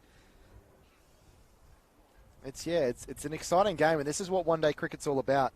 It's a really good, intense battle between bat and ball. We see it a lot in the longer form of the game, but one-day cricket for me is still a very exciting prospect when both sides have 50 overs. It's a long time. It's a really long time. 300 balls that both these sides have if they bat their full allotment of overs. And St George know that, and they're just keeping in touch with everything at the moment. It's been a really good start. Oh, driven beautifully wide of mid-off by Stapleton, and that's 4 more. A delightful off drive by the St George skipper, and he moves along to 17. Nisbet over pitching and dispatched. We've done a lot of these games in the Sydney grade competition. I don't know if I've seen a better start to an innings by a batsman than what we've seen from Nicholas Stapleton here this afternoon. He's played and missed it a couple, but some of these drives have been absolutely sublime. Down the ground and then that cover drive. He made it look so easy, but that is a difficult shot to play, and timed it really nicely as well. Really great placement, and Stapleton and Hopkins maybe just causing a few headaches for Nisbet and the Sydney Cricket Club at the moment. Nisbet in again. He's copying the treatment, but that one was a lot more in the areas he needs to hit. And the end of 6 overs. The score none for 33 here in the semi-final. And this semi-final already has the feel of a thriller. Wherever you're watching, don't go anywhere. A spot at the final is up for grabs. I think maybe just a bit of a learning curve here for Jack Nisbet. He's only 19. He's still in the infancy of his first grade career and probably still finding his feet. He's bowling against a very experienced campaigner in Nicholas Stapleton, who's been a very classy first grade player for a long time. So he's no doubt having a bit of a think about where he wants to bowl and where he needs to bowl. But it's been a roaring start here by St George, who, without really taking any risks, are scoring just a tick below 6 and over. So it's been a very impressive start from them. No, not panic stations at all for Sydney Cricket Club yet, but they'll know that they need to just settle things down, try and pull this run rate back as we see a change in the bowling. Looks like Harry Menenti is coming into the attack. We've had a listener or viewer question. Ooh, Jack. So from Mark Robbo. G'day, Menners. Tuning in to the Sydney St George commentary at Drummoyne Oval. Who is your player of the tournament? Hopkins on strike. Menenti in, first ball. And it's, well, that's the nutmeg, I think Mary Kay called it. It was hit between his legs. Mary doesn't think I listen to her, but I certainly do. Back to your question, Menners. Nicholas Stapleton has to be up there. We'll chat about a few of the Sydney boys in a minute. But 4 half centuries for Nicholas Stapleton. Manenti in. And if he was to add another one to that today and potentially a bigger score, if we're looking down the track, he's already got 243 runs at 40.5. He's taken a few wickets as well. He's taken 5 wickets with the ball, so he's up there. I think AJ Mosca is another one. Steve Eskenazi's been great, averaging over 80 coming into this game and scoring another 50 today.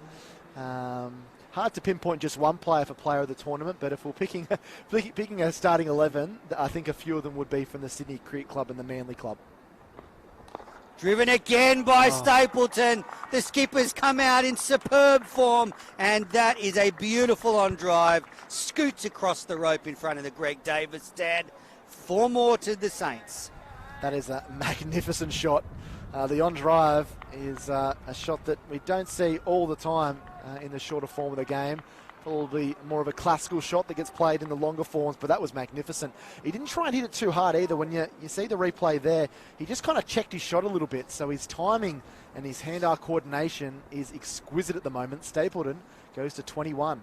Manenti in. No run, dot ball, precious dot ball for the Sydney Cricket Club.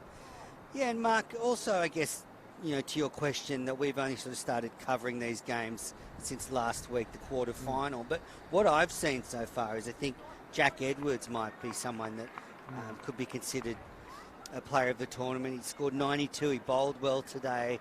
I think an all-rounder like him is so valuable in this competition.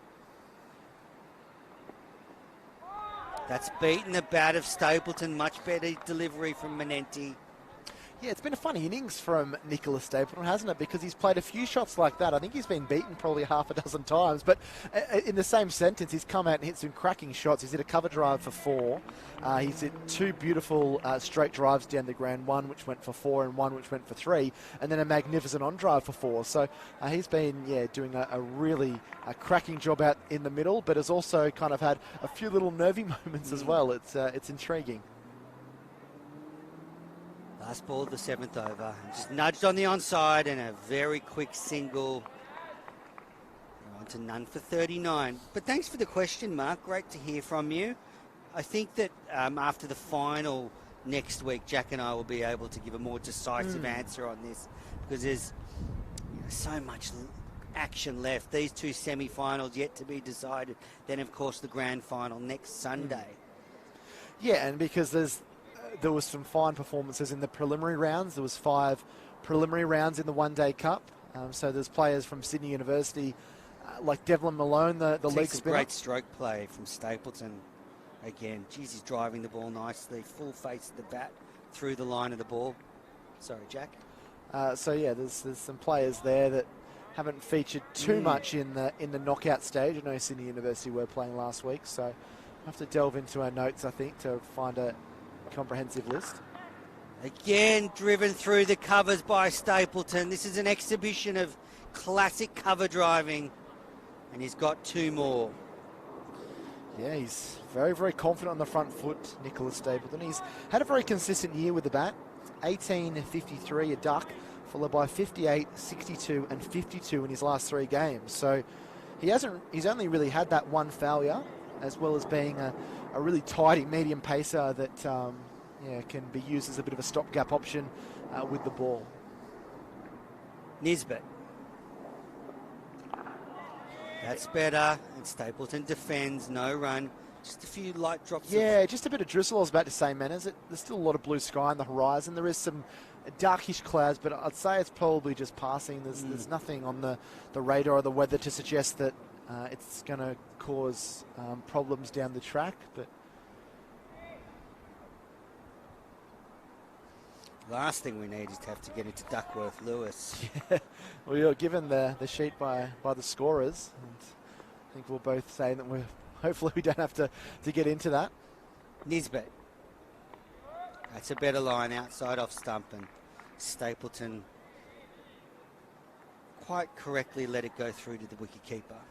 Matt Rogers is backing his young quick. He's gone for 20 in his first 3 overs, but he's still willing to give him the ball and show him that he's got faith in him, which I think is such an underrated value in a captain. I think any part of cricket is very confidence-based, and showing confidence in a young player can be very good. There's the radar. So a little bit off the coast there. Another good ball outside off stump from Nisbet. Better line. So just a little bit of passing stuff kind of coming up from the south coast of New South Wales, up through that Bateman's Bay Narrow region. And a little bit of breeze as well, which is probably accentuating it as it's pushing across us here at Drummoyne.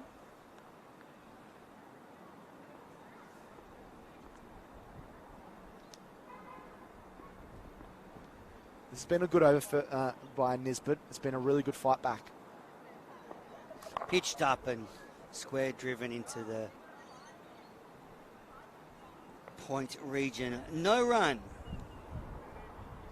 And let's not understate Matty Hopkins' contribution. 17 for Matt from just 22. He's played some really good shots. We saw that lovely late square drive for 4, a nice little tickle around the corner through fine leg for 4. So he's been doing a really good job supporting Stapleton. Stapleton's taken a lot of the plaudits, and rightfully so, with some really classical cricket shots. But Hopkins has looked good for his 17 as well. Nisbet delivers. Slower, fuller ball and squirted in between point and cover, and that's 4 more from Stapleton. His second boundary of the over. Unlucky from Nisbet. Wasn't a lot wrong with that delivery, but Stapleton, he's driving the ball so well today, and he just pierced the gap between the point and the cover field. We'll see here, just squirted off the outside portion of the bat, but so well timed. He took a bit of a heavy fall there, Harry Manenti, trying to stop that one, Manners. Landed fairly heavily on his right arm, I think on the elbow and shoulder region. We can see a whole bit of turf that's been ripped up there as he tried to save it, and now he's got to come in and bowl, so he doesn't even get a few more balls to catch his breath. So we hope that Harry's okay and hasn't picked up an injury there. But a valiant effort, but another really good shot there by Nicholas Stapleton, who's going from strength to strength in this innings.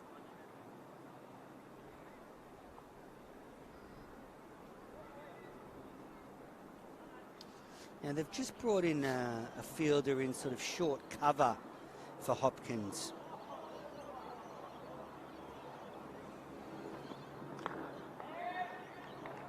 Well played by Hopkins off the front foot. And they've raced a none for 45, St George, without really taking any risks, apart from maybe half a dozen play and misses outside the off stump. They haven't really given a chance to the home side as of yet. There hasn't been any balls hit in the air near fielders or any near misses with LBW. So it's been a very strong start by St George, and laying not just a good platform for this partnership, but for the batsmen to come. Yeah, very good start. Full ball turned away on the onside for a single. Sydney would be getting nervous now, Jack. They would have been pretty confident coming off the ground with 289.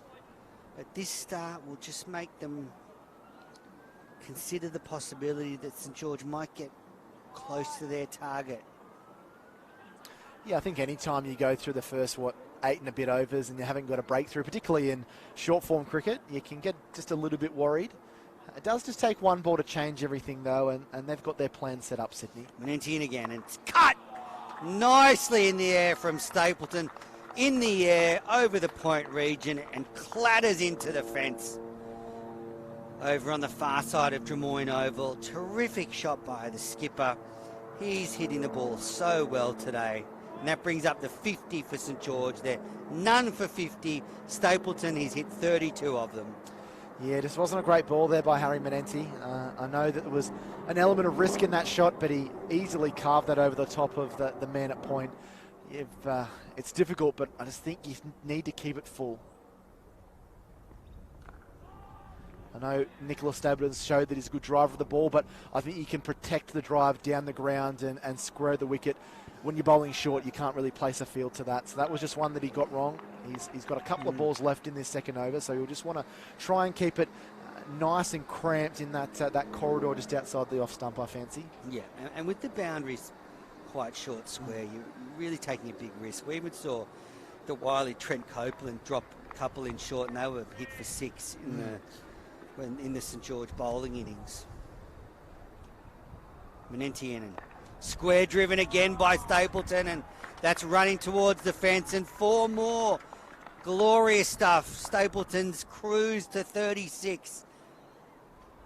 It's like a highlights reel, isn't it? Every ball, there's been a magnificent shot played by Nicholas Stapleton. He's just looks like he's doing it easy at the moment, seeing it like a beach ball, full outside the off stump. Didn't think it was too bad of a ball there by Harry Menenti. Didn't give him a whole lot of width, but he was able to angle the bat and play that exquisite drive. And again, racing along the carpet here at Drummoyne. 36 from just 29 for Stapleton, and St George, they're looking in red-hot form at the moment. Menenti from the Davis stand. That's a good ball, but Stapleton's in such good form, he just waited for it to come onto the face of his bat, dropped the hands, and the ball ran along the ground to third man for an easy single. Doing it easy, the St George skipper, and after 9 overs, the score none for 55. Yeah, that run rate above 6 and over, and they've done it pretty easily, St George, with some really classical cricket strokes. And Stapleton leading the way. Matt Hopkins at the other end. He's got the best view in the house. You see the St George players sitting there. That's just under our commentary position, actually. Dean Gilchrist probably feeling pretty good about himself. They can hear us underneath us, Jack? Well, they'll be able to. They can probably. So far, hear we're you just saying sometimes. nice things. So.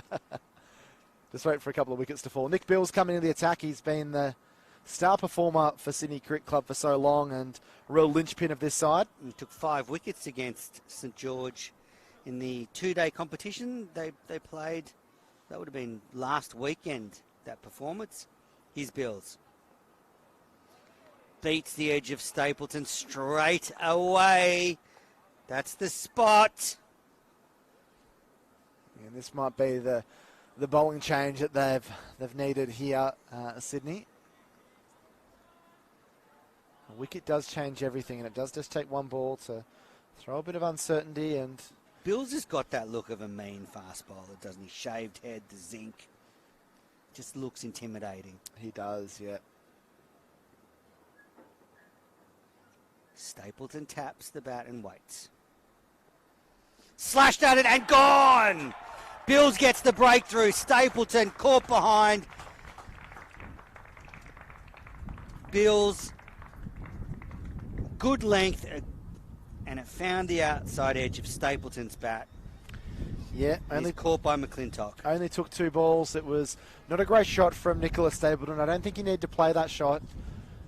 Just was maybe a bit frustrated from the ball earlier and no foot movement, just through the hands and, a thick little edge through there to McClintock, who wasn't going to miss those. That's disappointing. He has laid a platform. They put on 55 for the first wicket, but I felt Stapleton was in the kind of touch that he could have gone on and scored a really big score. But Bills gets a little bit of revenge and gets the first breakthrough.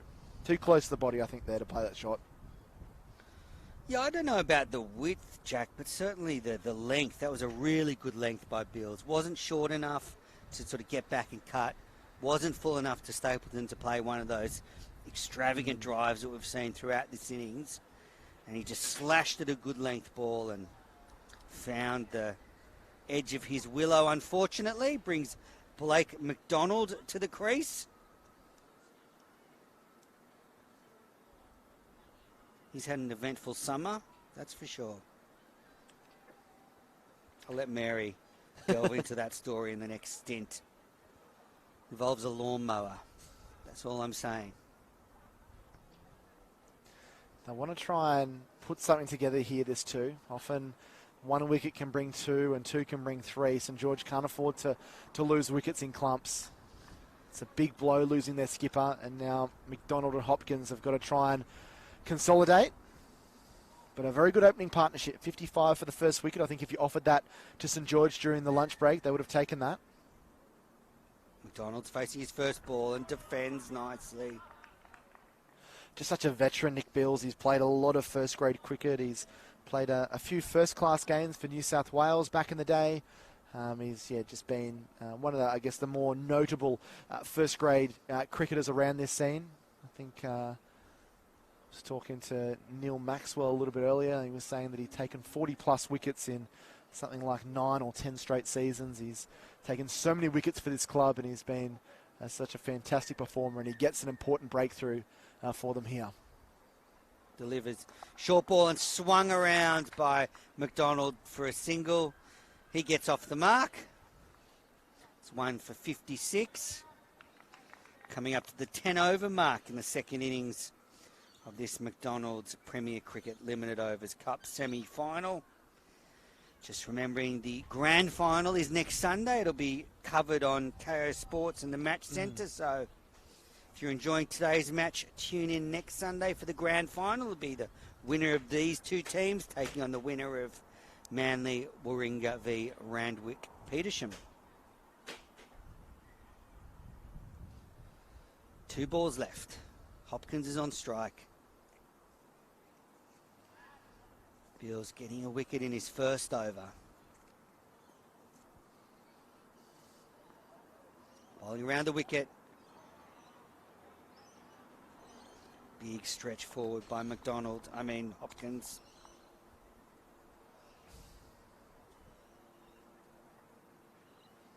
Manny Hopkins has looked good. 18 off 25 delivery. He took a backseat role while Nick Stapleton was playing so well. But now perhaps he'll just take up the leading role while McDonald settles in. Bills, short ball. Hopkins ducks underneath it. I'm going to step out of the commentary box and I'll be replaced by Mary Kay. Thanks for your insight, Menas. A really good job done in the first 10 overs of what is turning out to be a very intriguing limited overs one-day cup semi-final. Don't know if there's too many people who were backing St George in at the lunch break, having conceded at 289. But they've got off to a good start. The loss of Stapleton, no doubt a big one, as Mary Kay joins me. But to be 1 for 56 after 10 overs, they're right in this ball game, the St George team. They sure are, Jack, and thanks for having me back. That was wonderful by Nick Stapleton. Captain Grumpy leading from the front. Yeah, he played some very good shots, didn't he, in that innings? Some of those shots down the ground were beautiful to watch. Unfortunately, he's departed, but it's McDonald and Hopkins out in the middle. Blake McDonald. We've got Caleb Phillips and Tom Emblegrek, Trent Copeland, some of the batsmen to come, and maybe Copes might have something to say with the bat, having got out for a duck last game against Sydney University. We spoke a bit about it being a batter's wicket, and I think Nick's innings certainly demonstrates that. It didn't take him too long to settle in, and there were some beautiful shots played through his innings. So Ben Menenti is going to come into the attack for the home side. The Sydney Sixers representative hasn't played a whole lot of first grade cricket this summer, but I'd love to try and have a say in what happens today, having scored 39 with the bat. And just nudging that on the leg side is McDonald. We've spoken about what his nickname is? No, we haven't. Okay, it's Buzz, because they think he has a resemblance to Buzz Lightyear. I'm going to let the audience have a look at him and tell me what they think that's about, but that's his nickname. Looking to sweep that hit on the pad. I think it hit him outside the line of the off stump. It's actually great to see Blake playing cricket again, because he had a little bit of an accident with a lawnmower before Christmas. I'm not sure whether you've shared that story on air yet. Menas was going to leave that for your dulcet tones, Mary. Menenti in and back, and pushing back down the wicket is McDonald. So the lesson is, friends that are listening, do not play with lawnmowers. So unfortunately, Blake put his hand underneath the lawnmower and actually cut off the top of his middle finger. Trying to shuffle around the creases, McDonald here. So it was his dominant hand, and as a result, there's actually a little cap that he uses when he's batting it in the field. So because it was his dominant hand, he's taken a while to recover. So it's great to see him playing cricket again. Definitely, yeah. Ouch. Just nudges that on the leg side, and they'll scamper through for a single. Good running there. Very good running.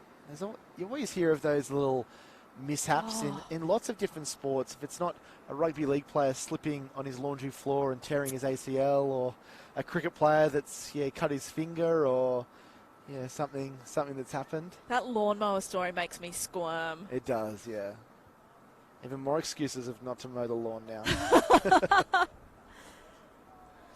So Hopkins faces up now to Menenti. But they've been pretty much on the money, both Menenti and Bills. These last 2 overs have conceded as 2 runs and a wicket has come from it. So they've pulled it right back the home side. 1 for 57 after 11. In reply to Sydney's 7 for 289 from their 50 overs. A masterful performance with the bat from Beau McClintock, 100. And Stephen Eskenazi hit 51 from 52 in a very good innings. So it's they've put the work in with the bat, and now they're trying to back it up with ball and also in the field as well. Got a question for you, Jack. You play cricket, right? What do you eat at lunch? Because it's got to be a fine balance between, eating enough to keep you fueled for the game, but not eating too much because you don't want to be heavy while you're out in the field.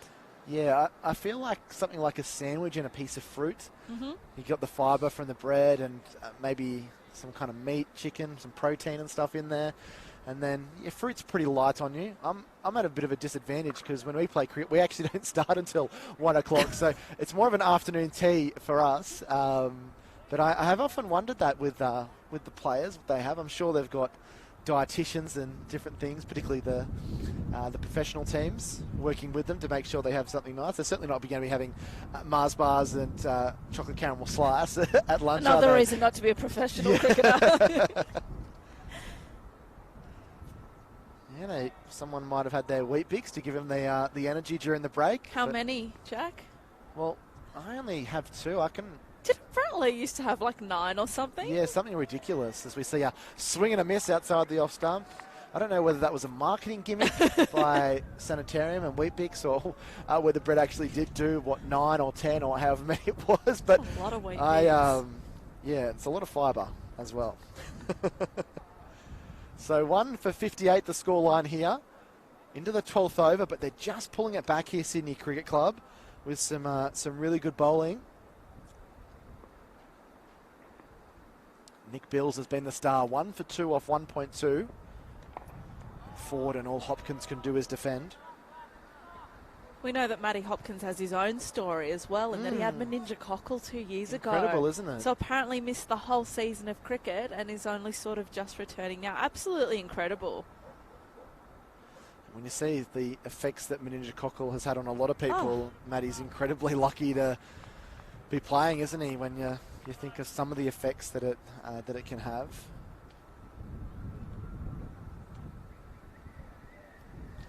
Faces up here. He's made a good start, Hopkins. Back and cutting away, but down towards that man at third man. And Hopkins collects the single to move along to 19. Nick Bills basically came in and had an instant impact. He did, second ball, yep. I've known him for many years. He actually used to play junior cricket with my brother and they went all through school together. I think I actually got Nick Bills' first Sydney Thunder jersey from back in the day. Very nice. Back in the day. We've just lost our commentary notes. It's getting a little bit windy here if you hadn't noticed. Yeah. In comes Nick Bills. It's very breezy out here now. And that's well played. And Bills has a cheeky little shot at the stumps as McDonald just turns his back on the quick from the Sydney Cricket Club. What do you think, Jack? We've got a game on our hands here? I think we do. Yeah, I think this partnership is going to have a big say on how the rest of the game is going to play out. But yeah, I just feel that if St George can just stay in and around that game, even if it means that they're chasing 8.5 in the final 15 overs, if you can keep wickets in check, give them a licence to swing in those last few overs. Well, because we saw Sydney really accelerate in those last, particularly 10 overs. So if St George can put themselves in a position where they can do the same, it's game on here. It's not an overly big ground here at Drummoyne either. The boundaries aren't huge, square of the wicket, a little bit longer down the ground, but yeah, particularly if Sydney were to get it wrong in those kind of last 15 to 20 overs and drop a little bit short and fatigue starts to play a bit of a pay, it could certainly affect them and how much runs they've got to defend. But important for St George just to keep building this platform. 12 gone, 59 for the loss of 1. That run rate has dipped to 4.9 and the required run rate up to 6. But as long as they don't let it kind of skip above 9 or 9.5 and over, then I think they'll feel fairly comfortable. This ball hits him on the back pad. Menenzi with more of a half-hearted cry than anything else. All the noise coming from behind the stumps.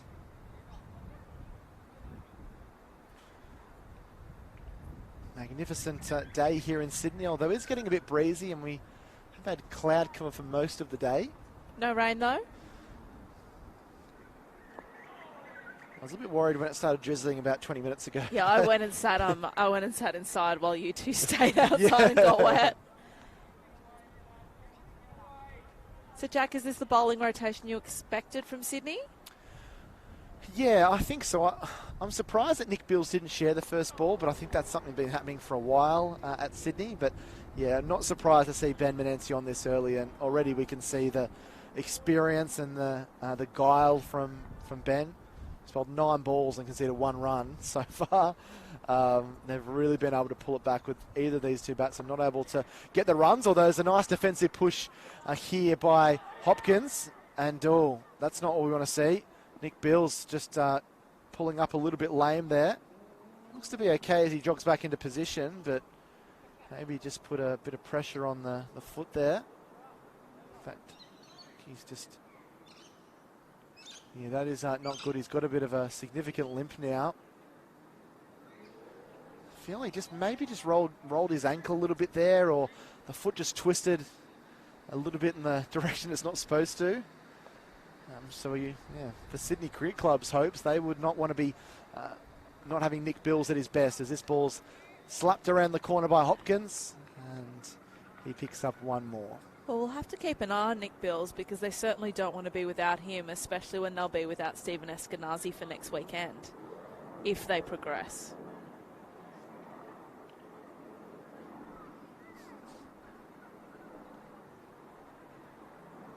It seems to be walking okay now, maybe just trying to run it off as this ball's tucked onto the onside. Last thing you want is a foot injury as a fast bowler.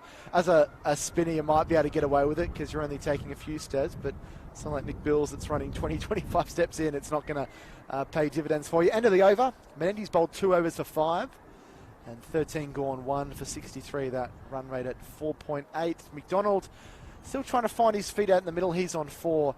And Matt Hopkins, who you would think is fairly key to this innings for St George, is on 22.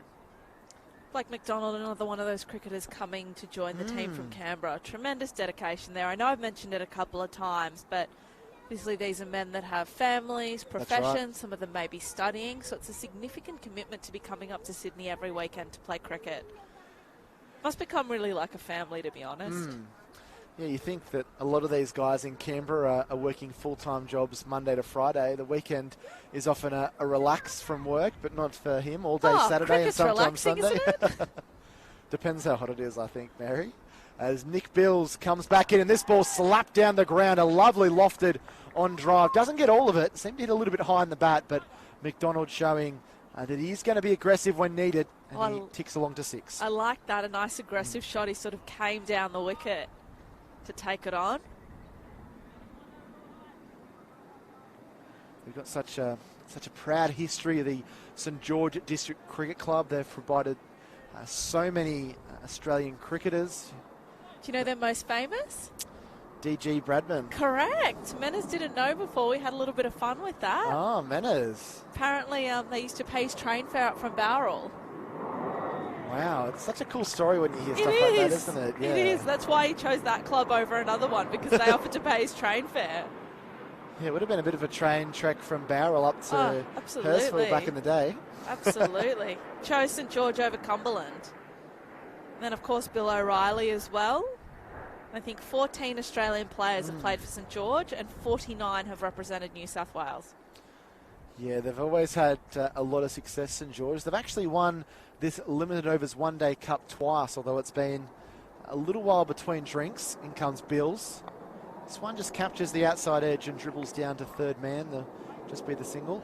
Won't be. They'll come back for a second due to a misfield, and that is well run. So good stuff there by the Saints. But yeah, they won their first Limited Overs Cup in 68-69 and then followed it up with their second and most recent in 99-2000. So they haven't been able to lift the cup since then, and is today an opportunity for them to force their way into the final and maybe pick up trophy number 3. They've only beat Sydney once in the last 3 years, so today's very significant for St George. He's onto the onside. It's funny how sport ebbs and flows. You see it in the NRL, you see it in the AFL, and obviously in cricket. We're speaking to Neil Maxwell. He was saying that 5 or 6 years ago wasn't so smooth sailing for Sydney Cricket Club. But now they've been so dominant, and St George and Sutherland in the past have dominated the Sydney grade cricket scene. So it certainly ebbs and flows between different clubs and who gets on top and who can stay on top. At the moment it is Sydney on top. Bills in around the wicket and chopped away. He's banging the ball in short there, Nick Bills. It's almost ready to shake hands with the batsman there. His follow through almost ended at the popping crease at the striker's end. I think a big part of Sydney's success has been they've been very consistent in terms of their playing group for the last 3 to 4 years, which has allowed them to build year on year. When you chop and change, it makes it a lot harder, I think. So McDonald starting to just find his groove a little bit. And that can segue nicely into thanking McDonald's for supporting New South Wales Premier Cricket. They've done a great job over the last few years. I was going to talk about McDonald's leading into lunch, but I thought it might have been a little bit too obvious. Yeah. There's one not far from here. Playing a dangerous game by saying that, Mary. On Victoria Road. So that completes Bill's third over. He's got 1 for 9. And evenly poised, I'd say, this game at the moment, although probably just leaning in favour of the Sydney Cricket Club at the moment. They made 7 for 289 from their 50 overs, highlighted by a brilliant century off the second last ball of the day or innings by Beau McClintock. And in reply, St George, they made a good start, but Nicholas Stapleton slashed away at a good delivery by Nick Bills when he was on 36. And since then, St George have found the runs drying up a little bit. 1 for 69, McDonald 9, Hopkins 23. And yeah, please do get in contact with us if you're watching today, whether you're watching on the Match Centre or via KO. Yeah, get in contact with us on Twitter at Ladies Who League and also at Jack Clifton 90. We'd love to hear your feedback on where you're watching today. And that is a magnificent catch. There's a half-hearted cry. Certainly seemed to deviate off the wicket. That was a good take by McClintock, but is all unbecoming as Ryan Felsh has come into the attack. Sun poking its way through here at Drummoyne. It's been inconsistent, the sun that we've been getting today. There's been a lot of cloud cover. And Not sure to have my sunglasses or not. yeah. It's nice conditions to play cricket and to watch cricket here this afternoon, that's for sure. Felsh pitches up and driven firmly by Hopkins. Can't pierce the gap. So Ryan Felsh, who missed out with the bat, he made a quick fire 16, is getting an opportunity with the ball. True all-rounder then, it sounds like, because he's been in great form with the bat this season. 135 his highest score. Yeah, they Sydney fans would have been hoping that he could have stayed in for a little bit longer, because he can certainly launch them a long way. But now trying to do the damage with the ball. Playing a miss outside the off stump. Hopkins just looking like he's trying to run that down towards third man. His nickname is Wags, Ryan Felsh. I'm not sure why. I feel like some nicknames are just... It's true, though. Every cricketer has a nickname, right? I think so. What's yeah. yours, Jack? I don't think mine's very smart. I think it's like Cliffo or Jackie Clifto Boy or Jackie or... Certainly nothing ingenious. And this one driven square. Good save in there at points. It was a diving stop taken there by Justin Mosca. Yeah, no, nothing intuitive from the guys I play with. I think someone calls me Jackman. I like it. Makes me sound a little bit like a superhero, but certainly not as creative as some of the nicknames I've heard for some of the St George boys and some of the Sydney Cricket Club lads as well. So 4 consecutive dot balls, really putting the clamps on things now with the home side. That's a great ball short and cramped in for room, and just might have even just kissed the gloves there as it drops down the leg side. Hopkins picks up 1. Incredible dedication from Felsh. He's apparently been at the club for about 9 years. Does that mean after next year he gets to take long service leave? Yeah, maybe during the winter months. Yeah, I think you can find a club that you respect and you feel respected and you enjoy the atmosphere of the club and the players that you play with. It's so important. We're seeing that in so many of these clubs, and I think we're seeing more and more just how important it is to have a club that has that happy, atmosphere at the end of the over. One coming from it. It is 1 for 70. I think Jack Gibson famously said that winning starts in the front office, and although there isn't an official front office for a lot of these first grade clubs, it starts at the president and trickles down to the treasurers and coaches and captains and different things like that. If you're enjoying your cricket, you're probably going to be churning out a few wins. And there's a beautiful vibe here today. I mean, there are plenty of families here, a lot of littlies running around. It just feels nice, you know? Yeah, very good. A few little kids maybe watching the heroes of tomorrow with some young guns in attendance. Or even their dads. That's right. Dads or uncles or brothers. A nice crowd here at Drummoy. Nick Bills continues. That's another short bouncer. And that is signalled as the first short ball of the over. He's been willing to bang the ball into the pitch, Nick Bills. Hasn't bowled a whole lot of balls pitched up, but his short balls have got some of these St George batsmen in a little bit of strife. So into the 16th over, 1 for 70. Runs hard to come by for this pair. Just chopped away backward a point there by Hopkins for the single. So when there are runs on offer, it's only the ones. There hasn't really been too many twos, and it's been quite some time since we've last seen a boundary. You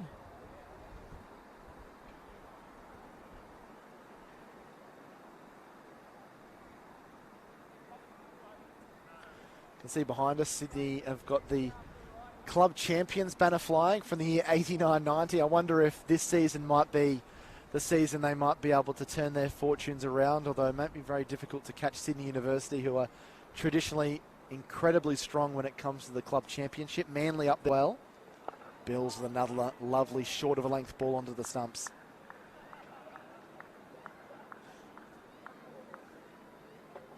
Speaking of Manly, they're in the other game today. We haven't done a score check in a little while. I might try and find that.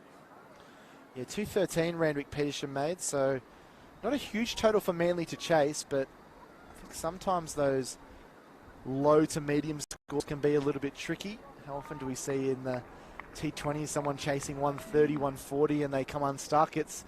You don't know whether to attack or maybe just go about it a little more sedately. Do you go hard at the start? Do you ease into it? What do you do? So a single there to McDonald. He's into double figures. That requirement rate just starting to climb a little bit. It's not panic stations for the Saints as of yet, but it's moved from 6.1 up to 6.3 over these last few overs.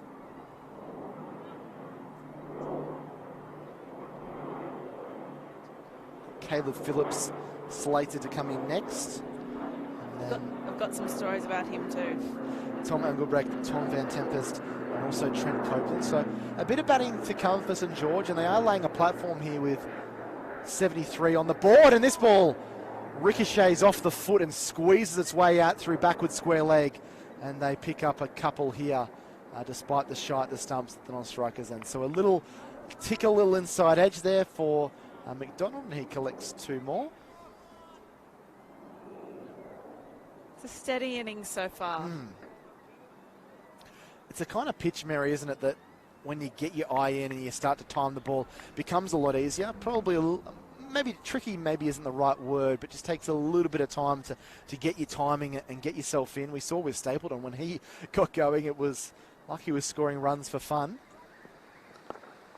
It's similar with Sydney, though. Most of their top order batsmen, had a good innings, scoring at least 30 or above, and we saw McClintock, of course, with his century. So that completes the over. McDonald 14, Hopkins 25.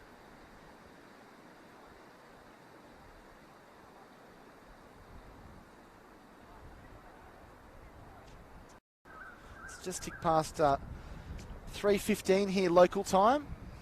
And yeah, lots of interested spectators around the grounds, whether it's in the grandstands or up on the hill. It is such a really exquisite ground to watch cricket at, Drummoyne, and it's been part of the first class scene recently. New South Wales have played a couple of games a season. They won't be playing one here this season, but there was the Australia A Tour match against India late last year that was played here. Plenty of WBBL has been played here as well, including a couple of WBBL finals, which have been great to be a part of. Talking to Menas earlier, there was that incredible catch on the boundary. Saw the Brisbane Heat pull off an enthralling win. Everyone thought it was going to go for 6 off the last ball. Great memories. I think I got a parking fine that day, actually. So maybe not such great memories for Mary Kay, but for everyone else involved. This one flies off the outside edge, beats the man in the inner circle, and it will just be the single. So rather sedate here. The game just starting to settle into a bit of a constant groove. Sydney looking like they're just happy to try and restrict at the moment. Just watching Nick Bills in the outfield, it looks like his daughter and his wife are here today. Just gave his little girl a fist pump, maybe for good luck. She's now waving at him, which is just lovely.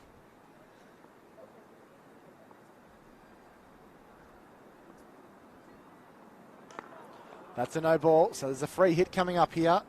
And this is a big one for St George. They might just be able to break the shackles if Hopkins can put this one away. I love the signal the umpire makes when it's a free hit. It's like a little alley-oop. Yeah.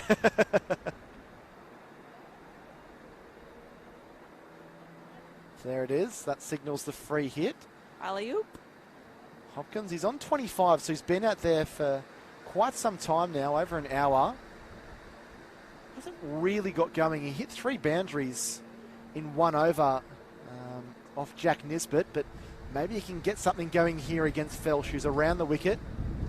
And he slammed that one high and handsome. Beautiful shot for 6. Oh no, it's just bounced just in front of the fence, so it'll count as 4. But that was a very good shot. I think they're saying it might be 6. It will be. It is 6. It's hit the fence on the 4. That's what I thought. What's the mindset when it's a free hit? You just go for it? I think so. I think you just throw the kitchen sink at it.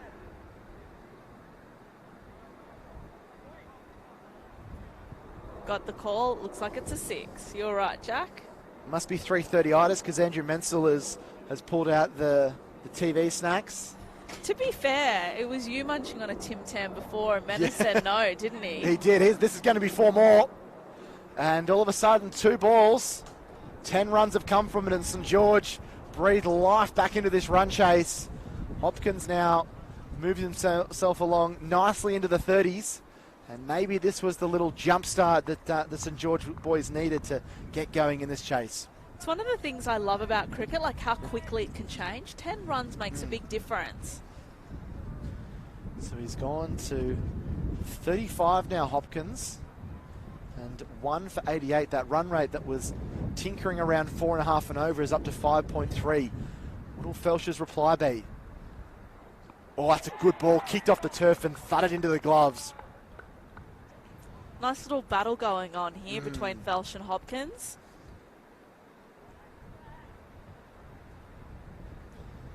I just feel for St George, someone has to ton up, I think, like we saw Beau McClintock on it. And if someone not to get a century win, they're going to need 2 players to maybe get 80-odd each or 70-odd each just to match what Beau was able to do earlier in the morning. Or they'll need to bat quite deep, and each batter will need to keep scoring runs.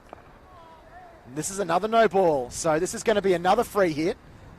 They pick up the run, so it means that McDonald will now be on strike, and now there's an opportunity for maybe another one. And Mary, it's interesting because when you watch the BBL, the free hits don't always end up in the grandstand, but today we've seen 2 of the free hits have gone for 6, and I think there's been maybe 3 or 4 in total. So it might have even been 3. I remember. I think this is the 3rd. Yeah. Is this the 3rd? I think Ben Menenzi hit 1 for 6 as well. Yes. So we're trending in the upwards direction of it potentially being a big hit for 6. And might just be what Blake McDonald would need. Give you a real confidence boost if he can get one to the boundary or potentially get one over the boundary. But here is Felsch. It's the last ball of his second over. He's hit that one in the air. It's going around and will be just drop in front of there. Certainly get a single, but he does pick up one. So a costly over there. Felsch has now bowled 2 overs for 16, and McDonald will retain the strike for the next over. He's gone along to 16. Hopkins has got going a 6 and a 4 in that over. He's on 36. And after 17 overs, 1 for 91. That required run rate's dropped down to 6 runs per over. 199 required of 198 as drinks come on to the field. And Mary, what have you made of St George's run chase since you've been in the commentary position? I'm actually really impressed. I don't think many people would have been backing St George leading into this game, given how consistent Sydney have been over the last couple of years. But they've been having the scoreboard tick along pretty steadily. I mean, we've got McDonald and Hopkins now in. We've got plenty of batting to come. And I mean, 6 and over is absolutely doable. They don't need to be scoring 6 and over now. They just need the scoreboard to continue to tick along. And then in those last 10 to 15 overs, if they've still got wickets in hand, that's when they can go.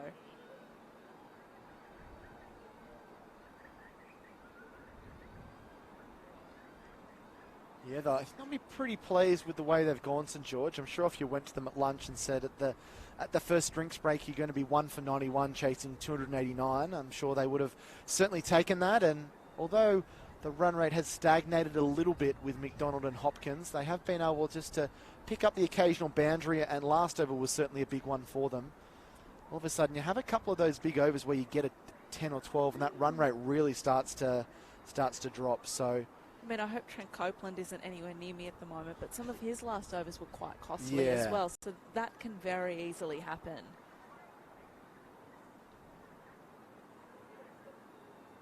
I always wonder what they're talking about in these little breaks, particularly the batters. They're talking strategy, they're calming the nerves, they're having a bit of a joke. Well, there's a famous cricket moment before the last ball of the day. I think Australia were playing Pakistan, and Ian Healy and Shane Warne had a mid-pitch conference, and all the commentators were theorising about what they were talking about, and it was a strategy, and Warney's going to bowl a slider, he's going to bowl a wide one, and Healy's going to stump him, and all it was that Healy and Warney were theorising about where they were going to go for dinner that night. See? So there you go. Sometimes it's just simple conversations happening between two blokes and two mates out in the middle, or not always really in-depth thinking. No. Sometimes we might give them too much credit for how much they're thinking about the game. Although I'm sure the conversation between Blake McDonald and Matt Hopkins wasn't about where they're going to go for dinner. But you never know. That might come a little bit later on in the afternoon. Lots of good spots in the area that we're in. Although it's a bit of a drive back down to the St George area, isn't it? That's right.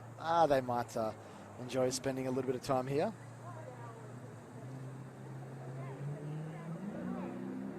So where does St George want to be at the next break, Jack? I think from here, the 35 over mark, I think at the very least they would want to be around that 160, 170 mark. Mm-hmm. Anything over that I think is going to be a bonus. Wickets in hand I think more important than the runs probably at the moment. Obviously you don't want to be chasing 140 from the last 15 overs, but if they can continue to kind of move around this 5 and over and not let that run rate climb too much above 7.5, I think they leave them with a good chance. If they're 2 or 3 down with 15 overs to go, I wouldn't say that they would be in the box seat, but they would be in a position they would feel very comfortable about, particularly with some of the guys to come. Tommy Engelbrecht can certainly hit the ball a long way. Tim Van Tempest hasn't had a great season with the bat, but is a very talented batsman. So today may be his day. That's certainly right.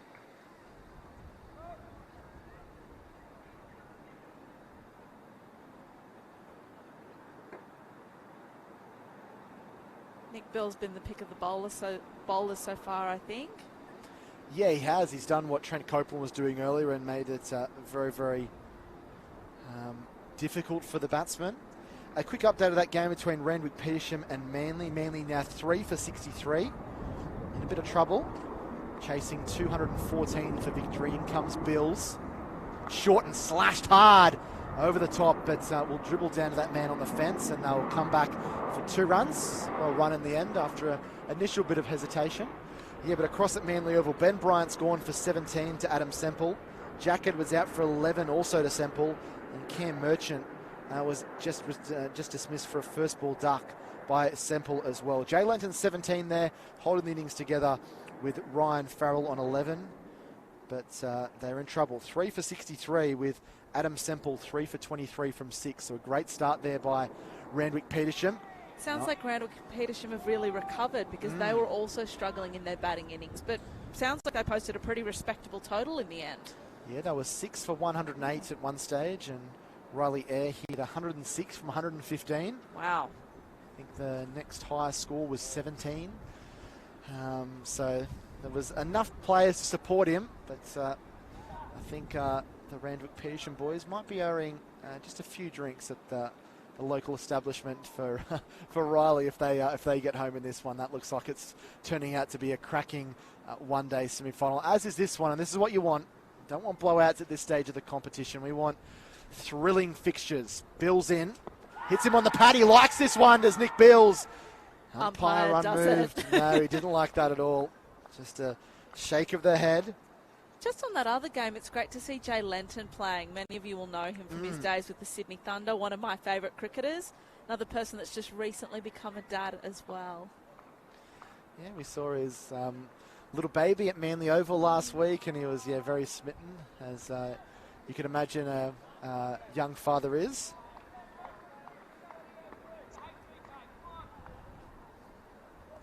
We've seen Nick Bills. He's been doing some fist bumping with his child on the sideline, and he comes. This ball is cut away, late cut down to third man for the single. Apparently for Nick, his wife and daughter have been quite important in helping him with his cricket, in that he's learnt sort of not to take the game home with him, and they've sort of put things in perspective for him. It's a comment you hear a lot from new parents that are professional athletes. I guess you come home to something that's so much more important than a game, don't you? And, I don't think kids really care about the result either. They just want to see mum or dad, which is lovely. Yeah. Remind you what's important. Yeah, at that age, they're not going to be saying, Dad, you got none for 62 off 10 today. What's going on? Probably don't have the guts to say it either as they get older. So Hopkins 39 and McDonald 17. 18 gone. 1 for 95. That run rate still very healthy for the Saints. 5.3, and they are putting up a hell of a fight here at Drummoyne Oval.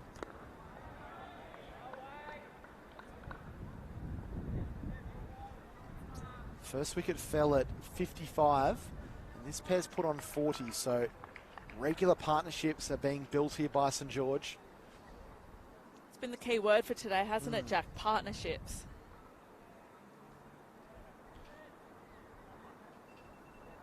I don't think we've had really anyone that's fallen in single figures. I think Matthew Rogers might have been when he was going for runs, but players at the top of the order in the first 30-odd overs, really hasn't been anyone that's got out overly cheaply. I think Ryan Felsh made 16 for Sydney. That was probably one of the lowest scores.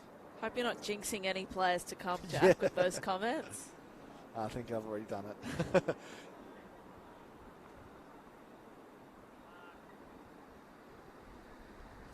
Big shout out to all our cameramen. They're doing such a great job here at Drummoyne Oval. They're perched around the place and giving us all your lovely pictures as this ball slashed away for 4.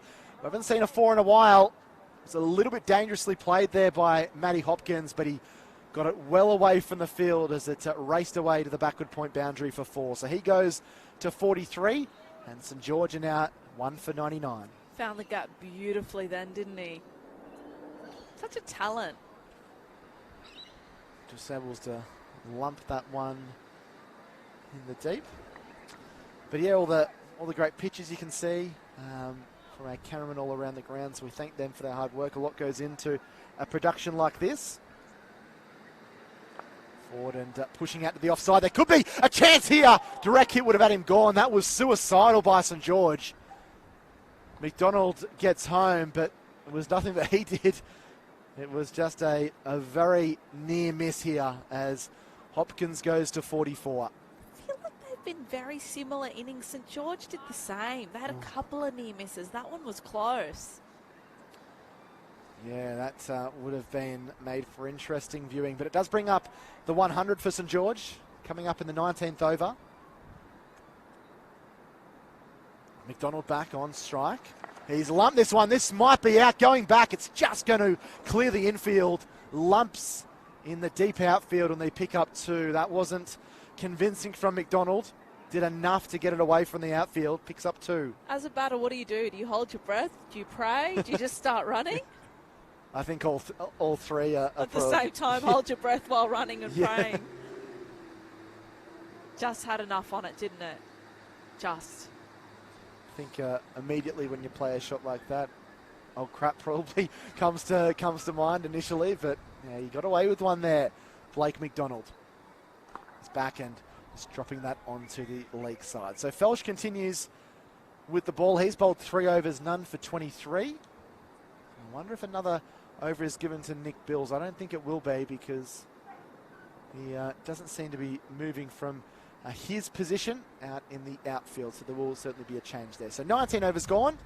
St George showing a lot of fight here, and I don't know if there was too many people around the ground that thought that it would be in this kind of position as we inch towards the 20 over mark. 1 for 102 St George, with McDonald on 19, Hopkins 44, and they just keep they're just being able to just knock the runs around St George. They've picked up a 4 the last over. There was a 6 and a 4 a couple of overs before that, and then the 1s and 2s have been very handy for them. Like a bad smell. They just won't go away for Sydney, will they? Like a random South fan at any sport event. Wonder if there's one here today. Yeah. Now, it looks like Nesbitt is back into the attack. No? That's what we've got on the scoreboard. Yeah, that's Jack Nisbet in, and that ball will be a wide. So not the start that he would have wanted. And another run to the St George total, which just helps them a little bit. 188 to win from 186. It's doable. It's very doable. St George would actually welcome some rain now, because they're well ahead of the Duckworth-Lewis par. That's 84, and they're on 103. Can you explain that for us, Jack? I'm not even going to attempt to. I just know that losing wickets is bad when it comes to DLS. You might want to ask the 1992 South Africans about it as well. They were one of the unfortunate victims of it in the early stages. Hopkins half a dozen away from a 50. It'd be a really good 50 for him. He's been working extremely hard. DLS just takes me back to the semi-final for the ICC T20 Women's World Cup, Australia v South Africa. Oh gosh, what a day that was. Nisbet in this one, knocked away down to third man for the single.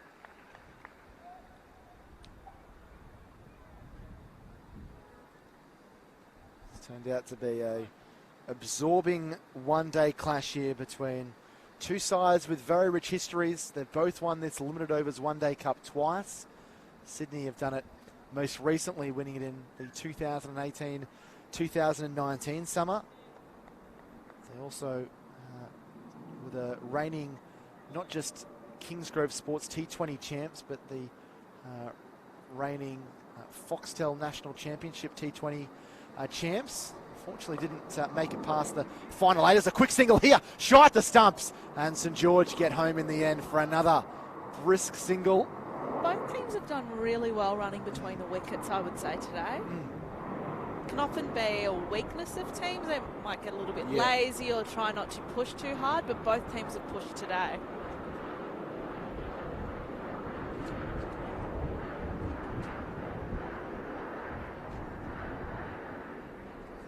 So 1 for 105. 3 balls left in the 20th. I'm going to depart the commentary box soon. Andrew Mensel's warming up the vocals to get involved, and this one pulled around the corner. One might have been off the gloves. You can sit back and have some TV snacks. That's right. While we do all the talking. Yep, I'm going to be eyeing those down. Save some for me. Menez is he's in the zone at the moment. Getting ready to call more action in this A thrilling one-day match. Still so much cricket left. Not even halfway through this innings.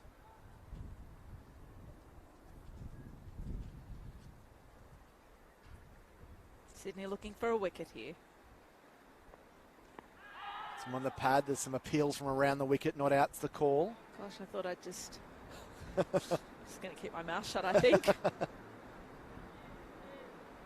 So we've got one ball left in the 20th over.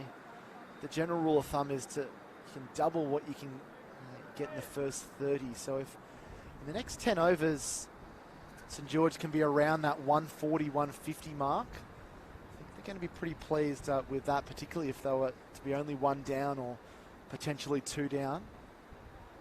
So last ball of the 20th, Nisbet in. And forward and pushing down the grounds. That ends the over and also ends my stint in the commentary box. I'm going to leave you with Andrew Menzel and Mary Kay for the next little bit with St George 1 for 106, chasing 290, McDonald 20 and Hopkins 46. Thanks, Jack. So just to repeat that, McDonald on 20 off 30 balls, Hopkins on 46 off 60 balls, Nick Bills with the only wicket so far, and it looks like Ryan Felsh will be coming into bowl again.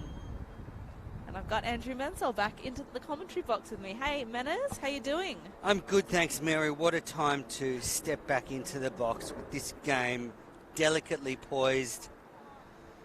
St George have got off to a great start. They sure have. I'm really impressed. Just pausing for a selfie there, everyone. Sorry about that. Oh, here we go. We've got some shots of the crowd. Lots of people here today cheering on. Don't know whether it's Sydney or St George. I was doing a count. I reckon there's about 100 people that have wandered in from the area. Slashed away by Hopkins. He's on to 47. He's been there since the beginning and he's held this St George reply together. Edging closer and closer to that half century. He's really been the anchor so far. Absolutely. Done it pretty easily. 47 off 61 deliveries. Blake McDonald. Buzz. Buzz Lightyear. Did he get that nickname after his run-in with the lawnmower? I believe it was before that. Apparently he resembles Buzz Lightyear a little bit. I'll let the audience decide why that might be. And a slash at that one from Glendenning, but couldn't make contact. Go through to the keeper. The Sydney Cricket Club have spread the field a little bit now. There's a sweeper on the offside, a sweeper on the onside. There's a fine leg, a third man. And they're just dropping back mid-on now to long on. I was reading a profile of Alex Glendenning, and apparently the fun fact about him is that he's never bowled a no ball in the nets. That was what he wanted to share with everyone. In again, slower ball. McDonald fooled by the change of pace. He's never bowled a no ball in the nets. I think that's a lie. Probably. He's also got a lot of nicknames, this guy. Glenners. Glendo, Allen, Glenda. Jota, Kingy, Popopoulos. I don't know where that one's come from. Some great connection, perhaps. Yeah, maybe. Likes a Souvlaki after play, Who maybe. doesn't? Who doesn't? McDonald waits. Pushed down the leg side and called wide by the umpire at the Greg Davis stand end. The score 1 for 108. So that required run rate's just crept above 6 and over, but I still think with wickets in hand, St George will be really confident with their position. And could we see 2 upsets today? Randwick Petersham have taken control of their fixture at Manly Oval. That's unbelievable, isn't it? What a Considering turnaround. where they were earlier in the day. I thought there were no chance. Exactly. So they fought back with the bat, just defended by McDonald. I mean, Manners, if we think about the end of the Sydney batting innings, Trent Copeland's bowling, it was quite expensive towards the end. I mean, this is certainly doable for St George at this rate. I agree. Short square boundaries, 2 batters are in. Batter's wicket, I think, as well. It's got better to bat on as the day's gone on. St George are in this up to the skin of their teeth. Yeah, imposing total, but they've just started so well and driven to mid-off, and McDonald's taken off for a single. It's on to 21. I mean, I know Nick Stapleton only got 30 odd, but there has to be some benefit to having your captain open the batting. And from everything that I've heard, quite an intense character, but a deep thinker of the game. He's the person that you want starting off the innings. Yeah, but I just think as well, he got them off to a quick start with those boundaries. He looked good. He was stroking the ball really well, and he just sort of laid the platform for these two. And still plenty of batting to come as well. Glendenning pushed down the leg side. Now it's running away towards the rope. And that's 4. We'll just wait for the umpire signal. Leg byes. So must have caught some of Hopkins' pad. 4 leg byes. And the score now 1 for 113 at the end of 21 overs. Blake McDonald sitting on 21 off 34 balls. And Matty Hopkins sitting on 47 at the moment. And that's just a flick across to Manly. My man, Cam Merchant, was out for a golden duck. My man's Jay Lenton in that Manly team. I knew you're a Thunder fan, Big aren't you? Thunder fan, big Jay Lenton fan. I enjoyed calling his 6 onto Sydney Road last week. I think he's been dismissed. He's gone. Oh, I've actually got one of his jerseys at home as well. It's Name very drop. big. I can wear it as a nightie. Name dropper.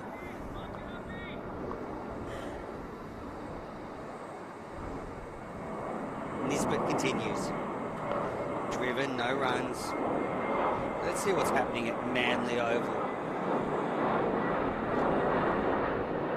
Good time to do it as well while you've got the plane flying overhead. Yeah, so everyone can't hear me. Well, the score hasn't updated, but they're 4 for 68 at Manly Oval. That's a real concern. I'm shocked. It's a funny game, cricket, sometimes, isn't it? It is. Can St George pull off an upset here? Completely smashed by Sydney last week. Nisbet flicked away to find leg for a single by McDonald. But for Sydney as well, all they need is a couple of wickets. Hangs That's in right. balance. A couple of wickets and the run rate required will start to increase and the pressure will be put back on St George. Beautiful afternoon now, isn't it, Mary? Sun's come out. It's so nice, especially considering I think in Sydney we're due rain for the next week. So lovely to be outdoors today, enjoying it, celebrating Valentine's Day, watching the cricket. Nisbet around the wicket. Just pushed to mid on, no run for Hopkins. Couple more floppy hats out in the field. I think there are 2 from Sydney wearing the floppies. Would certainly be my choice if I was out in the field. Mary Kay's on floppy hat watch. I burn easily, so important to be sun safe when you're out there.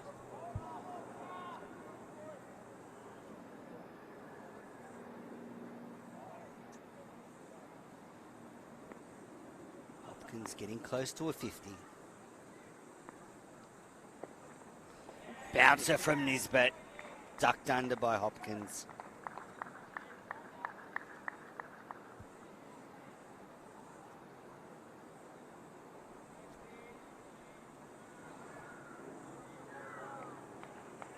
Wonder if we'll see Jack Nesbitt come up against Trent Copeland today, Manners. That would be interesting. It would be, wouldn't it? Copeland got a golden duck last week in this competition.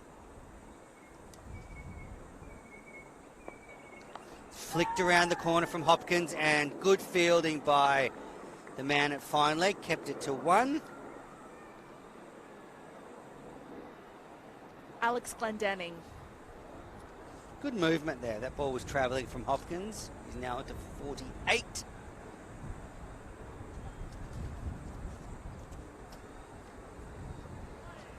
Closer and closer to that half century.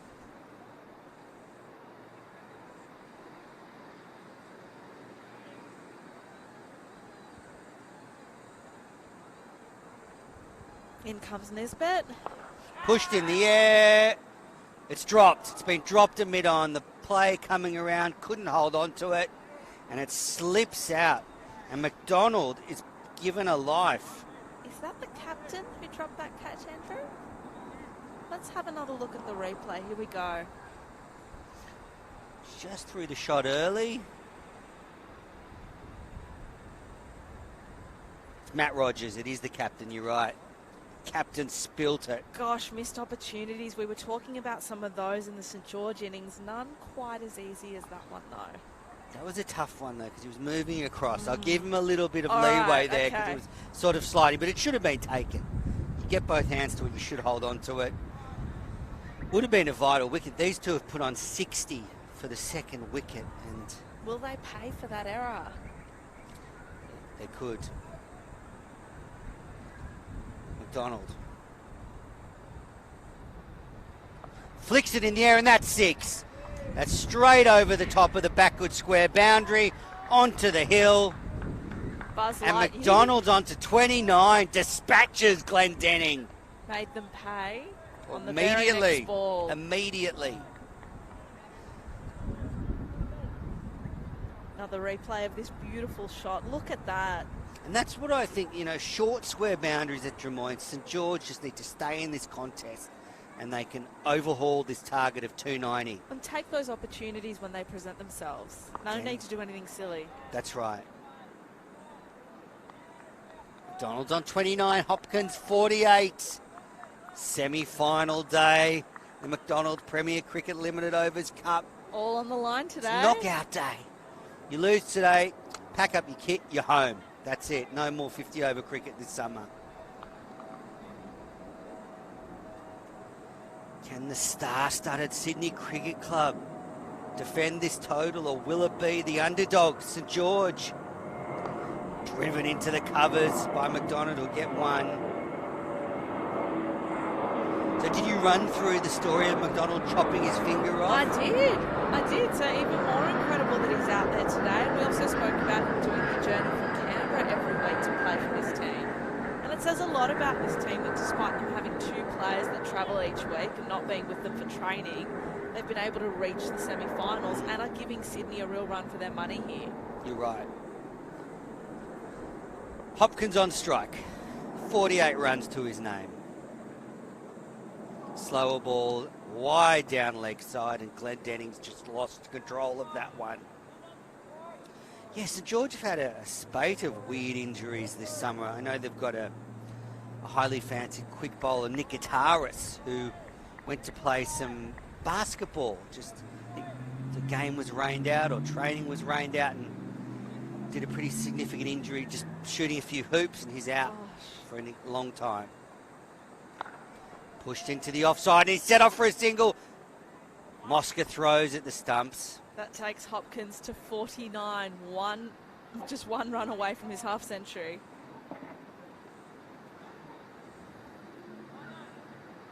Did you play much cricket growing up, Manners? Yeah, I played a little bit of cricket. Played grade cricket for a year or two. Enjoyed coaching more towards the end. So just pushing the field back now, Glendenning. There's a long on, a long off, deep cover, deep square leg. Here he is. McDonald defends. Pretty gutsy stuff for McDonald to be back out there playing after losing your finger. Absolutely, and even Matty Hopkins, I mean, he had meningococcal 2 years ago, so great to see him playing cricket again. Really gutsy effort from both of them today, and they've really anchored this St George innings and put them in a great position to continue to take the game on.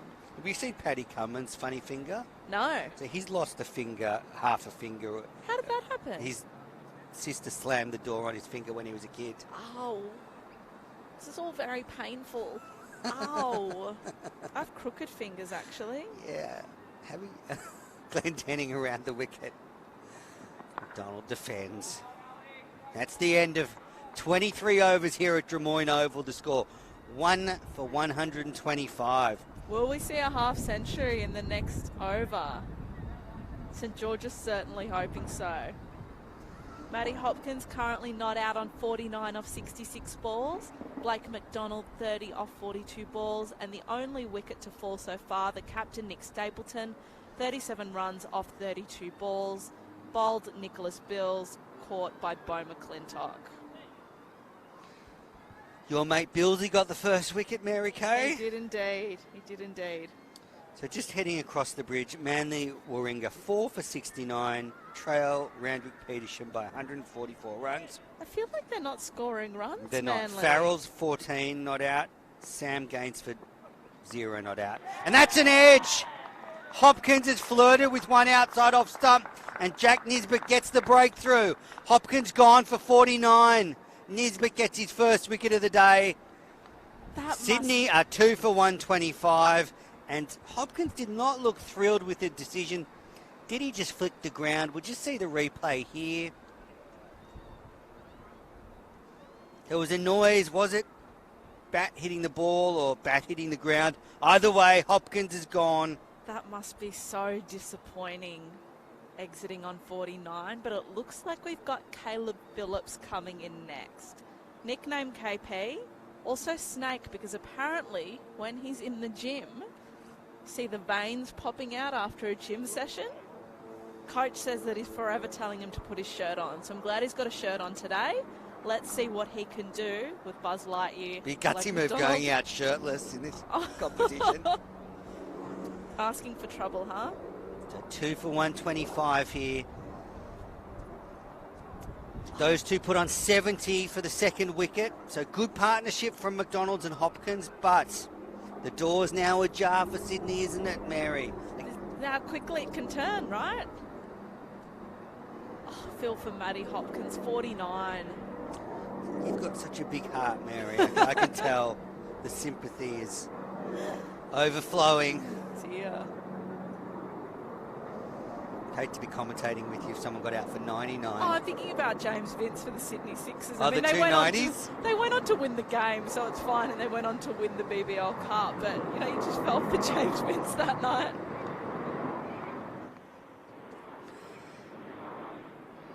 KP joining Blake McDonald.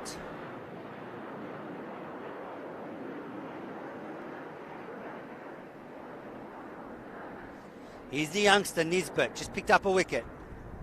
It's a short ball and Phillips defends. Another little fact I'll share about KP is that the cricketer in New South Wales cricket he admires the most is Trent Copeland, which I think is so lovely. I mean, KP is quite a young cricketer, so to get the opportunity to play alongside someone like Trent is really special, and he obviously admires him quite a lot. As you say, what a thrill for Phillips to be able to play with Copeland and glean off his experience. Nisbet. Off the edge of Phillips' bat. Sydney are up and about now. You can hear the chatter in the field. And they brought the field in, so there's just 3 men in the deep, a deep square leg, a fine leg and a third man. Tightly packed offside field. They want to keep Phillips on strike. That'll be a big lift for them. They dropped that catch the over before off McDonald. They would have been disappointed with that, but then dismissed Hopkins.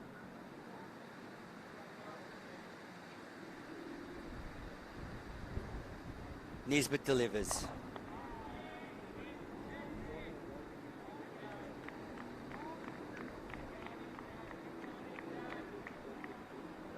So the required run rate's up to 6.3. Still manageable. Very. But who's going to continue where Hopkins left off? One of these two needs to keep the scoreboard ticking over.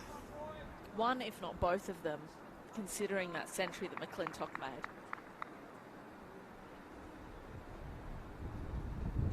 Nisbet. It's good bowling from the youngster, searching for a mistake.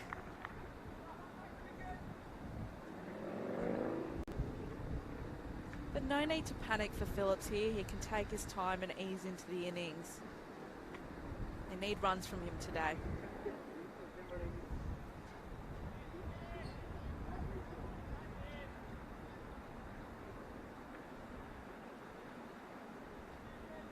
He can certainly bat. His highest score is 94 this season. Nisbet, short ball, and he's got up on his toes and squirts away for a single. Well played from the newcomer. That's the end of a successful over for young Jack Nisbet. He's now got the figures of 7 overs, 1 for 31. He scored 2 for 126 after 24 overs.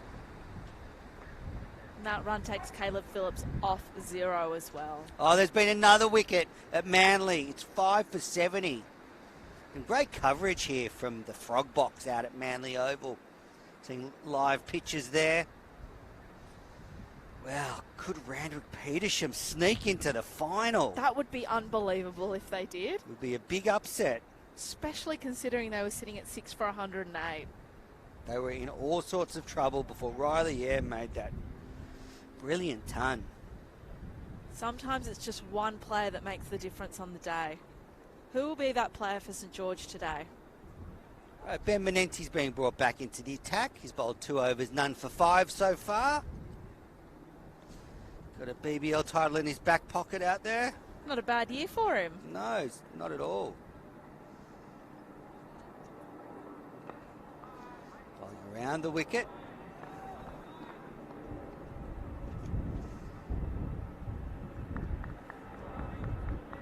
Just changing the angle up, Menente. Coming around the wicket, angling across the right-hander. Just looking for the ball to straighten the touch. Breeze has picked up again.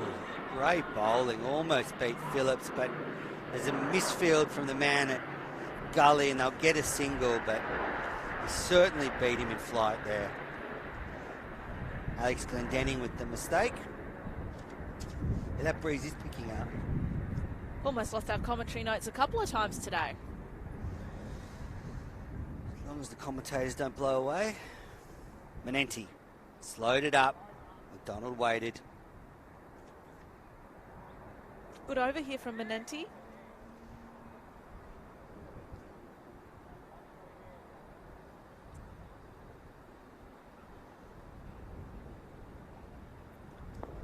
McDonald used his feet. Couldn't get it away. The Sydney Cricket Club turning the screws on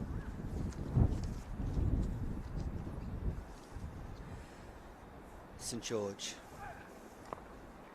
Slowed up again. McDonald not able to get a run.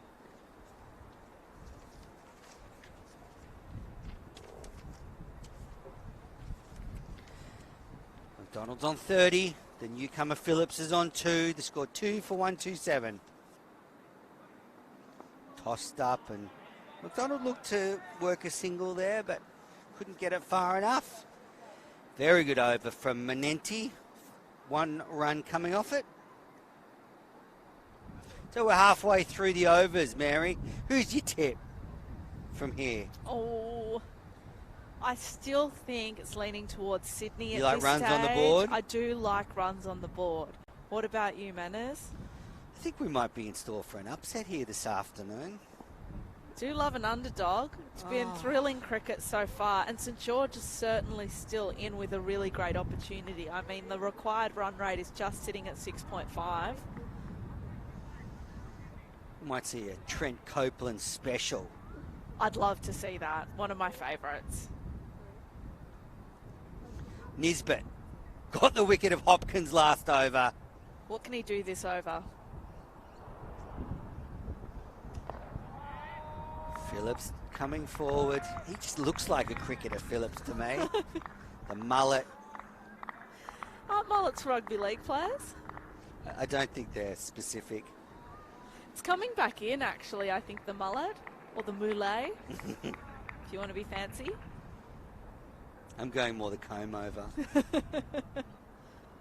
Gone the top knot myself today. Phillips is the groundsman out at Hurstville Oval. He is. He's in a 3rd year of his apprenticeship, I believe. You know who else does that? Sammy Joe Johnson played for the Sydney Thunder this year and is playing for the New South Wales Breakers. Her and her husband, I believe, have a turf business. She knows a lot about turfs. When I had her on my podcast, I was asking her a lot about creating the perfect cricket wicket. What a great start for her. Signs for the Thunder, wins the title first year, bowled so well. Apparently a real prankster is what I hear. I've also heard she's a bit of a rev head. She likes to drive around. Big shout out to Sammy Jo if she's listening.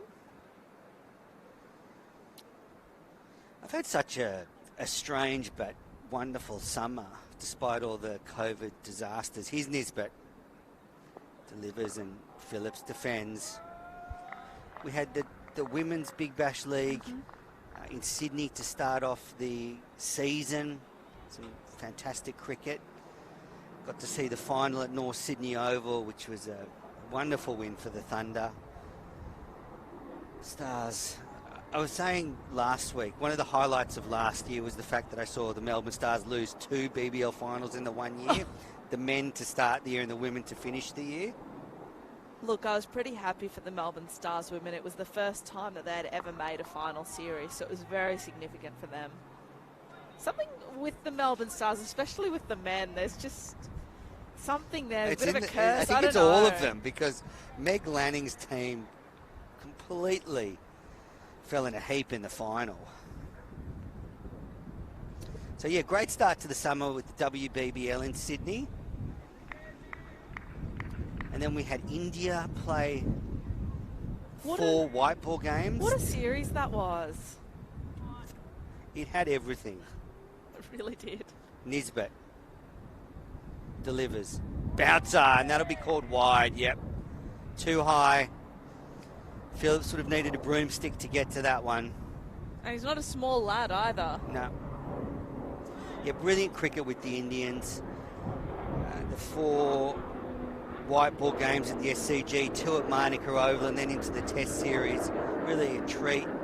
I found the Sydney Test a little bit more subdued because of the crowd restrictions. Of course. But what a fantastic game we saw.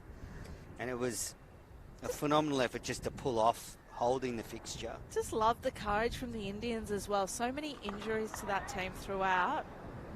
It was a full toss, and Phillips just hoiked it wide and mid-on. Glendenning's picked it up and whipped it in. They get 3. One of the few throws that we've seen today.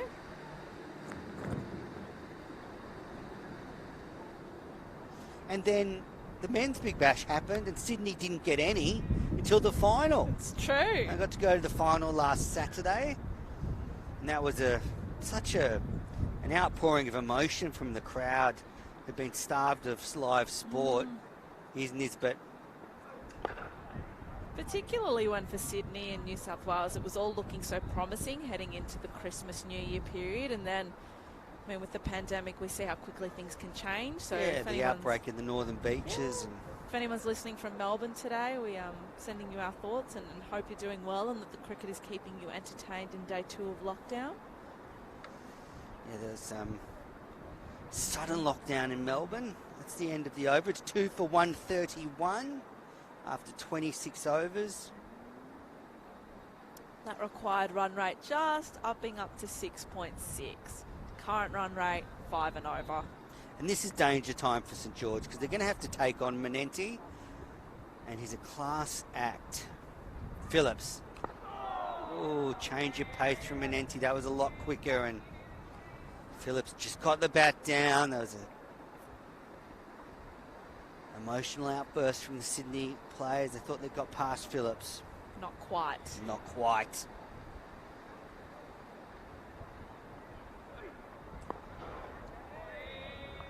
Love the variations in pace. Again, We're getting a great view of that side on here.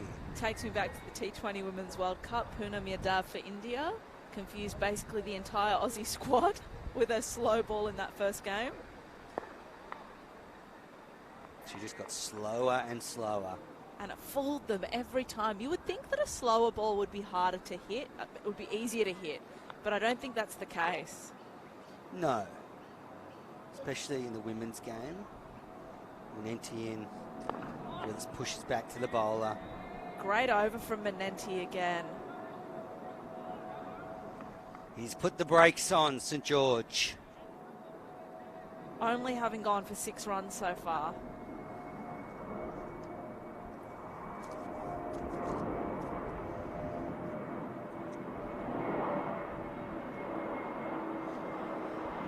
Another jet flies over Drummoyne Oval. You get used to it when you live in the area. That's swung over mid-wicket by Phillips. Fielder's coming around. Nick Bills slides and pulls it back. He saved a couple there. Good fielding from the quick. great fielding by Nick Bills, particularly when before we saw him come up a bit short with his hamstring. He looks to be fine now, though, even though we haven't seen him bowl since. Maybe saving it for the end. Manenti. And Manenti and flings it back at the keeper. It's the end of the over. Just 2 runs coming from that Manenti over. It's 2 for 133. McDonald's 30 off 47 deliveries and Phillips 7 off 18. Just taking his time to get going. Incredible from Manenti so far. None for 8 off 4 overs. Really pulling the brakes on St George. He looks like a bowler in form.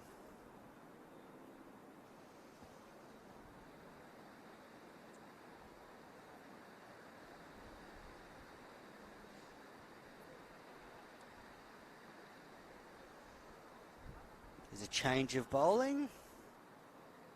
Harry Manenti to take up the attack from the hill end. Bit of a partnership there between Harry and Ben.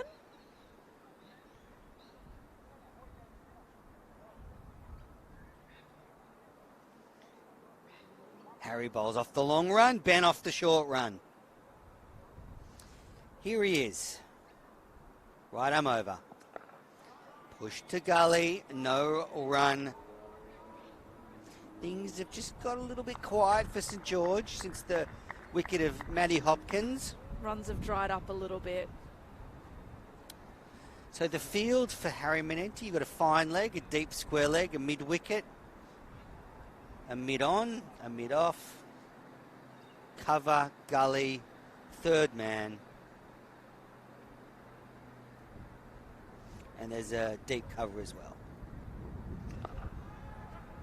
That's slashed at by McDonald. Bills is coming around again and picks it up in his left hand and again keeps it to 2. He's patrolling this boundary very successfully, Bills. McDonald onto 32. Wind is picking up again. Heading towards Canada Bay.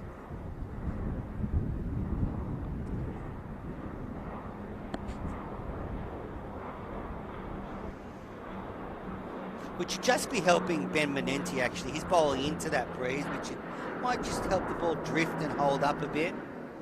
Maybe drop on the batters. Here's Harry. Slower ball and driven through the covers for 4 by McDonald. That was a brilliant shot. Over pitched and he dispatched it to the boundary. Found the gap perfectly Oh, there. adorable. Look at that. Nick Beale's kissing his baby. Yeah, so they've been fist bumping throughout the entirety of the innings, and it's absolutely adorable. He says that his wife and daughter have helped him get a real perspective and really help him when he suffers a bad loss. Going home to them makes it a bit easier. It's very sweet. His little daughter wouldn't understand why he can't cuddle her right now. Anyway, it's nudged into the offside by McDonald. Why she can't go onto the field. Look, she's reaching out, Daddy. I know, it's so cute, isn't it? Anyway, you can't Sorry, see. we'll go back to the cricket. What's happening again? And now this is too much. It's just fist This bumping. is too sweet. Sweetness overloaded. I the know. deep cover boundary. Hope you're enjoying your Valentine's Day wherever you're watching. Hope you're being looked after by your partner. Manenti in. Phillips defends. There'd be some gift exchanges going on throughout the country. Maybe in Melbourne there'd be some breakfast in bed or home-style Valentine's Day cooking. You a good cook, Manners? Yeah, I am actually. Yeah. I'm not going to, toot my own horn, but No, please do. What's your specialty? well, I've actually been hospitality for a while. Harry Manenti in. Phillips defends. So I wouldn't say I have a specialty. It's 2 for 140 after 28 overs. But I do own a brunch cafe, so I do make a mighty fine egg dish. I do love brunch. It's probably one of my favourite. It is, I think, my favourite meal to go out for. It's a great meal to go out for, and it's become really popular in the last 10 years. Meat your friends for brunch on the weekend. Well, because you don't have to get up too early. I Don't can have meet to for get up brunch too at 10 early. o'clock, you know? Have a nice latte. Eggs, yummo. So yeah, I make a mean egg dish. Mm-hmm. Also can make the perfect steak. Oh. Ben Menenti around the wicket. Cut beautifully in front of point by McDonald for 4. McDonald seems to have really found his feet these last couple of overs. He's into the 40s, 41. You're right, those 2 boundaries in the last 2 overs have just got him going again. Things have got a bit quiet for the Saints. Now they've dropped the fielder back now on the offside boundary. So that gap has been plugged, so there's a sweeper there. That takes Buzz to 41 off 52 balls. Buzz McDonald, 41. Menenti around the wicket, defended by McDonald. Do you have any specialty dishes you like to cook, Mary? Not really, Manners. So my mum used to be a chef, so she's an exceptional cook, as is my grandmother. So I'm just learning to cook now that I've moved out of home for the first time. Big appeal. Shake of the head from the umpire. Must have pitched outside leg stump.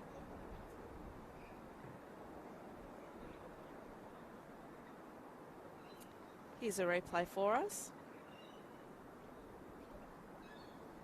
Yeah, pitched outside leg stump. Big appeal, though.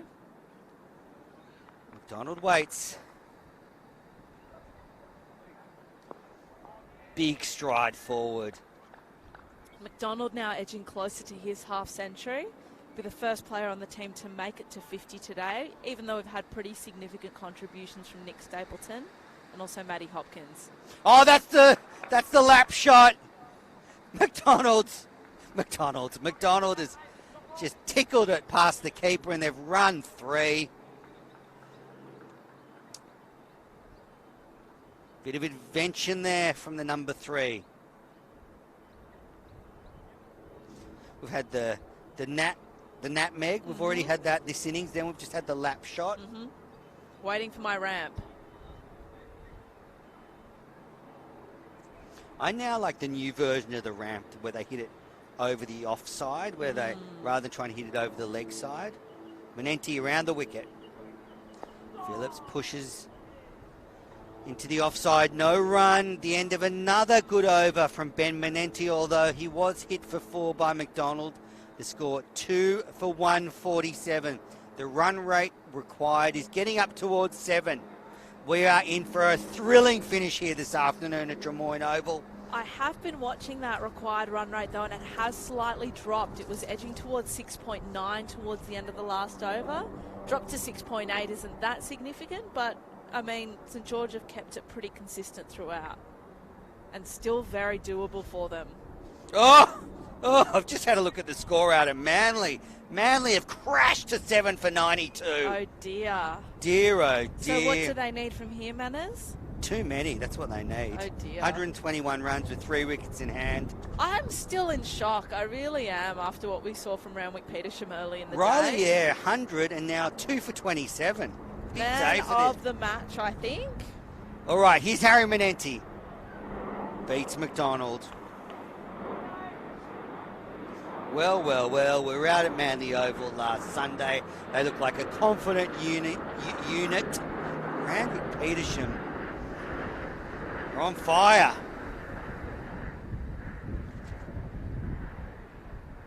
They might get an early mark today.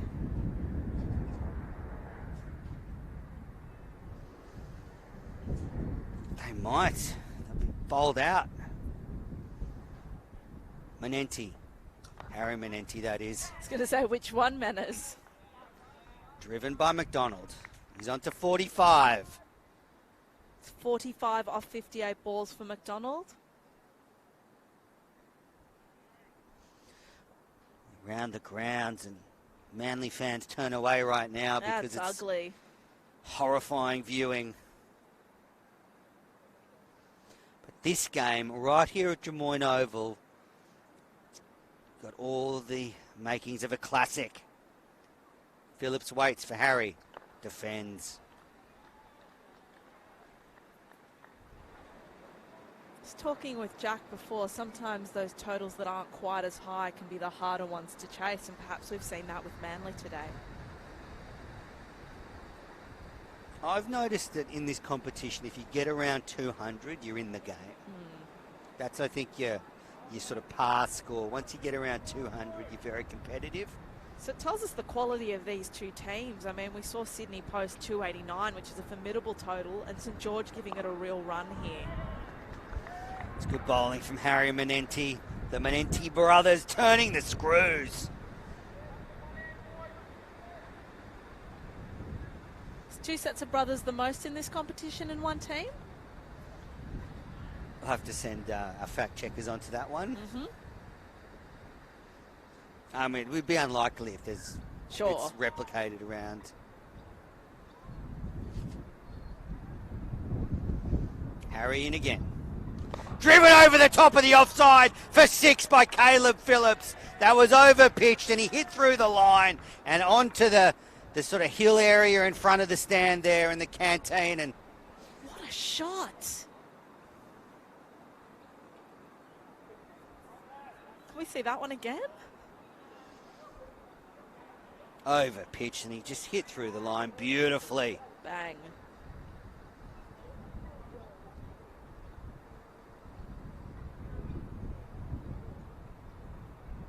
Harry Manenti in again. Better length. Well played by Phillips. That's the end of 30 overs. It's 2 for 154. And Manners, I will be saying goodbye to you for the time being and switching back over to Jack Clifton. Thanks, Mary. Well, it's the business end of the St George innings. 20 overs left. 136 needed for victory. It's almost at 7 and over the required run rate. And I'm joined in the commentary box by Jack Clifton. Jack, how are you? Delighted to be back with you, Manners. It's always a good time in the commentary booth together.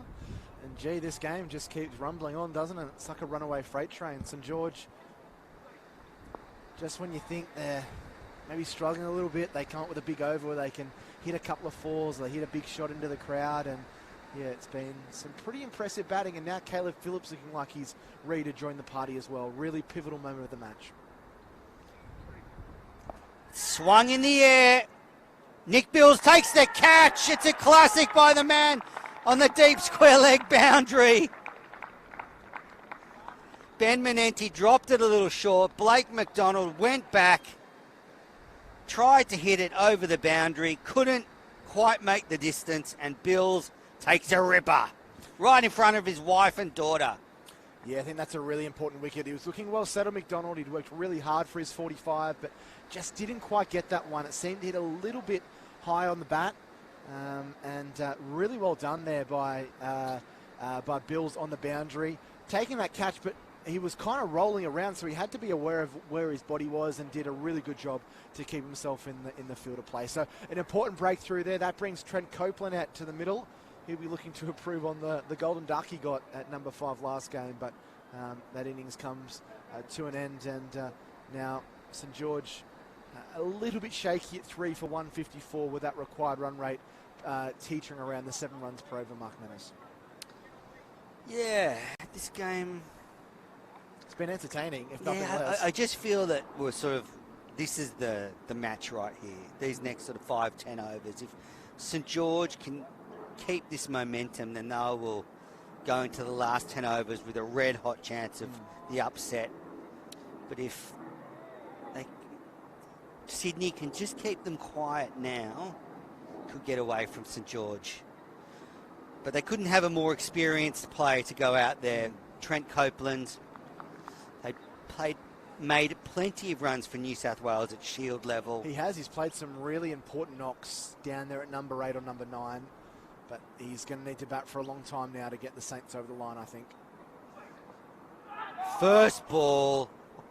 Was that an edge? I think it might have been. Copeland saved from 2 golden ducks in a row. Leans on his bat. Vital chance might have just gone down there. Round the wicket. Oh, little edge, and Might have come off the keeper as well. He hit the slip footer on the foot, so it was pretty low. Copeland getting away with one there, but maybe that's a little bit of luck that him and St George needs. Nenty from the Staver stand end. Oh. Another outside edge goes past a diving first slip. And Copeland just gets back for two. He was a little bit casual there. Not convincing, but it's 2 runs in the book regardless. Go back and look at the scorecard later. No one remembers how the runs are scored, so it's valuable runs regardless. But Manenti is causing all sorts of problems for Copeland at the moment. Manenti around the wicket again. That's a better shot from Copeland. 3 for 1, 5, 6. The end of 31 overs, and well, a successful over for Ben Manenti. He's now got the excellent figures of 6 overs, 1 for 17, and he's just bowling so well, Jack.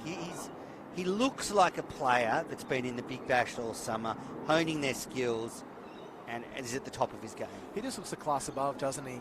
He's bowled really well. His flight and deception has been really well. He's changed up his length and also his pace, which is no doubt something that he's learned playing in the Big Bash and working with some other spinners like your Steve O'Keefe's and the coaching staff within that Sixers setup. So he's been really impressive today. 6 overs, 1 for 17. So yeah, really important. But for St George here, they're 3 down. They don't need to panic. That run rate is going up a little bit. But if they can be around that 190 mark with 10 overs remaining, they're in with a chance. Here's Ryan Felsh, brought into the attack to replace Harry Manenti, and it's pushed down leg side for a wide. Ideally, Menners, you want to be a little bit, you don't really want to have to chase 110 overs, so I think if they can get anything above that, but it is going to be hard, but partnership needs to develop here between Phillips and Copeland. Yes. I think Phillips is the man to take on the attack.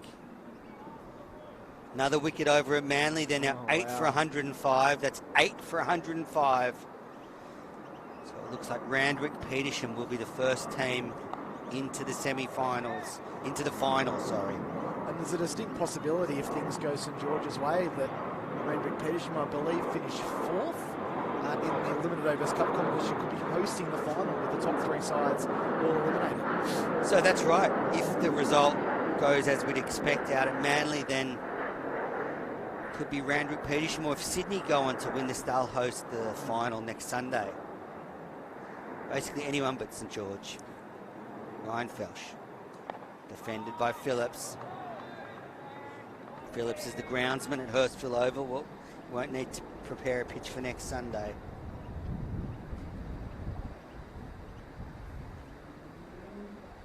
Might be returning to Coogee Oval, Jack, if it's in your backyard, Menners. St George gets up. Still a lot of cricket, though, left in this game. I think we're in for a thrilling finish here in the next couple of hours. Felsh in. It's a shorter ball, and Phillips was just coming forward to a ball that he should have been going back, and got his hands up at the last minute to get the ball down. Copeland just doing a bit of gardening at the non-striker's end. Does he get the old nosebleed when he comes in at 5?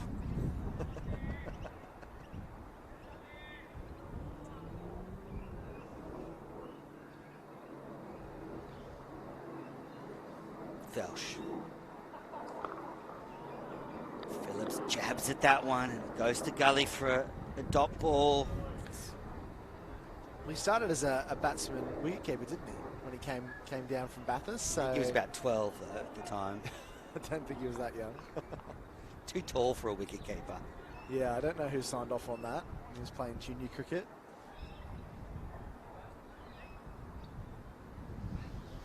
Phillips has taken a long time to get into this innings, 13 off 29 deliveries. Again defends. And almost touch the pressure in the air now as this game tightens up. Yeah, they've made it hard for them. I think Sydney have found themselves in a bit of a groove now. Particularly Manenti tightening the screws from the Greg Davis stand end. You just feel it's game's just getting away from St George a little bit. I think Phillips is the one that needs to take charge here. Felsh in. Pushed into mid-wicket. Dot ball. It's a good over from Felsch. 4 overs, none for 24. See one of the jets flying above Drummoyne Oval. Beautiful day here in Sydney. Hope you're enjoying the coverage of this McDonald's Premier Cricket semi-final. Wonderful occasion. Knockout limited overs cricket always brings the excitement. The beautiful sunny conditions. A lot of people have come in and to watch this game. At least 100 spread around the ground, maybe more. Here's BBL winner Ben Menenti. And he's a Blues squad teammate. Pushes back to him. Dot ball. Geez, he'd love to get Copes out, wouldn't he? Be a big scalp. And would give Sydney a big advantage for going on and winning this clash. Copeland steers it in the onside for a single. I'll think about 2, but it's not there. Nisbet doing the fielding. Well, I think we're in trouble. I think Phillips is going to start hitting some balls deep and long over mid-wicket. I was just going to say, it's probably good to have Trent Copeland out there. I think having an experienced head that's no doubt been in situations like this throughout his cricketing career and has played a lot of cricket. Probably good to have an older head there with young Caleb Phillips. I agree, yeah. Good footwork there by Phillips getting to the pitch of the ball. Yeah, they've just moved the deep fielder on the onside boundary a little bit straighter. There's now sort of more your traditional deep mid-wicket. Phillips waits, and pushes to cover. Just getting a bit stuck here, Phillips. 13 off 33. Needs to practice rotating the strike a little more. Big gaps for singles. Got to find them. And see there, exactly. Just he's pushed that straight to the fielder at mid-wicket. There's a massive gap between mid-wicket and short backward square. You just nudged in that gap. Easy single. Menenti around the wicket. And there we go again. Just straight to the fielder, and another class over from Ben Menenti. Just one coming off it. 7 overs, 1 for 18. That run rate's climbed, Manners, up to 7.8 now. They need to try and not necessarily come up with the big shots, but work the balls into the gaps, try and find some 1s and 2s, and if there's an opportunity, hit that occasional boundary. But at the moment, the runs are really drying up. Beautiful scenes there of Canada Bay and people enjoying Sunday afternoon here in Sydney. The way things are going, if St George don't get a bit of a move on, they're going to be chasing more than 10 and over in these final 10 overs. It's going to be 11 or 12, and that's kind of getting into very uncertain territory there.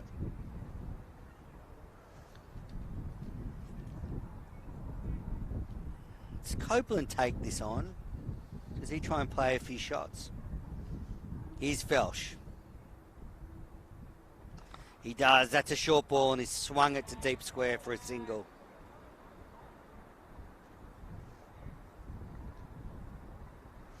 Another wicket at Manly Oval. They're 9 for 119. Randwick, Petersham are 1 wicket away from a finals berth. Stephen O'Keefe has just come to the crease.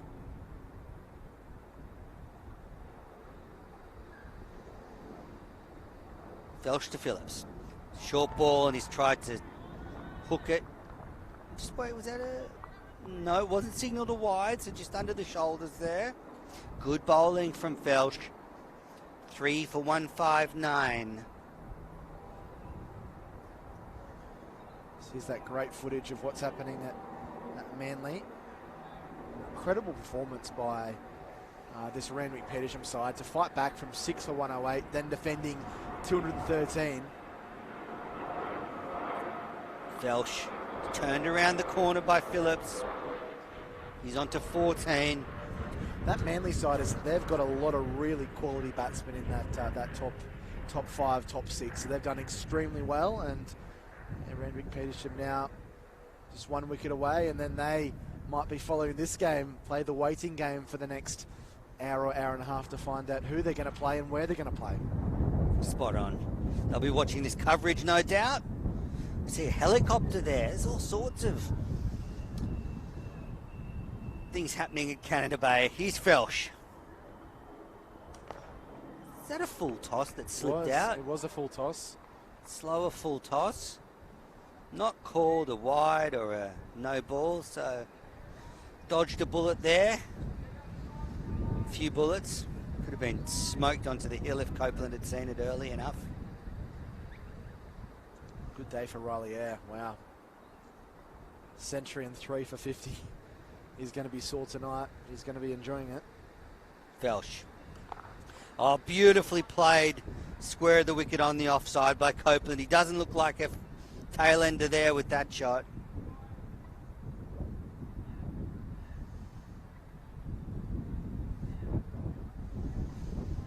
It's almost sort of the in-between phase of this match, isn't it, Jack? St George just working their way back into the contest after losing Hopkins and then McDonald. You feel they're just trying to create a bit of a platform and a partnership before they start to launch. They don't want to do it too early. 129 needed for victory. Cut into the offside for a single by Phillips. And I guess the way you look at it, they have one big over where they take 12 or 15 off an over.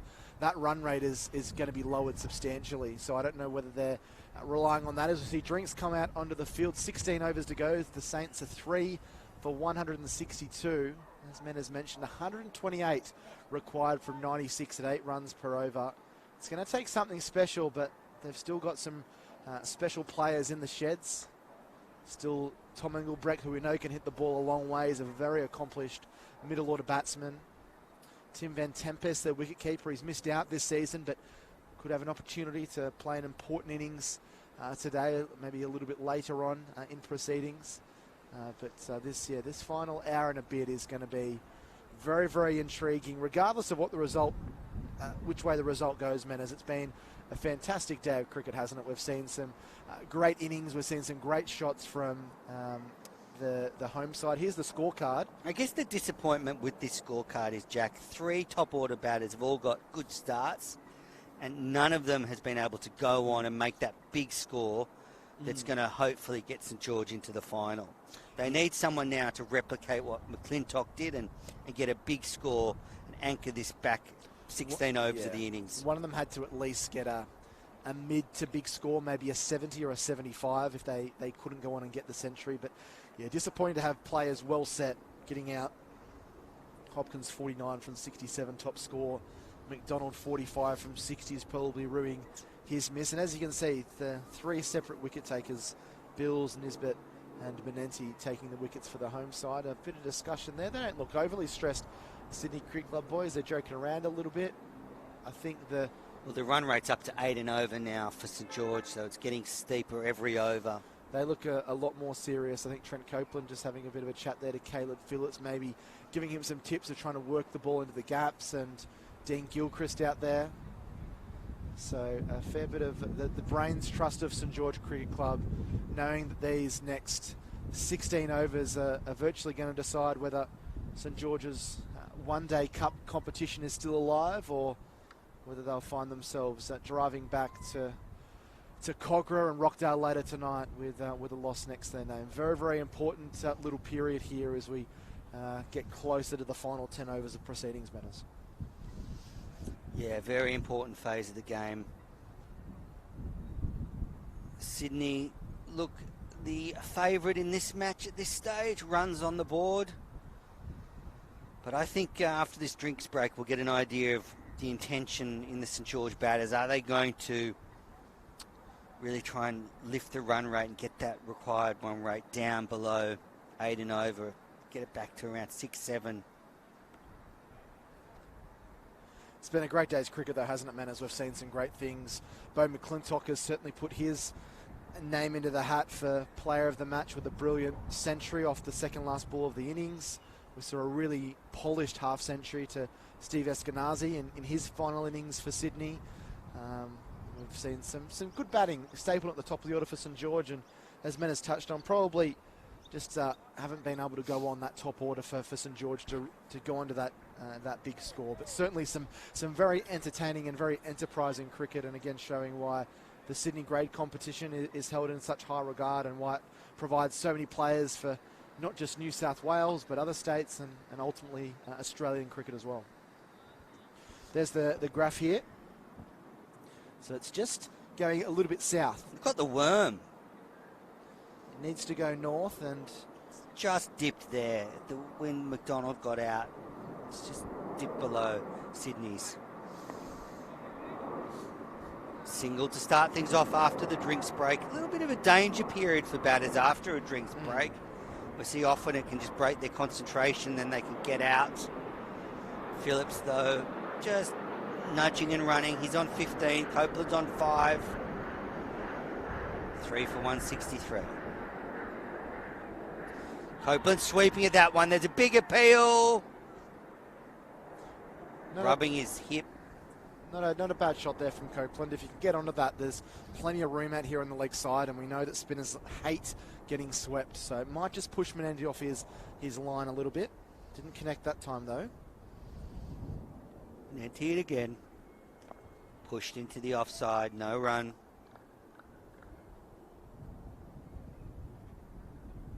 Dean Gilchrist and Nicholas Stapleton just in front of us having a little bit of a chat about things. Stressful time for both them, no doubt. Copeland just turns it behind square on the onside into the gap. Clever stuff from the veteran. He comes back for an easy 2, and that's what I think Phillips needs to start looking to do. Find the gaps in the field where he can rotate the strike. There's been too much hitting the ball straight to the fielders in close. Yeah, if they can try and pick up 2 or 3 twos and over, that is certainly going to ease the pressure with this run rate. Copeland sweeps Great again, shot. and that'll be 4. Behind square leg and over the rope. Beautiful shot. Over pitched by Menenti, and Copeland dispatched it. Yeah, that's what he was looking to do earlier in the over. And he got that in the slot there. Really clever shot from Trent Copeland. And that just breaks the shackles a little bit. That's really good experience. And the placement was exquisite there.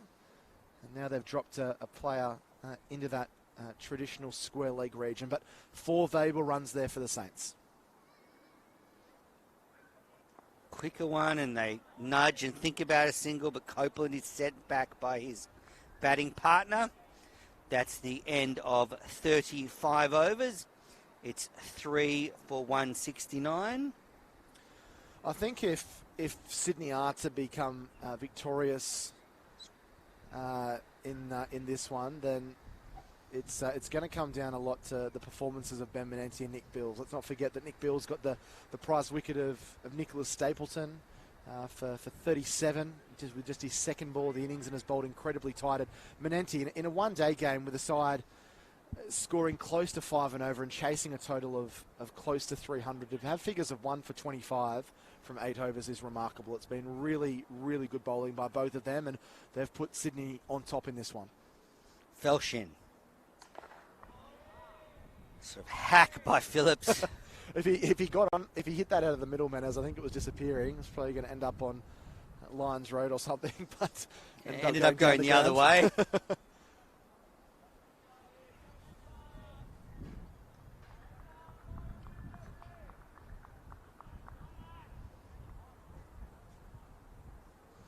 Tense stuff here at Drummoyne Oval. Felsh delivers a short ball, and Phillips is back, pulling that one onto the hill, under the big tree, and that's 6 for Phillips. That's what he was looking for. He didn't work last ball. It certainly worked that one. That one came right out of the meat of the bat. That was a glorious stroke. Drop short. He was still rocking forward, Phillips, but was able to go with it. There's a couple of spectators under the tree on deck chairs. They did the fielding. 6 vital runs to the Saints. So starting to tick over now. Boundary the last over, a 6 here. Momentum maybe just shifting a tiny bit. Felshin. There's an appeal, but I'm not sure what it's for, because it hasn't hit the bat.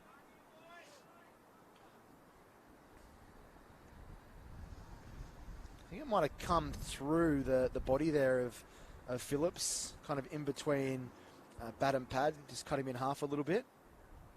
Big off cutter from Felsch.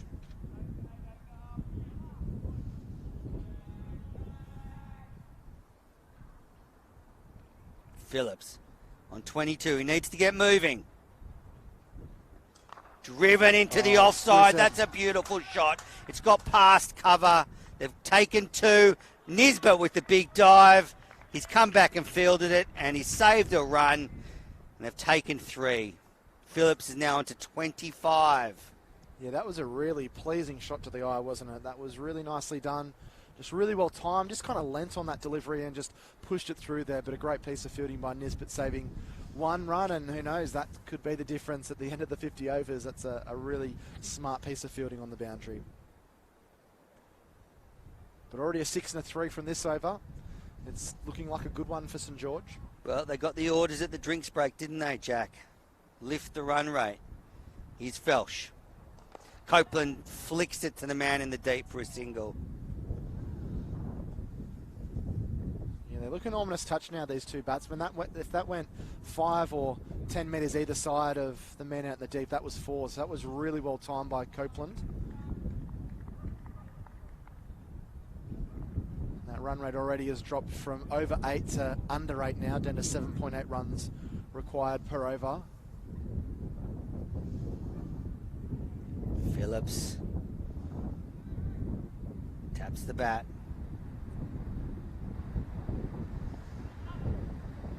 Just take an easy single. I think that's a leg by. We'll just wait for confirmation from the umpire. Nope, must have caught the edge of the bat. So after 36 overs, it's 3 for 180. I'm going to step out of the commentary box and let Mary Kay jump in with Jack Clifton. Thanks, Manners. This game continues to roll on. St George 180 on the board now, 3 down. Copeland and Phillips are just looking to start to be a bit more aggressive and try and take the attack to this Sydney Cricket Club outfit. 110 required off 84. That required run rate 7.9. This is getting exciting now, Mary. It's been a real tussle, hasn't it, Jack? And I think if you're a St George fan, you're certainly impressed with the effort that this team has put in today, because I don't think anyone was really tipping them leading into the game. But we've already seen an upset today. I assume Ramwick has put Manly away. I think they're still 9 down. I think they were 9 for 126, but they've still got a long way to go if they wanted to pull that one off. But yeah, it has been I guess this competition has been upset. St George did it last week against Sydney Uni with the ball. You need to do the bat now as Manenti in and driving forcefully as Phillips, but can't pierce the gap. Manenti's been a thorn in the side of this St George batting performance. I was talking to Menners earlier before KP out there loves Trent Copeland. Lofts this one in the air. There's a man coming into the deep. He should take the catch. He does. Really well taken. And Phillips has to go. That's a hammer blow for St George. I just jinxed him, didn't I? I just jinxed him. I was about to say how much he loves Trent Copeland and how good it will be to see the two of them batting together. No longer. He just tried to loft that one down the ground for 6. Didn't quite get it. Just needed half a metre or a metre more, and he would have got 6 for it. And Tommy Engelbrecht makes his way out to the middle with St George.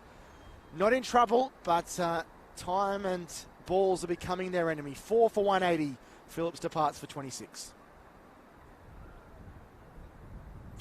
St George have a big job ahead of them now. It can all turn so quickly. Out for 26 or 46, Phillips. Disappointed that he couldn't have gone on. Seems to be the problem for St George today, that no one's really been able to go on. Yeah, everyone's got to start. 37, 49, 45 and 26, but no one's been able to. They're all solid without being exceptional.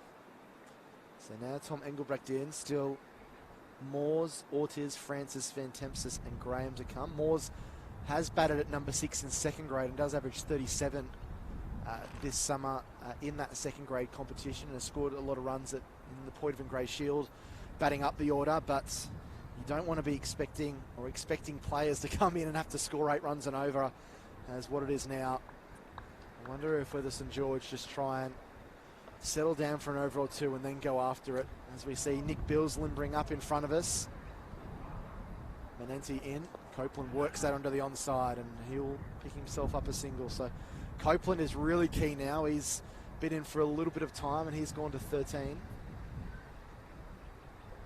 What a day for Menenti though, 2 for 25 off 8.2 overs. He's bowled really tidy line and length and has been able to pick up a couple of key wickets. He's going to come around the wicket here to Engelbrecht. Forward and defending that first ball. That's a good delivery. It's a really tricky period for St George now because they really do need runs, but at the same time they need to steady the innings. They can't afford to lose any more wickets at this point. So what do you do, Jack? I think they've just got to try and pick up the ones and twos and maybe try and rely on Copeland to come up with that occasional big shot.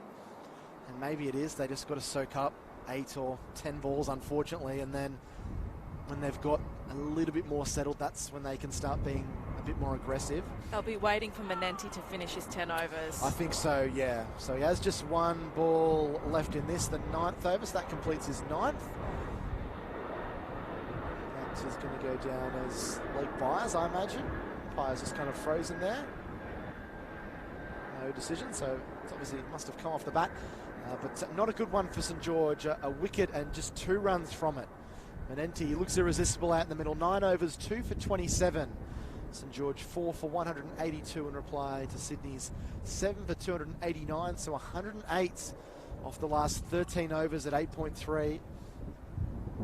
Just want to be handy to call upon a Dan Christian or Carlos Brathwaite. Or absolutely. One of those big hitters. Annalisa Healy, maybe. Yeah. Someone that could really just swing. Sammy Joe Johnson. Wouldn't mind a bit of Sammy Joe Johnson. So these batsmen out in the middle will know that the job is firmly on their shoulders at the moment.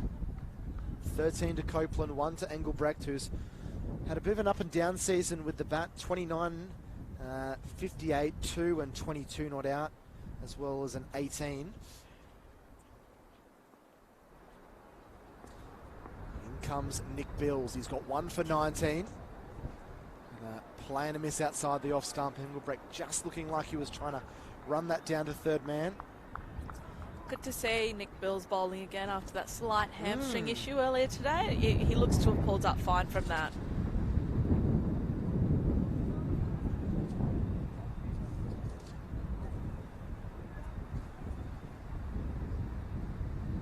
Wind really picking up again, Jack. Really creating havoc with my notes. It's been a constant battle, Jack, against the wind today. Who's winning? Wind's hanging on at the moment. Nice shot out through the covers for a single. And you think that Trent Copeland really is key now? Yeah, he is. I think Trent's been out there for a little while now and he's probably got his eye in. Not a noted player of hitting big shots is Trent Copeland, but he's a very classical player, and we've seen that lovely sweep shot he played for 4. He certainly has all the shots around the ground. And he thumps this one out through mid-wicket. He's got plenty of that. Don't think it's going to go to the rope. Be hauled back inside, but 2 more to Copeland. I think anytime they can't hit one of those big shots, 2s are really imperative now. Well, Jack, we were talking earlier today and you didn't think we'd see many 3s. I feel like St George have run a lot of 3s. I feel like since we said that, there's been a lot of 3s. They haven't quite been making the boundaries. They're just falling slightly short. 105 off 75 now. Bills charging into Copeland, who's whipping this one across the line out to deep square leg for the single. It's been a great day when you counter in Menenti and Bills. Menenti 9 overs, 2 for 27, and Bills 5.4 overs, 1 for 23. They've taken a collective 3 for 50 off 14.4 overs at a run rate of just under 3.5 runs per over. When you've got a side that's got to be scoring at around 6 and over for the full 50 overs, that can really just stifle a run chase. It's been immaculate bowling by this pair. Bouncer pulled straight to the man at short mid-wicket. Engelbrecht wanted to, annoyed with himself, he slaps the pads with the bat. Knew that was an opportunity to thunder that one across the line.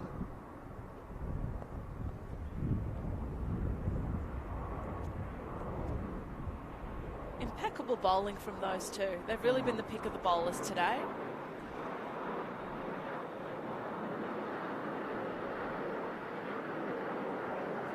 Last ball of Bill's 6th over. And Engelbrecht just drops it onto the onside and almost a collision there.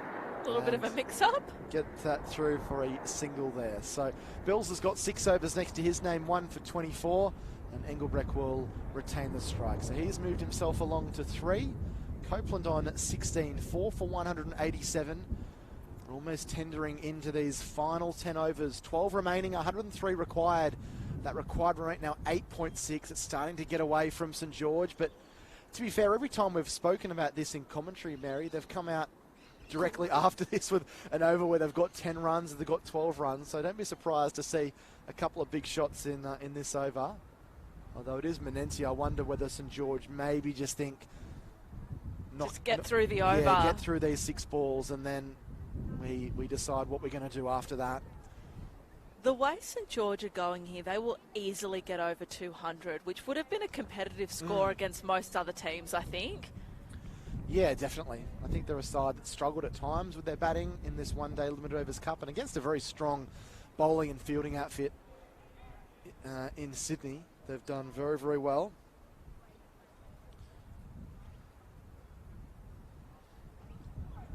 Oh, Engelbrecht's gone downtown. That's an exquisite shot. Beautifully done, and that will just reach the rope for 4. But literally, it just reached the boundary, just rolling there. It's a long hit down the ground, but Engelbrecht saying, no, we're not going to soak up 6 balls here. He advances down the track and hits a lovely lofted off drive for 4. So that just does break the shackles a little bit. See, we spoke about it. Look what's happened. 190 now for 4. Back and working this one just in front of square for the single. So Engelbrecht is starting to get going. He moves along to 8. All you need is one big over. Just one. We saw one over in the last game between Manly and Fairfield Liverpool last week that went for 21. Wow. That really changed the game. And Copeland trying to play that fine, but just didn't quite get it in the direction that he would have liked. Regardless, these last 10 overs are going to be exciting, Mary. We're either going to see St George pulling off a miraculous escape or they're going to go down in a blaze of glory. Who do you look to with the bowling if you're Sydney? Well, Bills has still got 4. He's going to be the chief man. So 4 of these last 11 overs are going to come from Nick Bills. Ben Menenti's about to finish bowling for the day. There's an appeal for LBW. I'm pretty sure they hit Trent Copeland in the shoulder, and Trent is not a small man, so no. That does end his 10 overs. Superb bowling. He deserves a round of applause. 10 overs, 2 for 32 for Menenti, and May have just done enough to get the Sydney Cricket Club home in this one. So 11 overs remaining, 4 for 192, with Copeland on 16, Engelbrecht on 8. I think Nisbet is going to be key. He's going to have to come back into the attack. It's been a little bit expensive, but I still think he has a bit of a say, and obviously Harry Menenti as well. I think those 3 will probably share the 11 overs between them. Maybe there might be a little rabbit that's going to get pulled out of the hat by Matt Rogers. He's going to go with Bills here.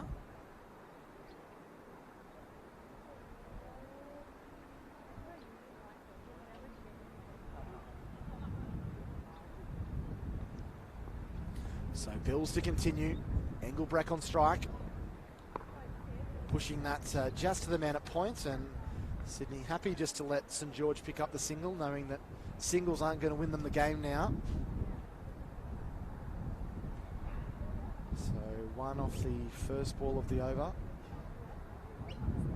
That run rate required is 8.9 runs per over. It's just got away from St George over the last probably 10 to 12 overs. They need to do something to rectify it. Bills making life incredibly hard though. Copeland cutting that one forcefully and well timed, but straight to the man at cover point. That's the skipper Rogers. Because if you're Sydney, all you need to do now is is bowl tightly. It's just Singles aren't yeah. problematic at all. You just want to restrict the boundaries now. So we've got 1, 2, 3, 4 men out on the rope. We've got Menenti at deep point. We've got another man down there at deep third man, deep square leg and a long on. Copeland again cuts and again isn't able to pierce the gap, just hitting that a little bit too early. Looks like there's another little cricket game happening on the hill as well. Not sure who's winning that one. Maybe some superstars of tomorrow. We often see that around the grounds, at the different grounds. One of the great things about playing at grounds that have a hill, as a St George fan, I'm very much like sporting grounds that have hills. Absolutely. Gives the grounds a certain charm. That's got to be a wide. That had tennis ball bounce. That was Australian Open-like bounce there from Nick Bill, so that'll need to be re-bowled. It went over the head of Trent Copeland, so that just gives you a little bit of indication of how short it actually was.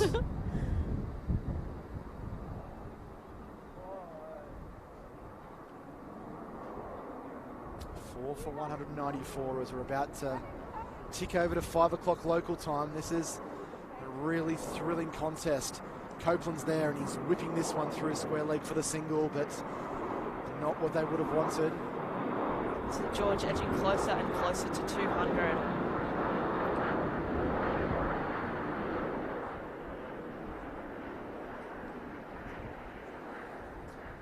Bill's 1 for 27. Brenton Copeland trying their darndest to try and find a ball that they can hit to the boundary or lift over the rope, but Sydney giving them nothing at the moment. He goes for a big booming drive, but he just held the length back a little bit there, Nick Bills. That was smart bowling. Sydney have really strangled them today with their bowling. Yeah. And what's so impressive, I think, about this team is we saw some really key individual contributions in the batting, but now we've seen both Menenti and Bills also strangle them with the bowling. They're a really well-rounded team. Yeah, Bills giving absolutely nothing.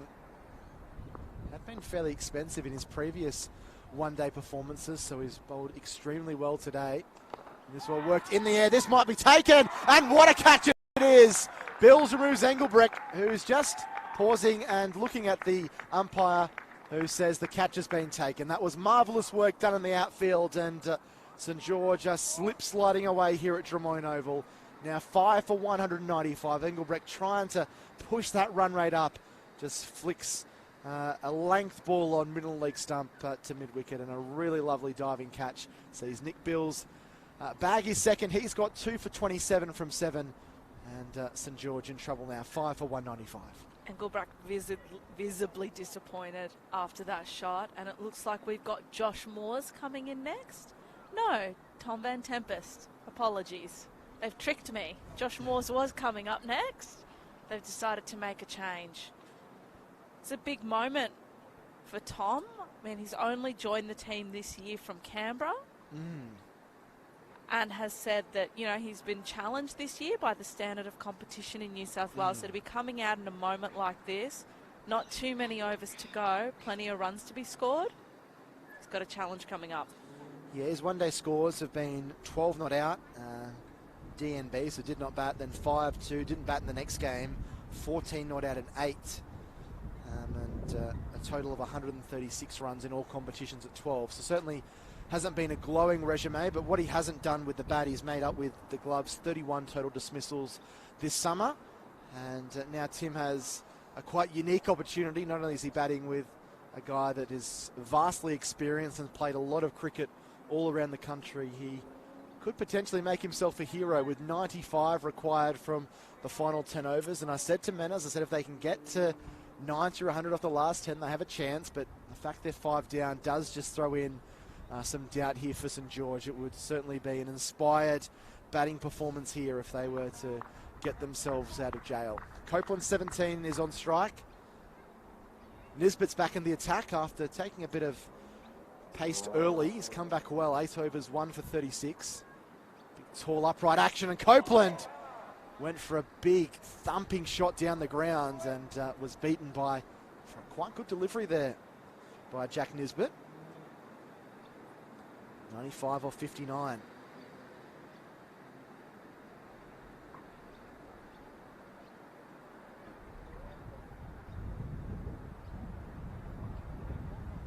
Dot balls are absolute gold for the home side here.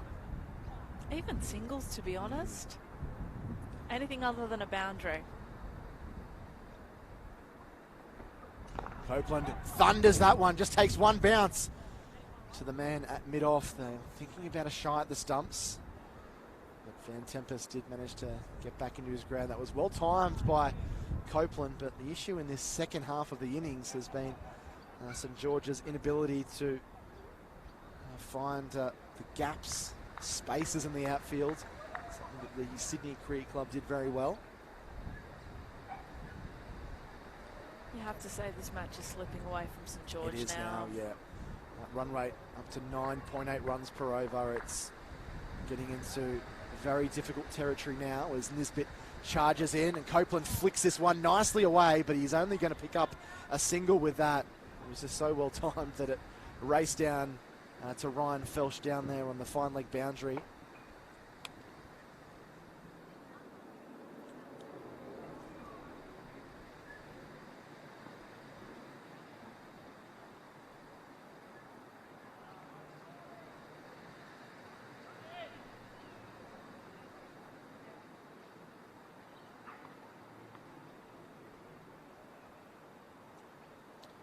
Nisbet has been tidy with these first three deliveries. Van Tempest driving in the air. One bounce to the man at mid-on. It takes a deflection off the stumps. Had a direct hit there. Didn't do Yeah. much good. It's a good shot. So, Randwick Petersham have won that game against Manly Warringah. Manly all out for 128. With Steve O'Keefe, the last man out, run out for 5. No one was able to show any resistance. The top score being Elliot Hurd, 40 from 29, 1 4 and 4 sixes for Manly. And Van Tempest tries to dig this one out, but can't do so. So a famous win there by 85 runs for Randwick Petersham. They are in the final, and it's starting to look more and more likely that they will be facing the Sydney Cricket Club in the final at Drummoyne Oval, unless St George can do something special in these next few overs with the run rate ballooning over 10 and over.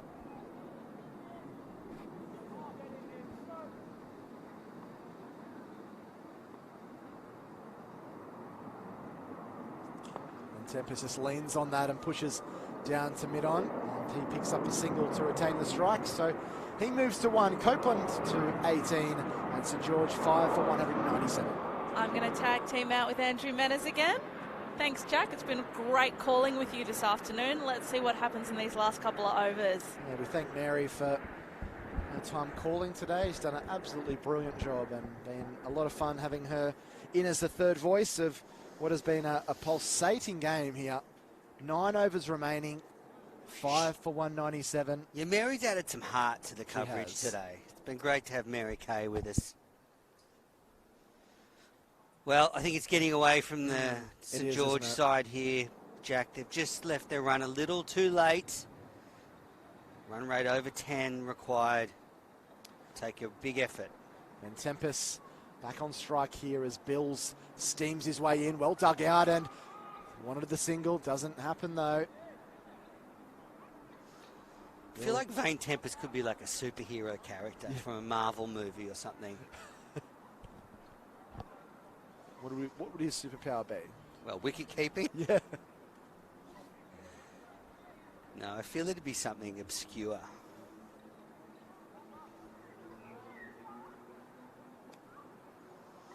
They need him to perform some heroics with the bat right now.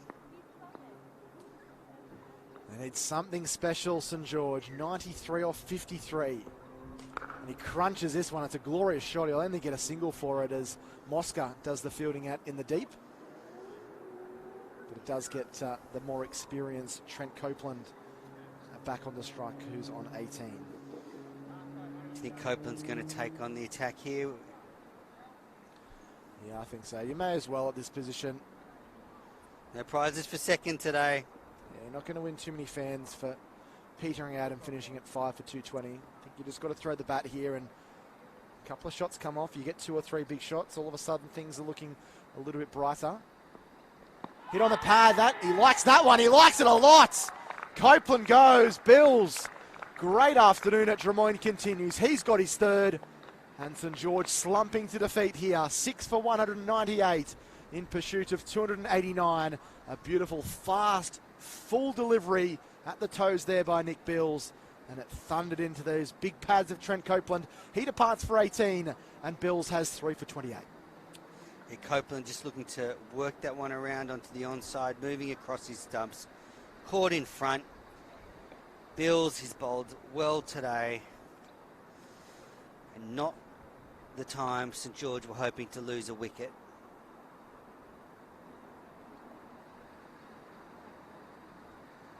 Score now 6 for 198.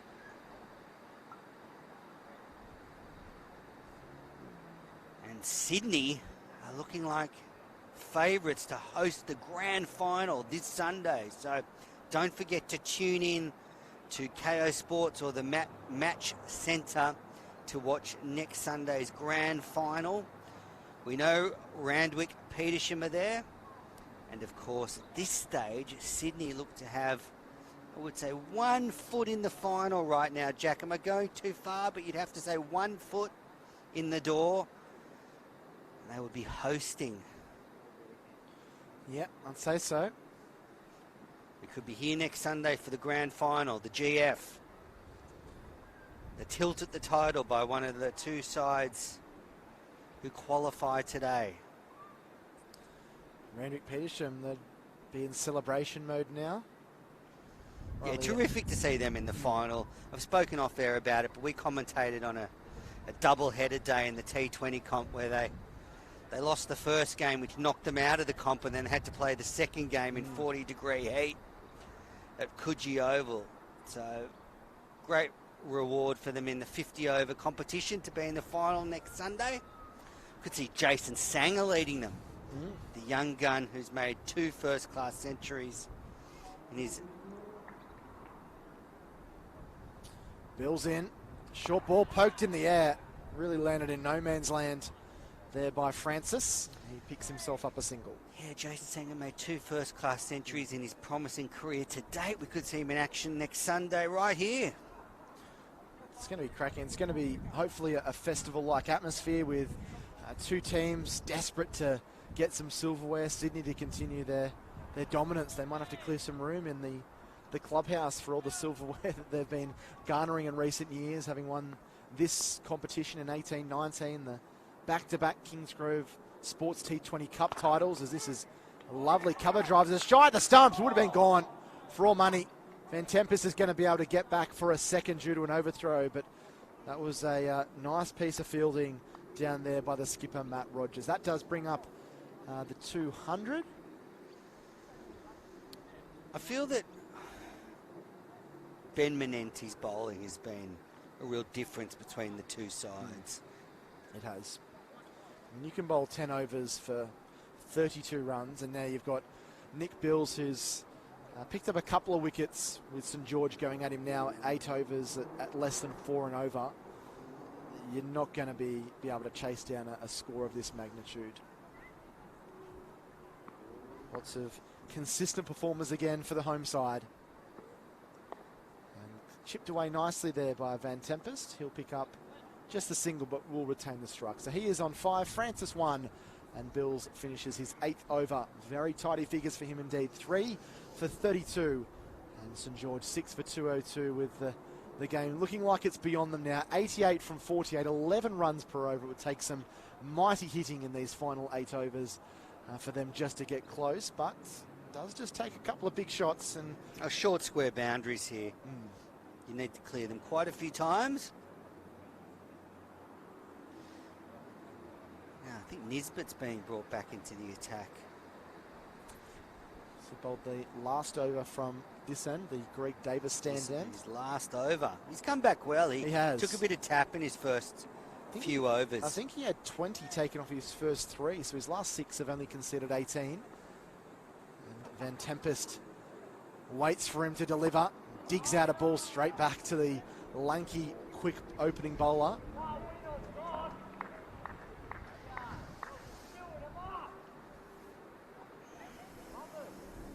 Nisbet, a highly fancied young quick. Have you enjoyed today, Manners? I love today. I've seen some high quality cricket. Until a few overs ago, I thought St George were going to make a late charge, but they've been kept a little quiet since, I would say, the 35th over. Had the drinks break at the end of the 34th over. They came out in those 2 overs after the drinks break. They looked to be getting the momentum going their way, but then they lost a couple of wickets, and that's where the contest has really gone towards Sydney Cricket Club.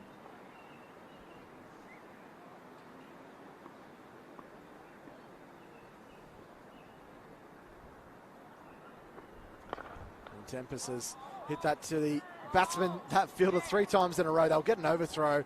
I think if there was a direct hit, Tim Van Tempest was in lots of trouble, but probably just relieved to get to the non-strikers end, having not been able to pierce that gap in the offside for some time. 6 for 203 now for St George, so they'll finish with a pretty tidy total, but bowling-wise, always difficult when you're chasing down anything over 250, as we've seen with Manly not able to chase down 213. So bowling-wise, just didn't quite get it right today, St George.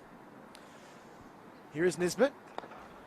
That's driven forcefully down the ground. They're going to come back for a second. There's a bit of a hesitation. There's a throw at the to the strikers end, and they scamper back for 2. Francis to 3.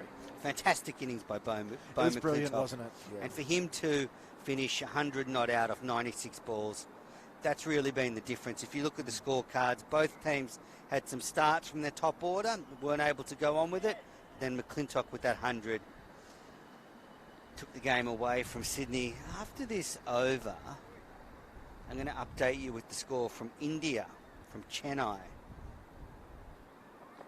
That's really short. It's almost been chopped back onto the stump. So they say good cricket around. I think that might have been bad cricket around there. Yeah, that was a toe crusher, but it almost crushed Nisbet's own toe, not the batter's toe. Must have just got stuck in the hand there or something. So Nisbet 142 off 9.5. Yeah, at the end of this ball, I'm going to give you some good news for Australian cricket fans. 6 for 206 St George. It's turned out to be a real lovely day and tendering into a very nice evening here in the inner west in Drummoyne. Full toss, not out of the middle, but slammed down the ground. And they will just pick up the single. So Van Tempest will retain the strike. He's 7. Francis 4. St George have 7 overs remaining. 6 for 207 with 83 required. Yeah, so heading to Chennai, India were all out for 329 in their first innings earlier today. Rohit Sharma, 161 yesterday. Phenomenal stuff. England, in reply, have crashed to 4 for 39. And there is a lot of local interest around this series because Australia still have a chance at making the World Test Championship final, even after losing the home series to India. So if this series in India finishes pretty close, then Australia will sneak in. I think England have to win 3-1. England have to win 3 tests to get into the final, and India need to win pretty convincingly for them to make the final. So what we want is a 1-1 or a 2-2 series or a 2-1 series, and then Australia will play New Zealand at Lord's in the final. How good. Yeah, but I just think nothing more spirit lifting than an England collapse on a Sunday afternoon. If it was Australia-New Zealand in the World Test Championship, there's a few expats in London, a few Aussies, a few Kiwis. Wouldn't you think about, with the COVID situation, playing it at the MCG or something? Yeah. Rather than it making the teams travel to Lord's. Just play it here in the Southern Hemisphere. They want it to be at the home of cricket, don't they? Yeah, the MCG. Oh, that ball's slammed. That's a really good shot. Down towards the fence for 4. So finally the shackles are broken somewhat, and Tim Van Tempest has played a really nice pull shot for 4. So he moves to double figures and just making the score look a tad more respectable. St George 6 for 211. Yes, George need 2 really big overs to get back in this contest. 30 runs off 2 overs, that'll give them a sniff. 79 of 41 deliveries. In the T20 game nowadays, batting team would back themselves.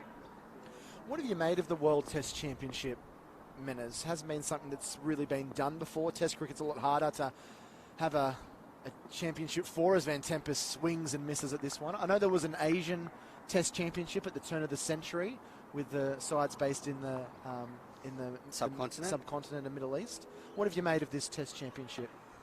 Look, I think it's hard to make it a definitive judgment on this particular championship because of the amount of cricket that's been cancelled due to COVID. But overall, I think the concept is a wonderful idea. There needs to be a broader context for Test cricket. So even this series, England v India. Felshin, that is thunder down the ground, a beautiful shot. They'll come back and collect two more. So Van Tempest is opening the shoulders up now, playing a couple of really nice shots. He's gone to 13. Yeah, it just brings meaning to the bilateral series now. And you look at this one happening in India, there's a lot of interest for Australia because of the Test Championship implications. So I think when we see more cricket being played after COVID-19, restrictions are eased around the world, I think we'll really get into the Test Championship. People want meaning in contests. Felshin, Van Tempest. Thought that would have been close to being a no ball there. It took one hand off the bat there, did Van Tempest. What do you think, Jack?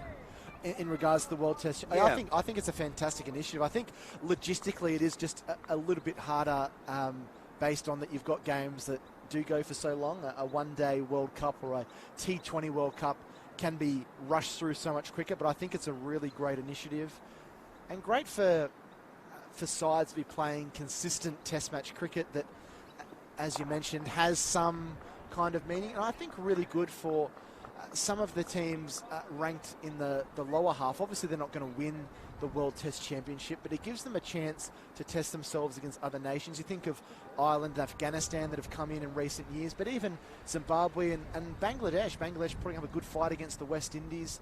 I think those sides play a lot of cricket against each other, so it's a really good test for them to even come up against some of the mid-tier nations, as we see an attempted ram shot. But some of those mid-tier nations like a Sri Lanka and potentially a West Indies and sides like that, I think it's fantastic. Yeah, and it makes the other teams play them because of the table, and brings just meanings to the contest. There's no dead rubbers, there's no dead Test matches, and I think that's better for the game. And speaking of the game, well, about to start a busy week of cricket in Sydney. Tomorrow at North Sydney Oval, there's the Marsh Cup kicking off with New South Wales hosting Victoria. How do you think Pat Cummins is going to go tomorrow? I know he's been in a bit of a leadership position with the Australian side as vice-captain, I believe, at times. He's leading the Blues as skipper for the first time. What do you see out of him in terms of his leadership capabilities leading that Blues side around tomorrow against the Vicks? Yeah, I'm really looking forward to see him get some captaincy experience. I expect him to be a really good leader. He can do everything well. He's well respected. He's a deep thinker on the game. Seems very to be intelligent. Quite a cool head as well for a bowler. That's saying something because bowlers don't always have the coolest or calmest heads. But he looks like someone that doesn't seem to be rattled too much. Short ball flicked away. It goes to fine leg. And Felsh says, no, we're not going to try and get overthrows here. Just going to hold on to the pill. Yeah, it's not too often you see the steam coming out of Cummins' ears. He's no, pretty very measured. Measured. And I guess you see that when you hear him talk to the media as well. Yeah, I'm really looking forward to see him captain the side. I think it's going to have really big implications on the next Test captain of Australia.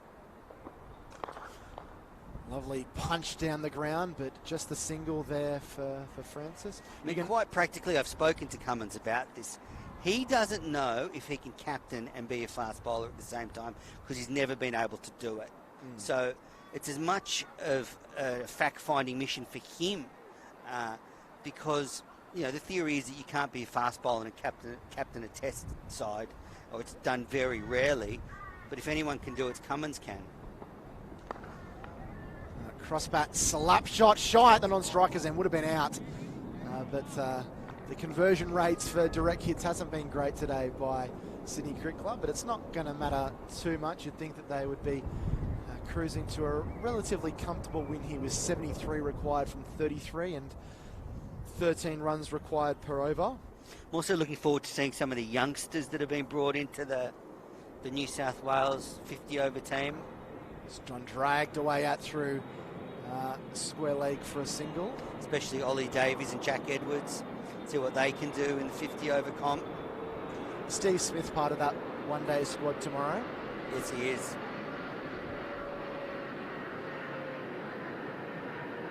It's going to be interesting to see how Steve goes over the rest of the summer. He played some important innings in the India series after, I guess, struggling a little bit in the first probably 2 or 3 bats he had. So I think seeing him in first-class cricket particularly will be interesting, but he showed some great form at the start of the summer in the one-day series against India. Him and David Warner looked irresistible at the top of the order, so he's going to be a key in for the Blues tomorrow.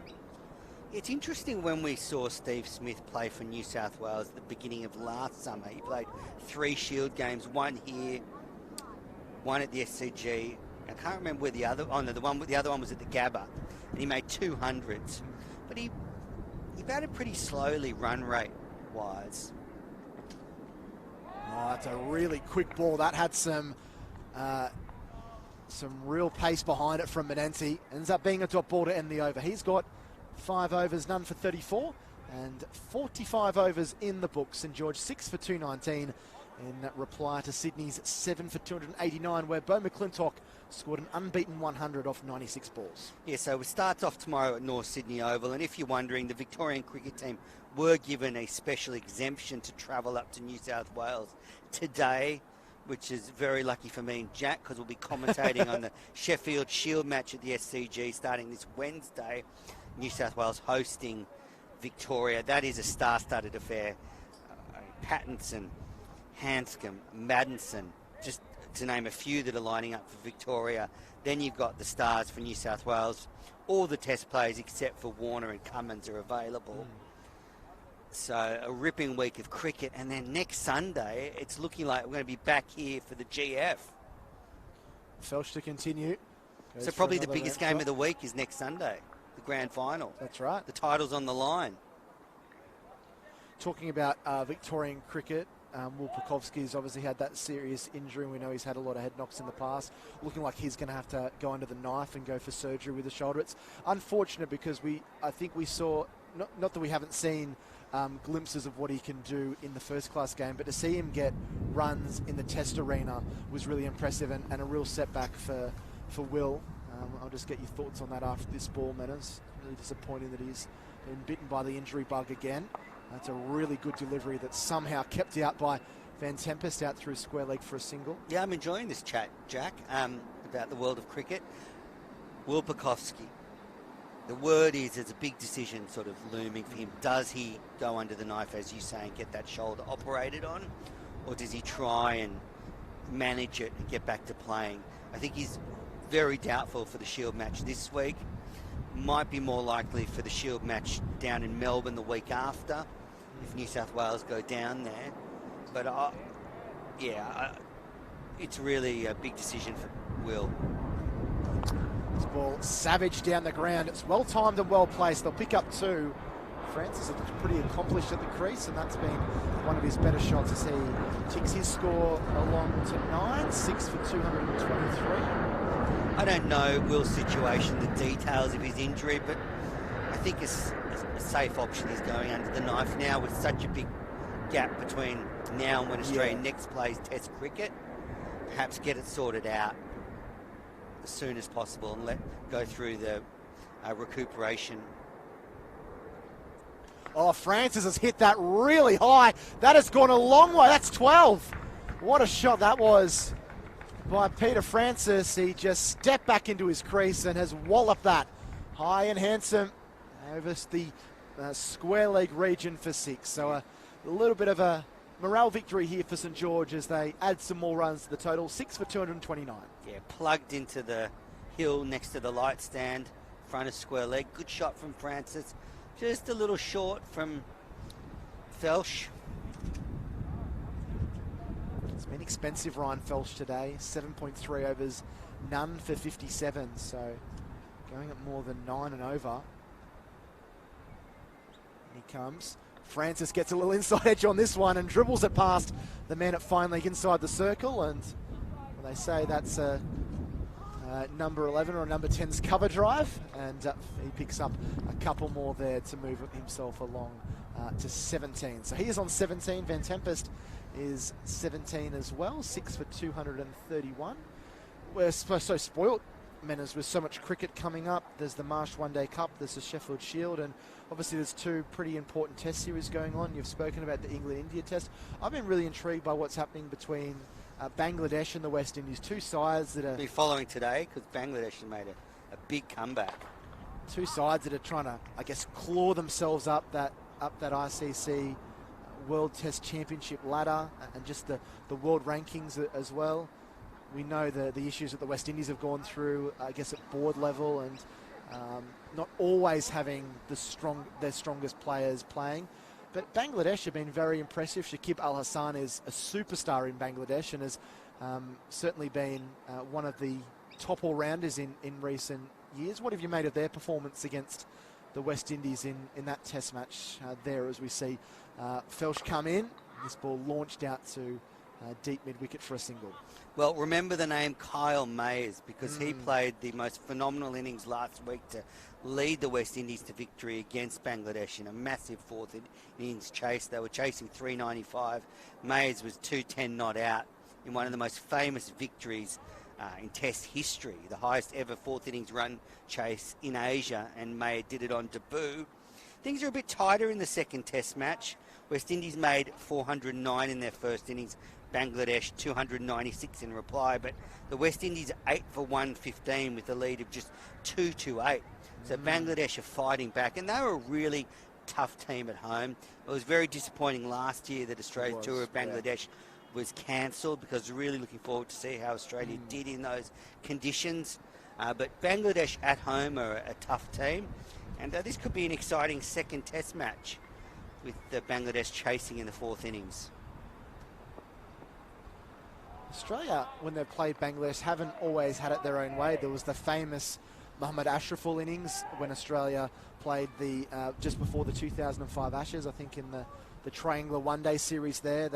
Bangladesh famously chased down 250, and there's been the few times they've played in Tests, Australia have been able to record victories, but there's been a few heart palpitations. Well, there was that 1-all series on the last tour there. That will be a wide, so one more added to the total. Australia lost that first Test match, and then they flew Stephen O'Keefe over as the cavalry. He marched into the second Test, and they managed to equalise the series when Warner made centuries in both innings. It was a phenomenal comeback effort, but on their home turf, they're a very difficult side. They punch above their weight, Bangladesh. And you think with them playing some of the better teams, the Englands and New Zealands and Australias of the world, they're only going to get better. They've got one of the biggest populations in the subcontinent behind India. They've got so many people kids that are lining up that want to bowl spin like Shakib Al Hassan and want to hit the ball like Tamim Iqbal. They're very, very exciting nation, a very young cricket nation as well. They only made their Test debut in 2000 against India, so still finding the ways to success and finding ways to develop their players into world-class athletes. And bowls him! Beautiful ball! Lovely and full by Harry Menenzi. He gets a wicket. And Van Tempest's entertaining innings of 20 comes to an end, just trying to launch that one down the ground, but a little bit too full. And it thundered into the leg stump as we see Joshua Moore's wake his way out to the middle.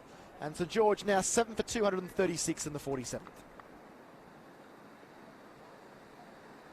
And just following on from the cricket to come, and then Australia's tour of New Zealand kicks off tomorrow week, so the day after the grand final next Sunday. So if you're a cricket fan, you're set for a ripping couple of weeks of cricket. It's just going to keep going.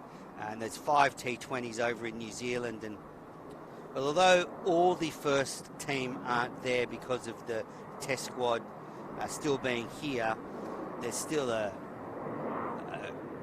really strong team being sent over New Zealand with a ton of stars for the Big Bash. And they'll all be looking to put their hand up for the World 20 scheduled for October this year in India. I've spoken before, Menes, about the Australian domestic season going quite long. I believe the final of the Sheffield Shield would be around mid-April, and that kind of leads into that May, June, where we have the Test Championship final. But in June, New Zealand are touring England as well, and that'll be an absolutely fascinating series. So heaps of cricket on your radio and on your television or your laptop or whichever way you watch it. So very, very exciting times, and really does prove that cricket doesn't have an off-season. We've also got the ICC Men's Cricket World Cup Super League to continue as well. So this ball is punted out into the deep.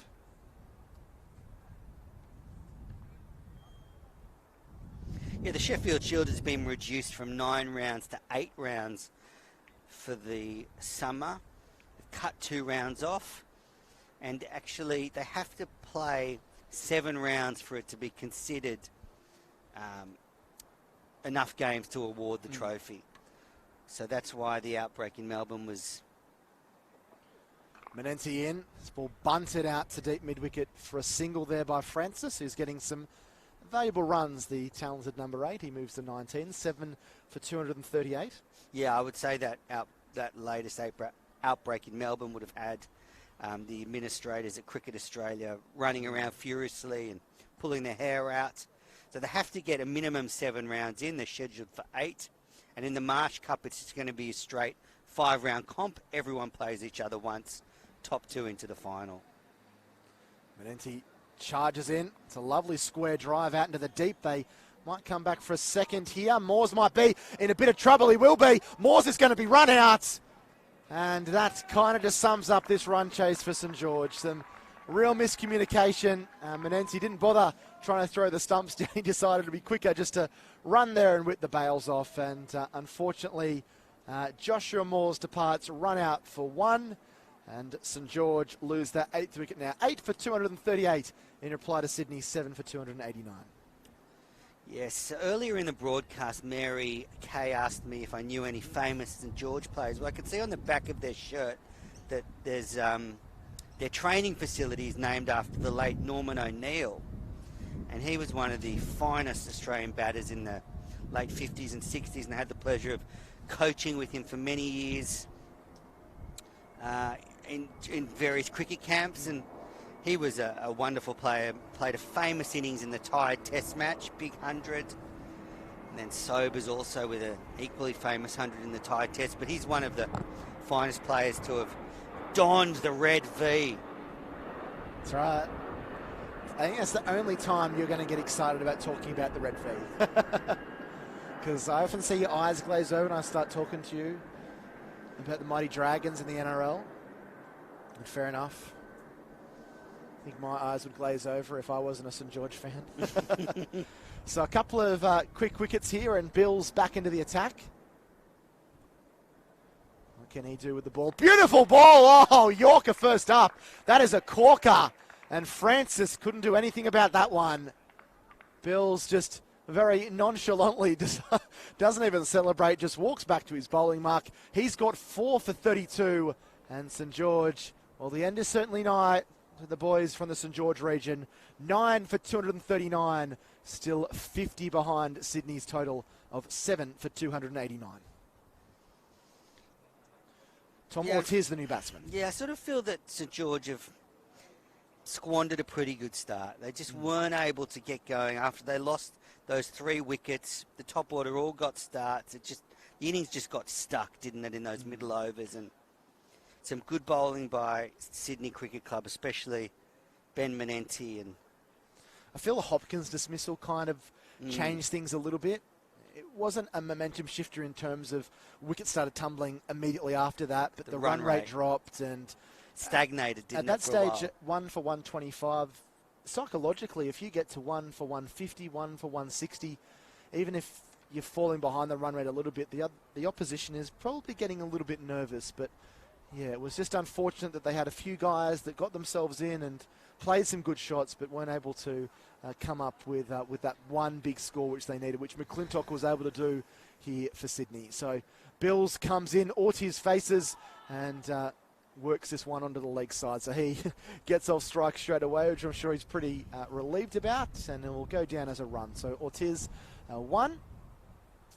Well, make sure you tune in for the final next Sunday. It'll be here, Sydney hosting Randwick-Petersham. In the Randwick-Petersham side, when you've got Jason Sanger to watch, Anthony Sams, Daniel Sams' brother, Riley Eyre, who made 106 today. Just wait for this. Joseph Graham facing up, and in fact that's not Joey Graham. I think he must have been the previous player out. So Francis is still in. Last wicket was Joseph Graham, so my apologies for that. It's all right. Ryan Ninnan also plays for Randwick-Petersham, and he's actually played in the IPL a little while ago, but brings with him a pretty handy pedigree. So a few stars in that Randwick side to look out for next Sunday.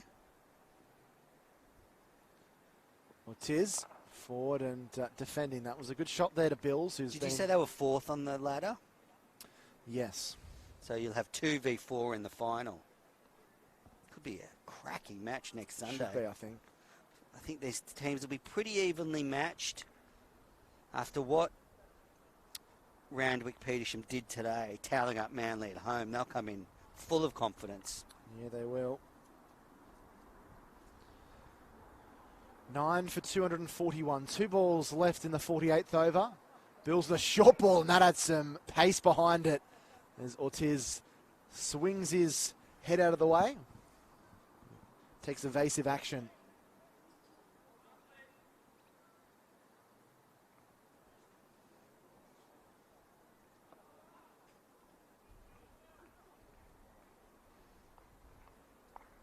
Yeah, Bills with 4 wickets has bowled exceptionally well. Jack Nisbet 1 for 43 in 10 overs. He came back well.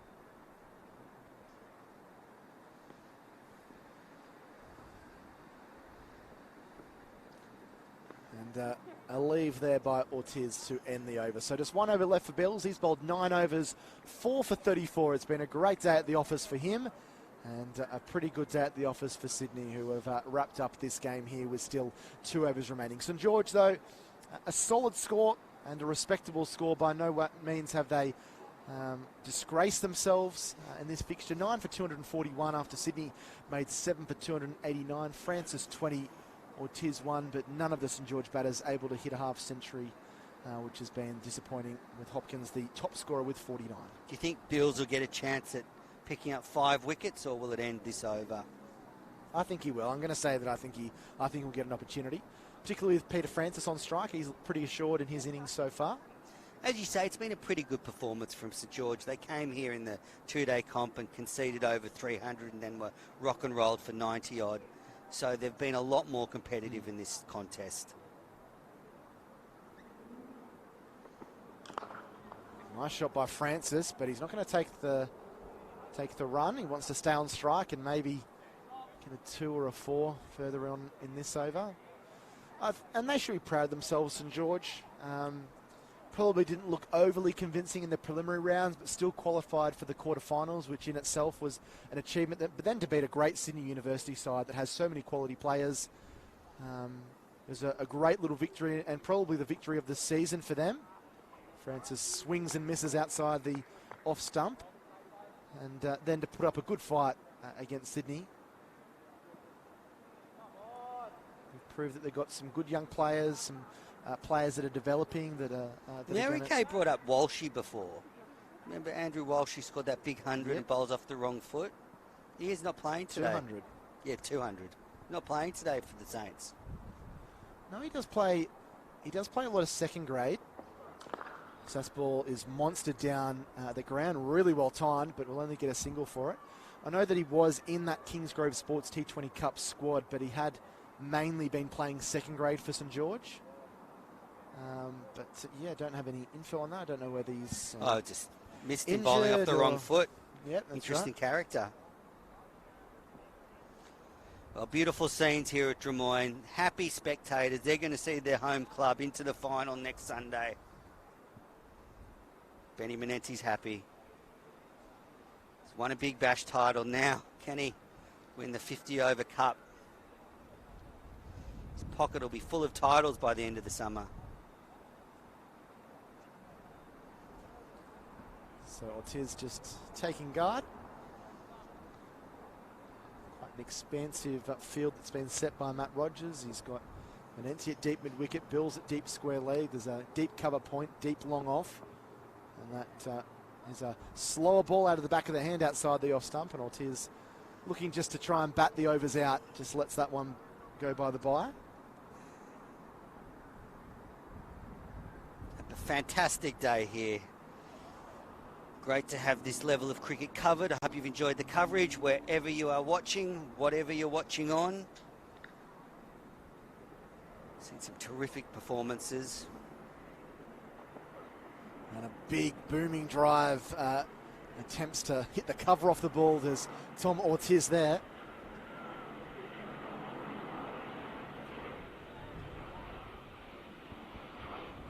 And he has been expensive today, but he's come back with a wicket and a run out. He's got 1 for 41 off 6.5. He could end the innings here. That would certainly make his figures look a little bit prettier. And he comes and jammed out through square leg for a single. There's going to be a shot at the stumps, and they're going to come back for a couple. So it was almost like he was foxing there, Peter Francis, and it means that he'll retain the strike as Ortiz picks up 2. So Ortiz 3, Francis 21, 9 for 244, and just 1 over remaining in this limited overs one-day cup semi-final here at Drummoyne Oval. It's been a fascinating day's cricket, some wonderful stroke play, some wonderful bowling, and some wonderful fielding. And we have certainly enjoyed bringing you the pictures, and hope that you've enjoyed your Sunday morning and your Sunday afternoon watching two Sydney cricket rivals go at each other in the semi-final. Can Nick Bills pick up his 5th wicket? Can St George hit 250 minutes? I'm more going for Billsy's 5th wicket. After seeing his beautiful child and a partner there on the boundary, and Billsy interacting with his baby as he did the fielding on the boundary, tugs on the old heartstrings.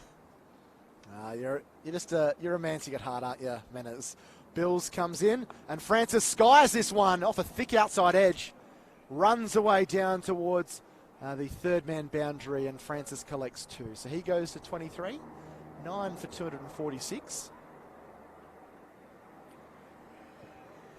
One of the great servants of Sydney Cricket Club, Nick Bills. He's seen it all before. Sydney cricket team looking pretty relaxed and happy around the field. It's 5:45 local time. Sunny afternoon. Bills, he has 4 for 36, and he bowls to Francis, who digs this one out, and he'll collect a single. So Francis happy just to knock the ball around the park and give Tom Ortiz some strike. And Francis goes along to 24. It's been in vain, but it's been a entertaining knock from Peter Francis at number 8, and no doubt a bit of a confidence and morale boost for the lower order batsman to hang around against this very good Sydney Cricket Club attack. Just tick the scoreboard over. Less than 50 the difference now, 247 for 9.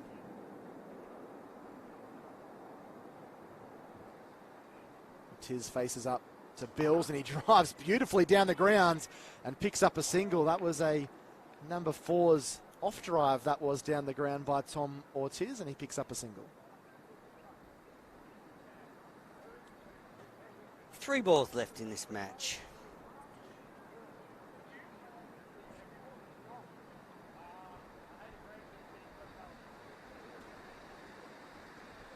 No doubt Neil Maxwell, the president of the Sydney Cricket Club, will be very chuffed with this, as will a lot of the other management of Sydney. And a slow ball outside the off stump and a swing and a miss. So even in the final over the game, Nick Bill still mixing things up, showing that he has plenty of variety in his bowling arsenal. going to see one more big shot here from Peter Francis. Can he get one to the boundary or lift one over the fence? Certainly not easy against a player the calibre of Nick Bills. 2 balls left. Francis on strike on 24.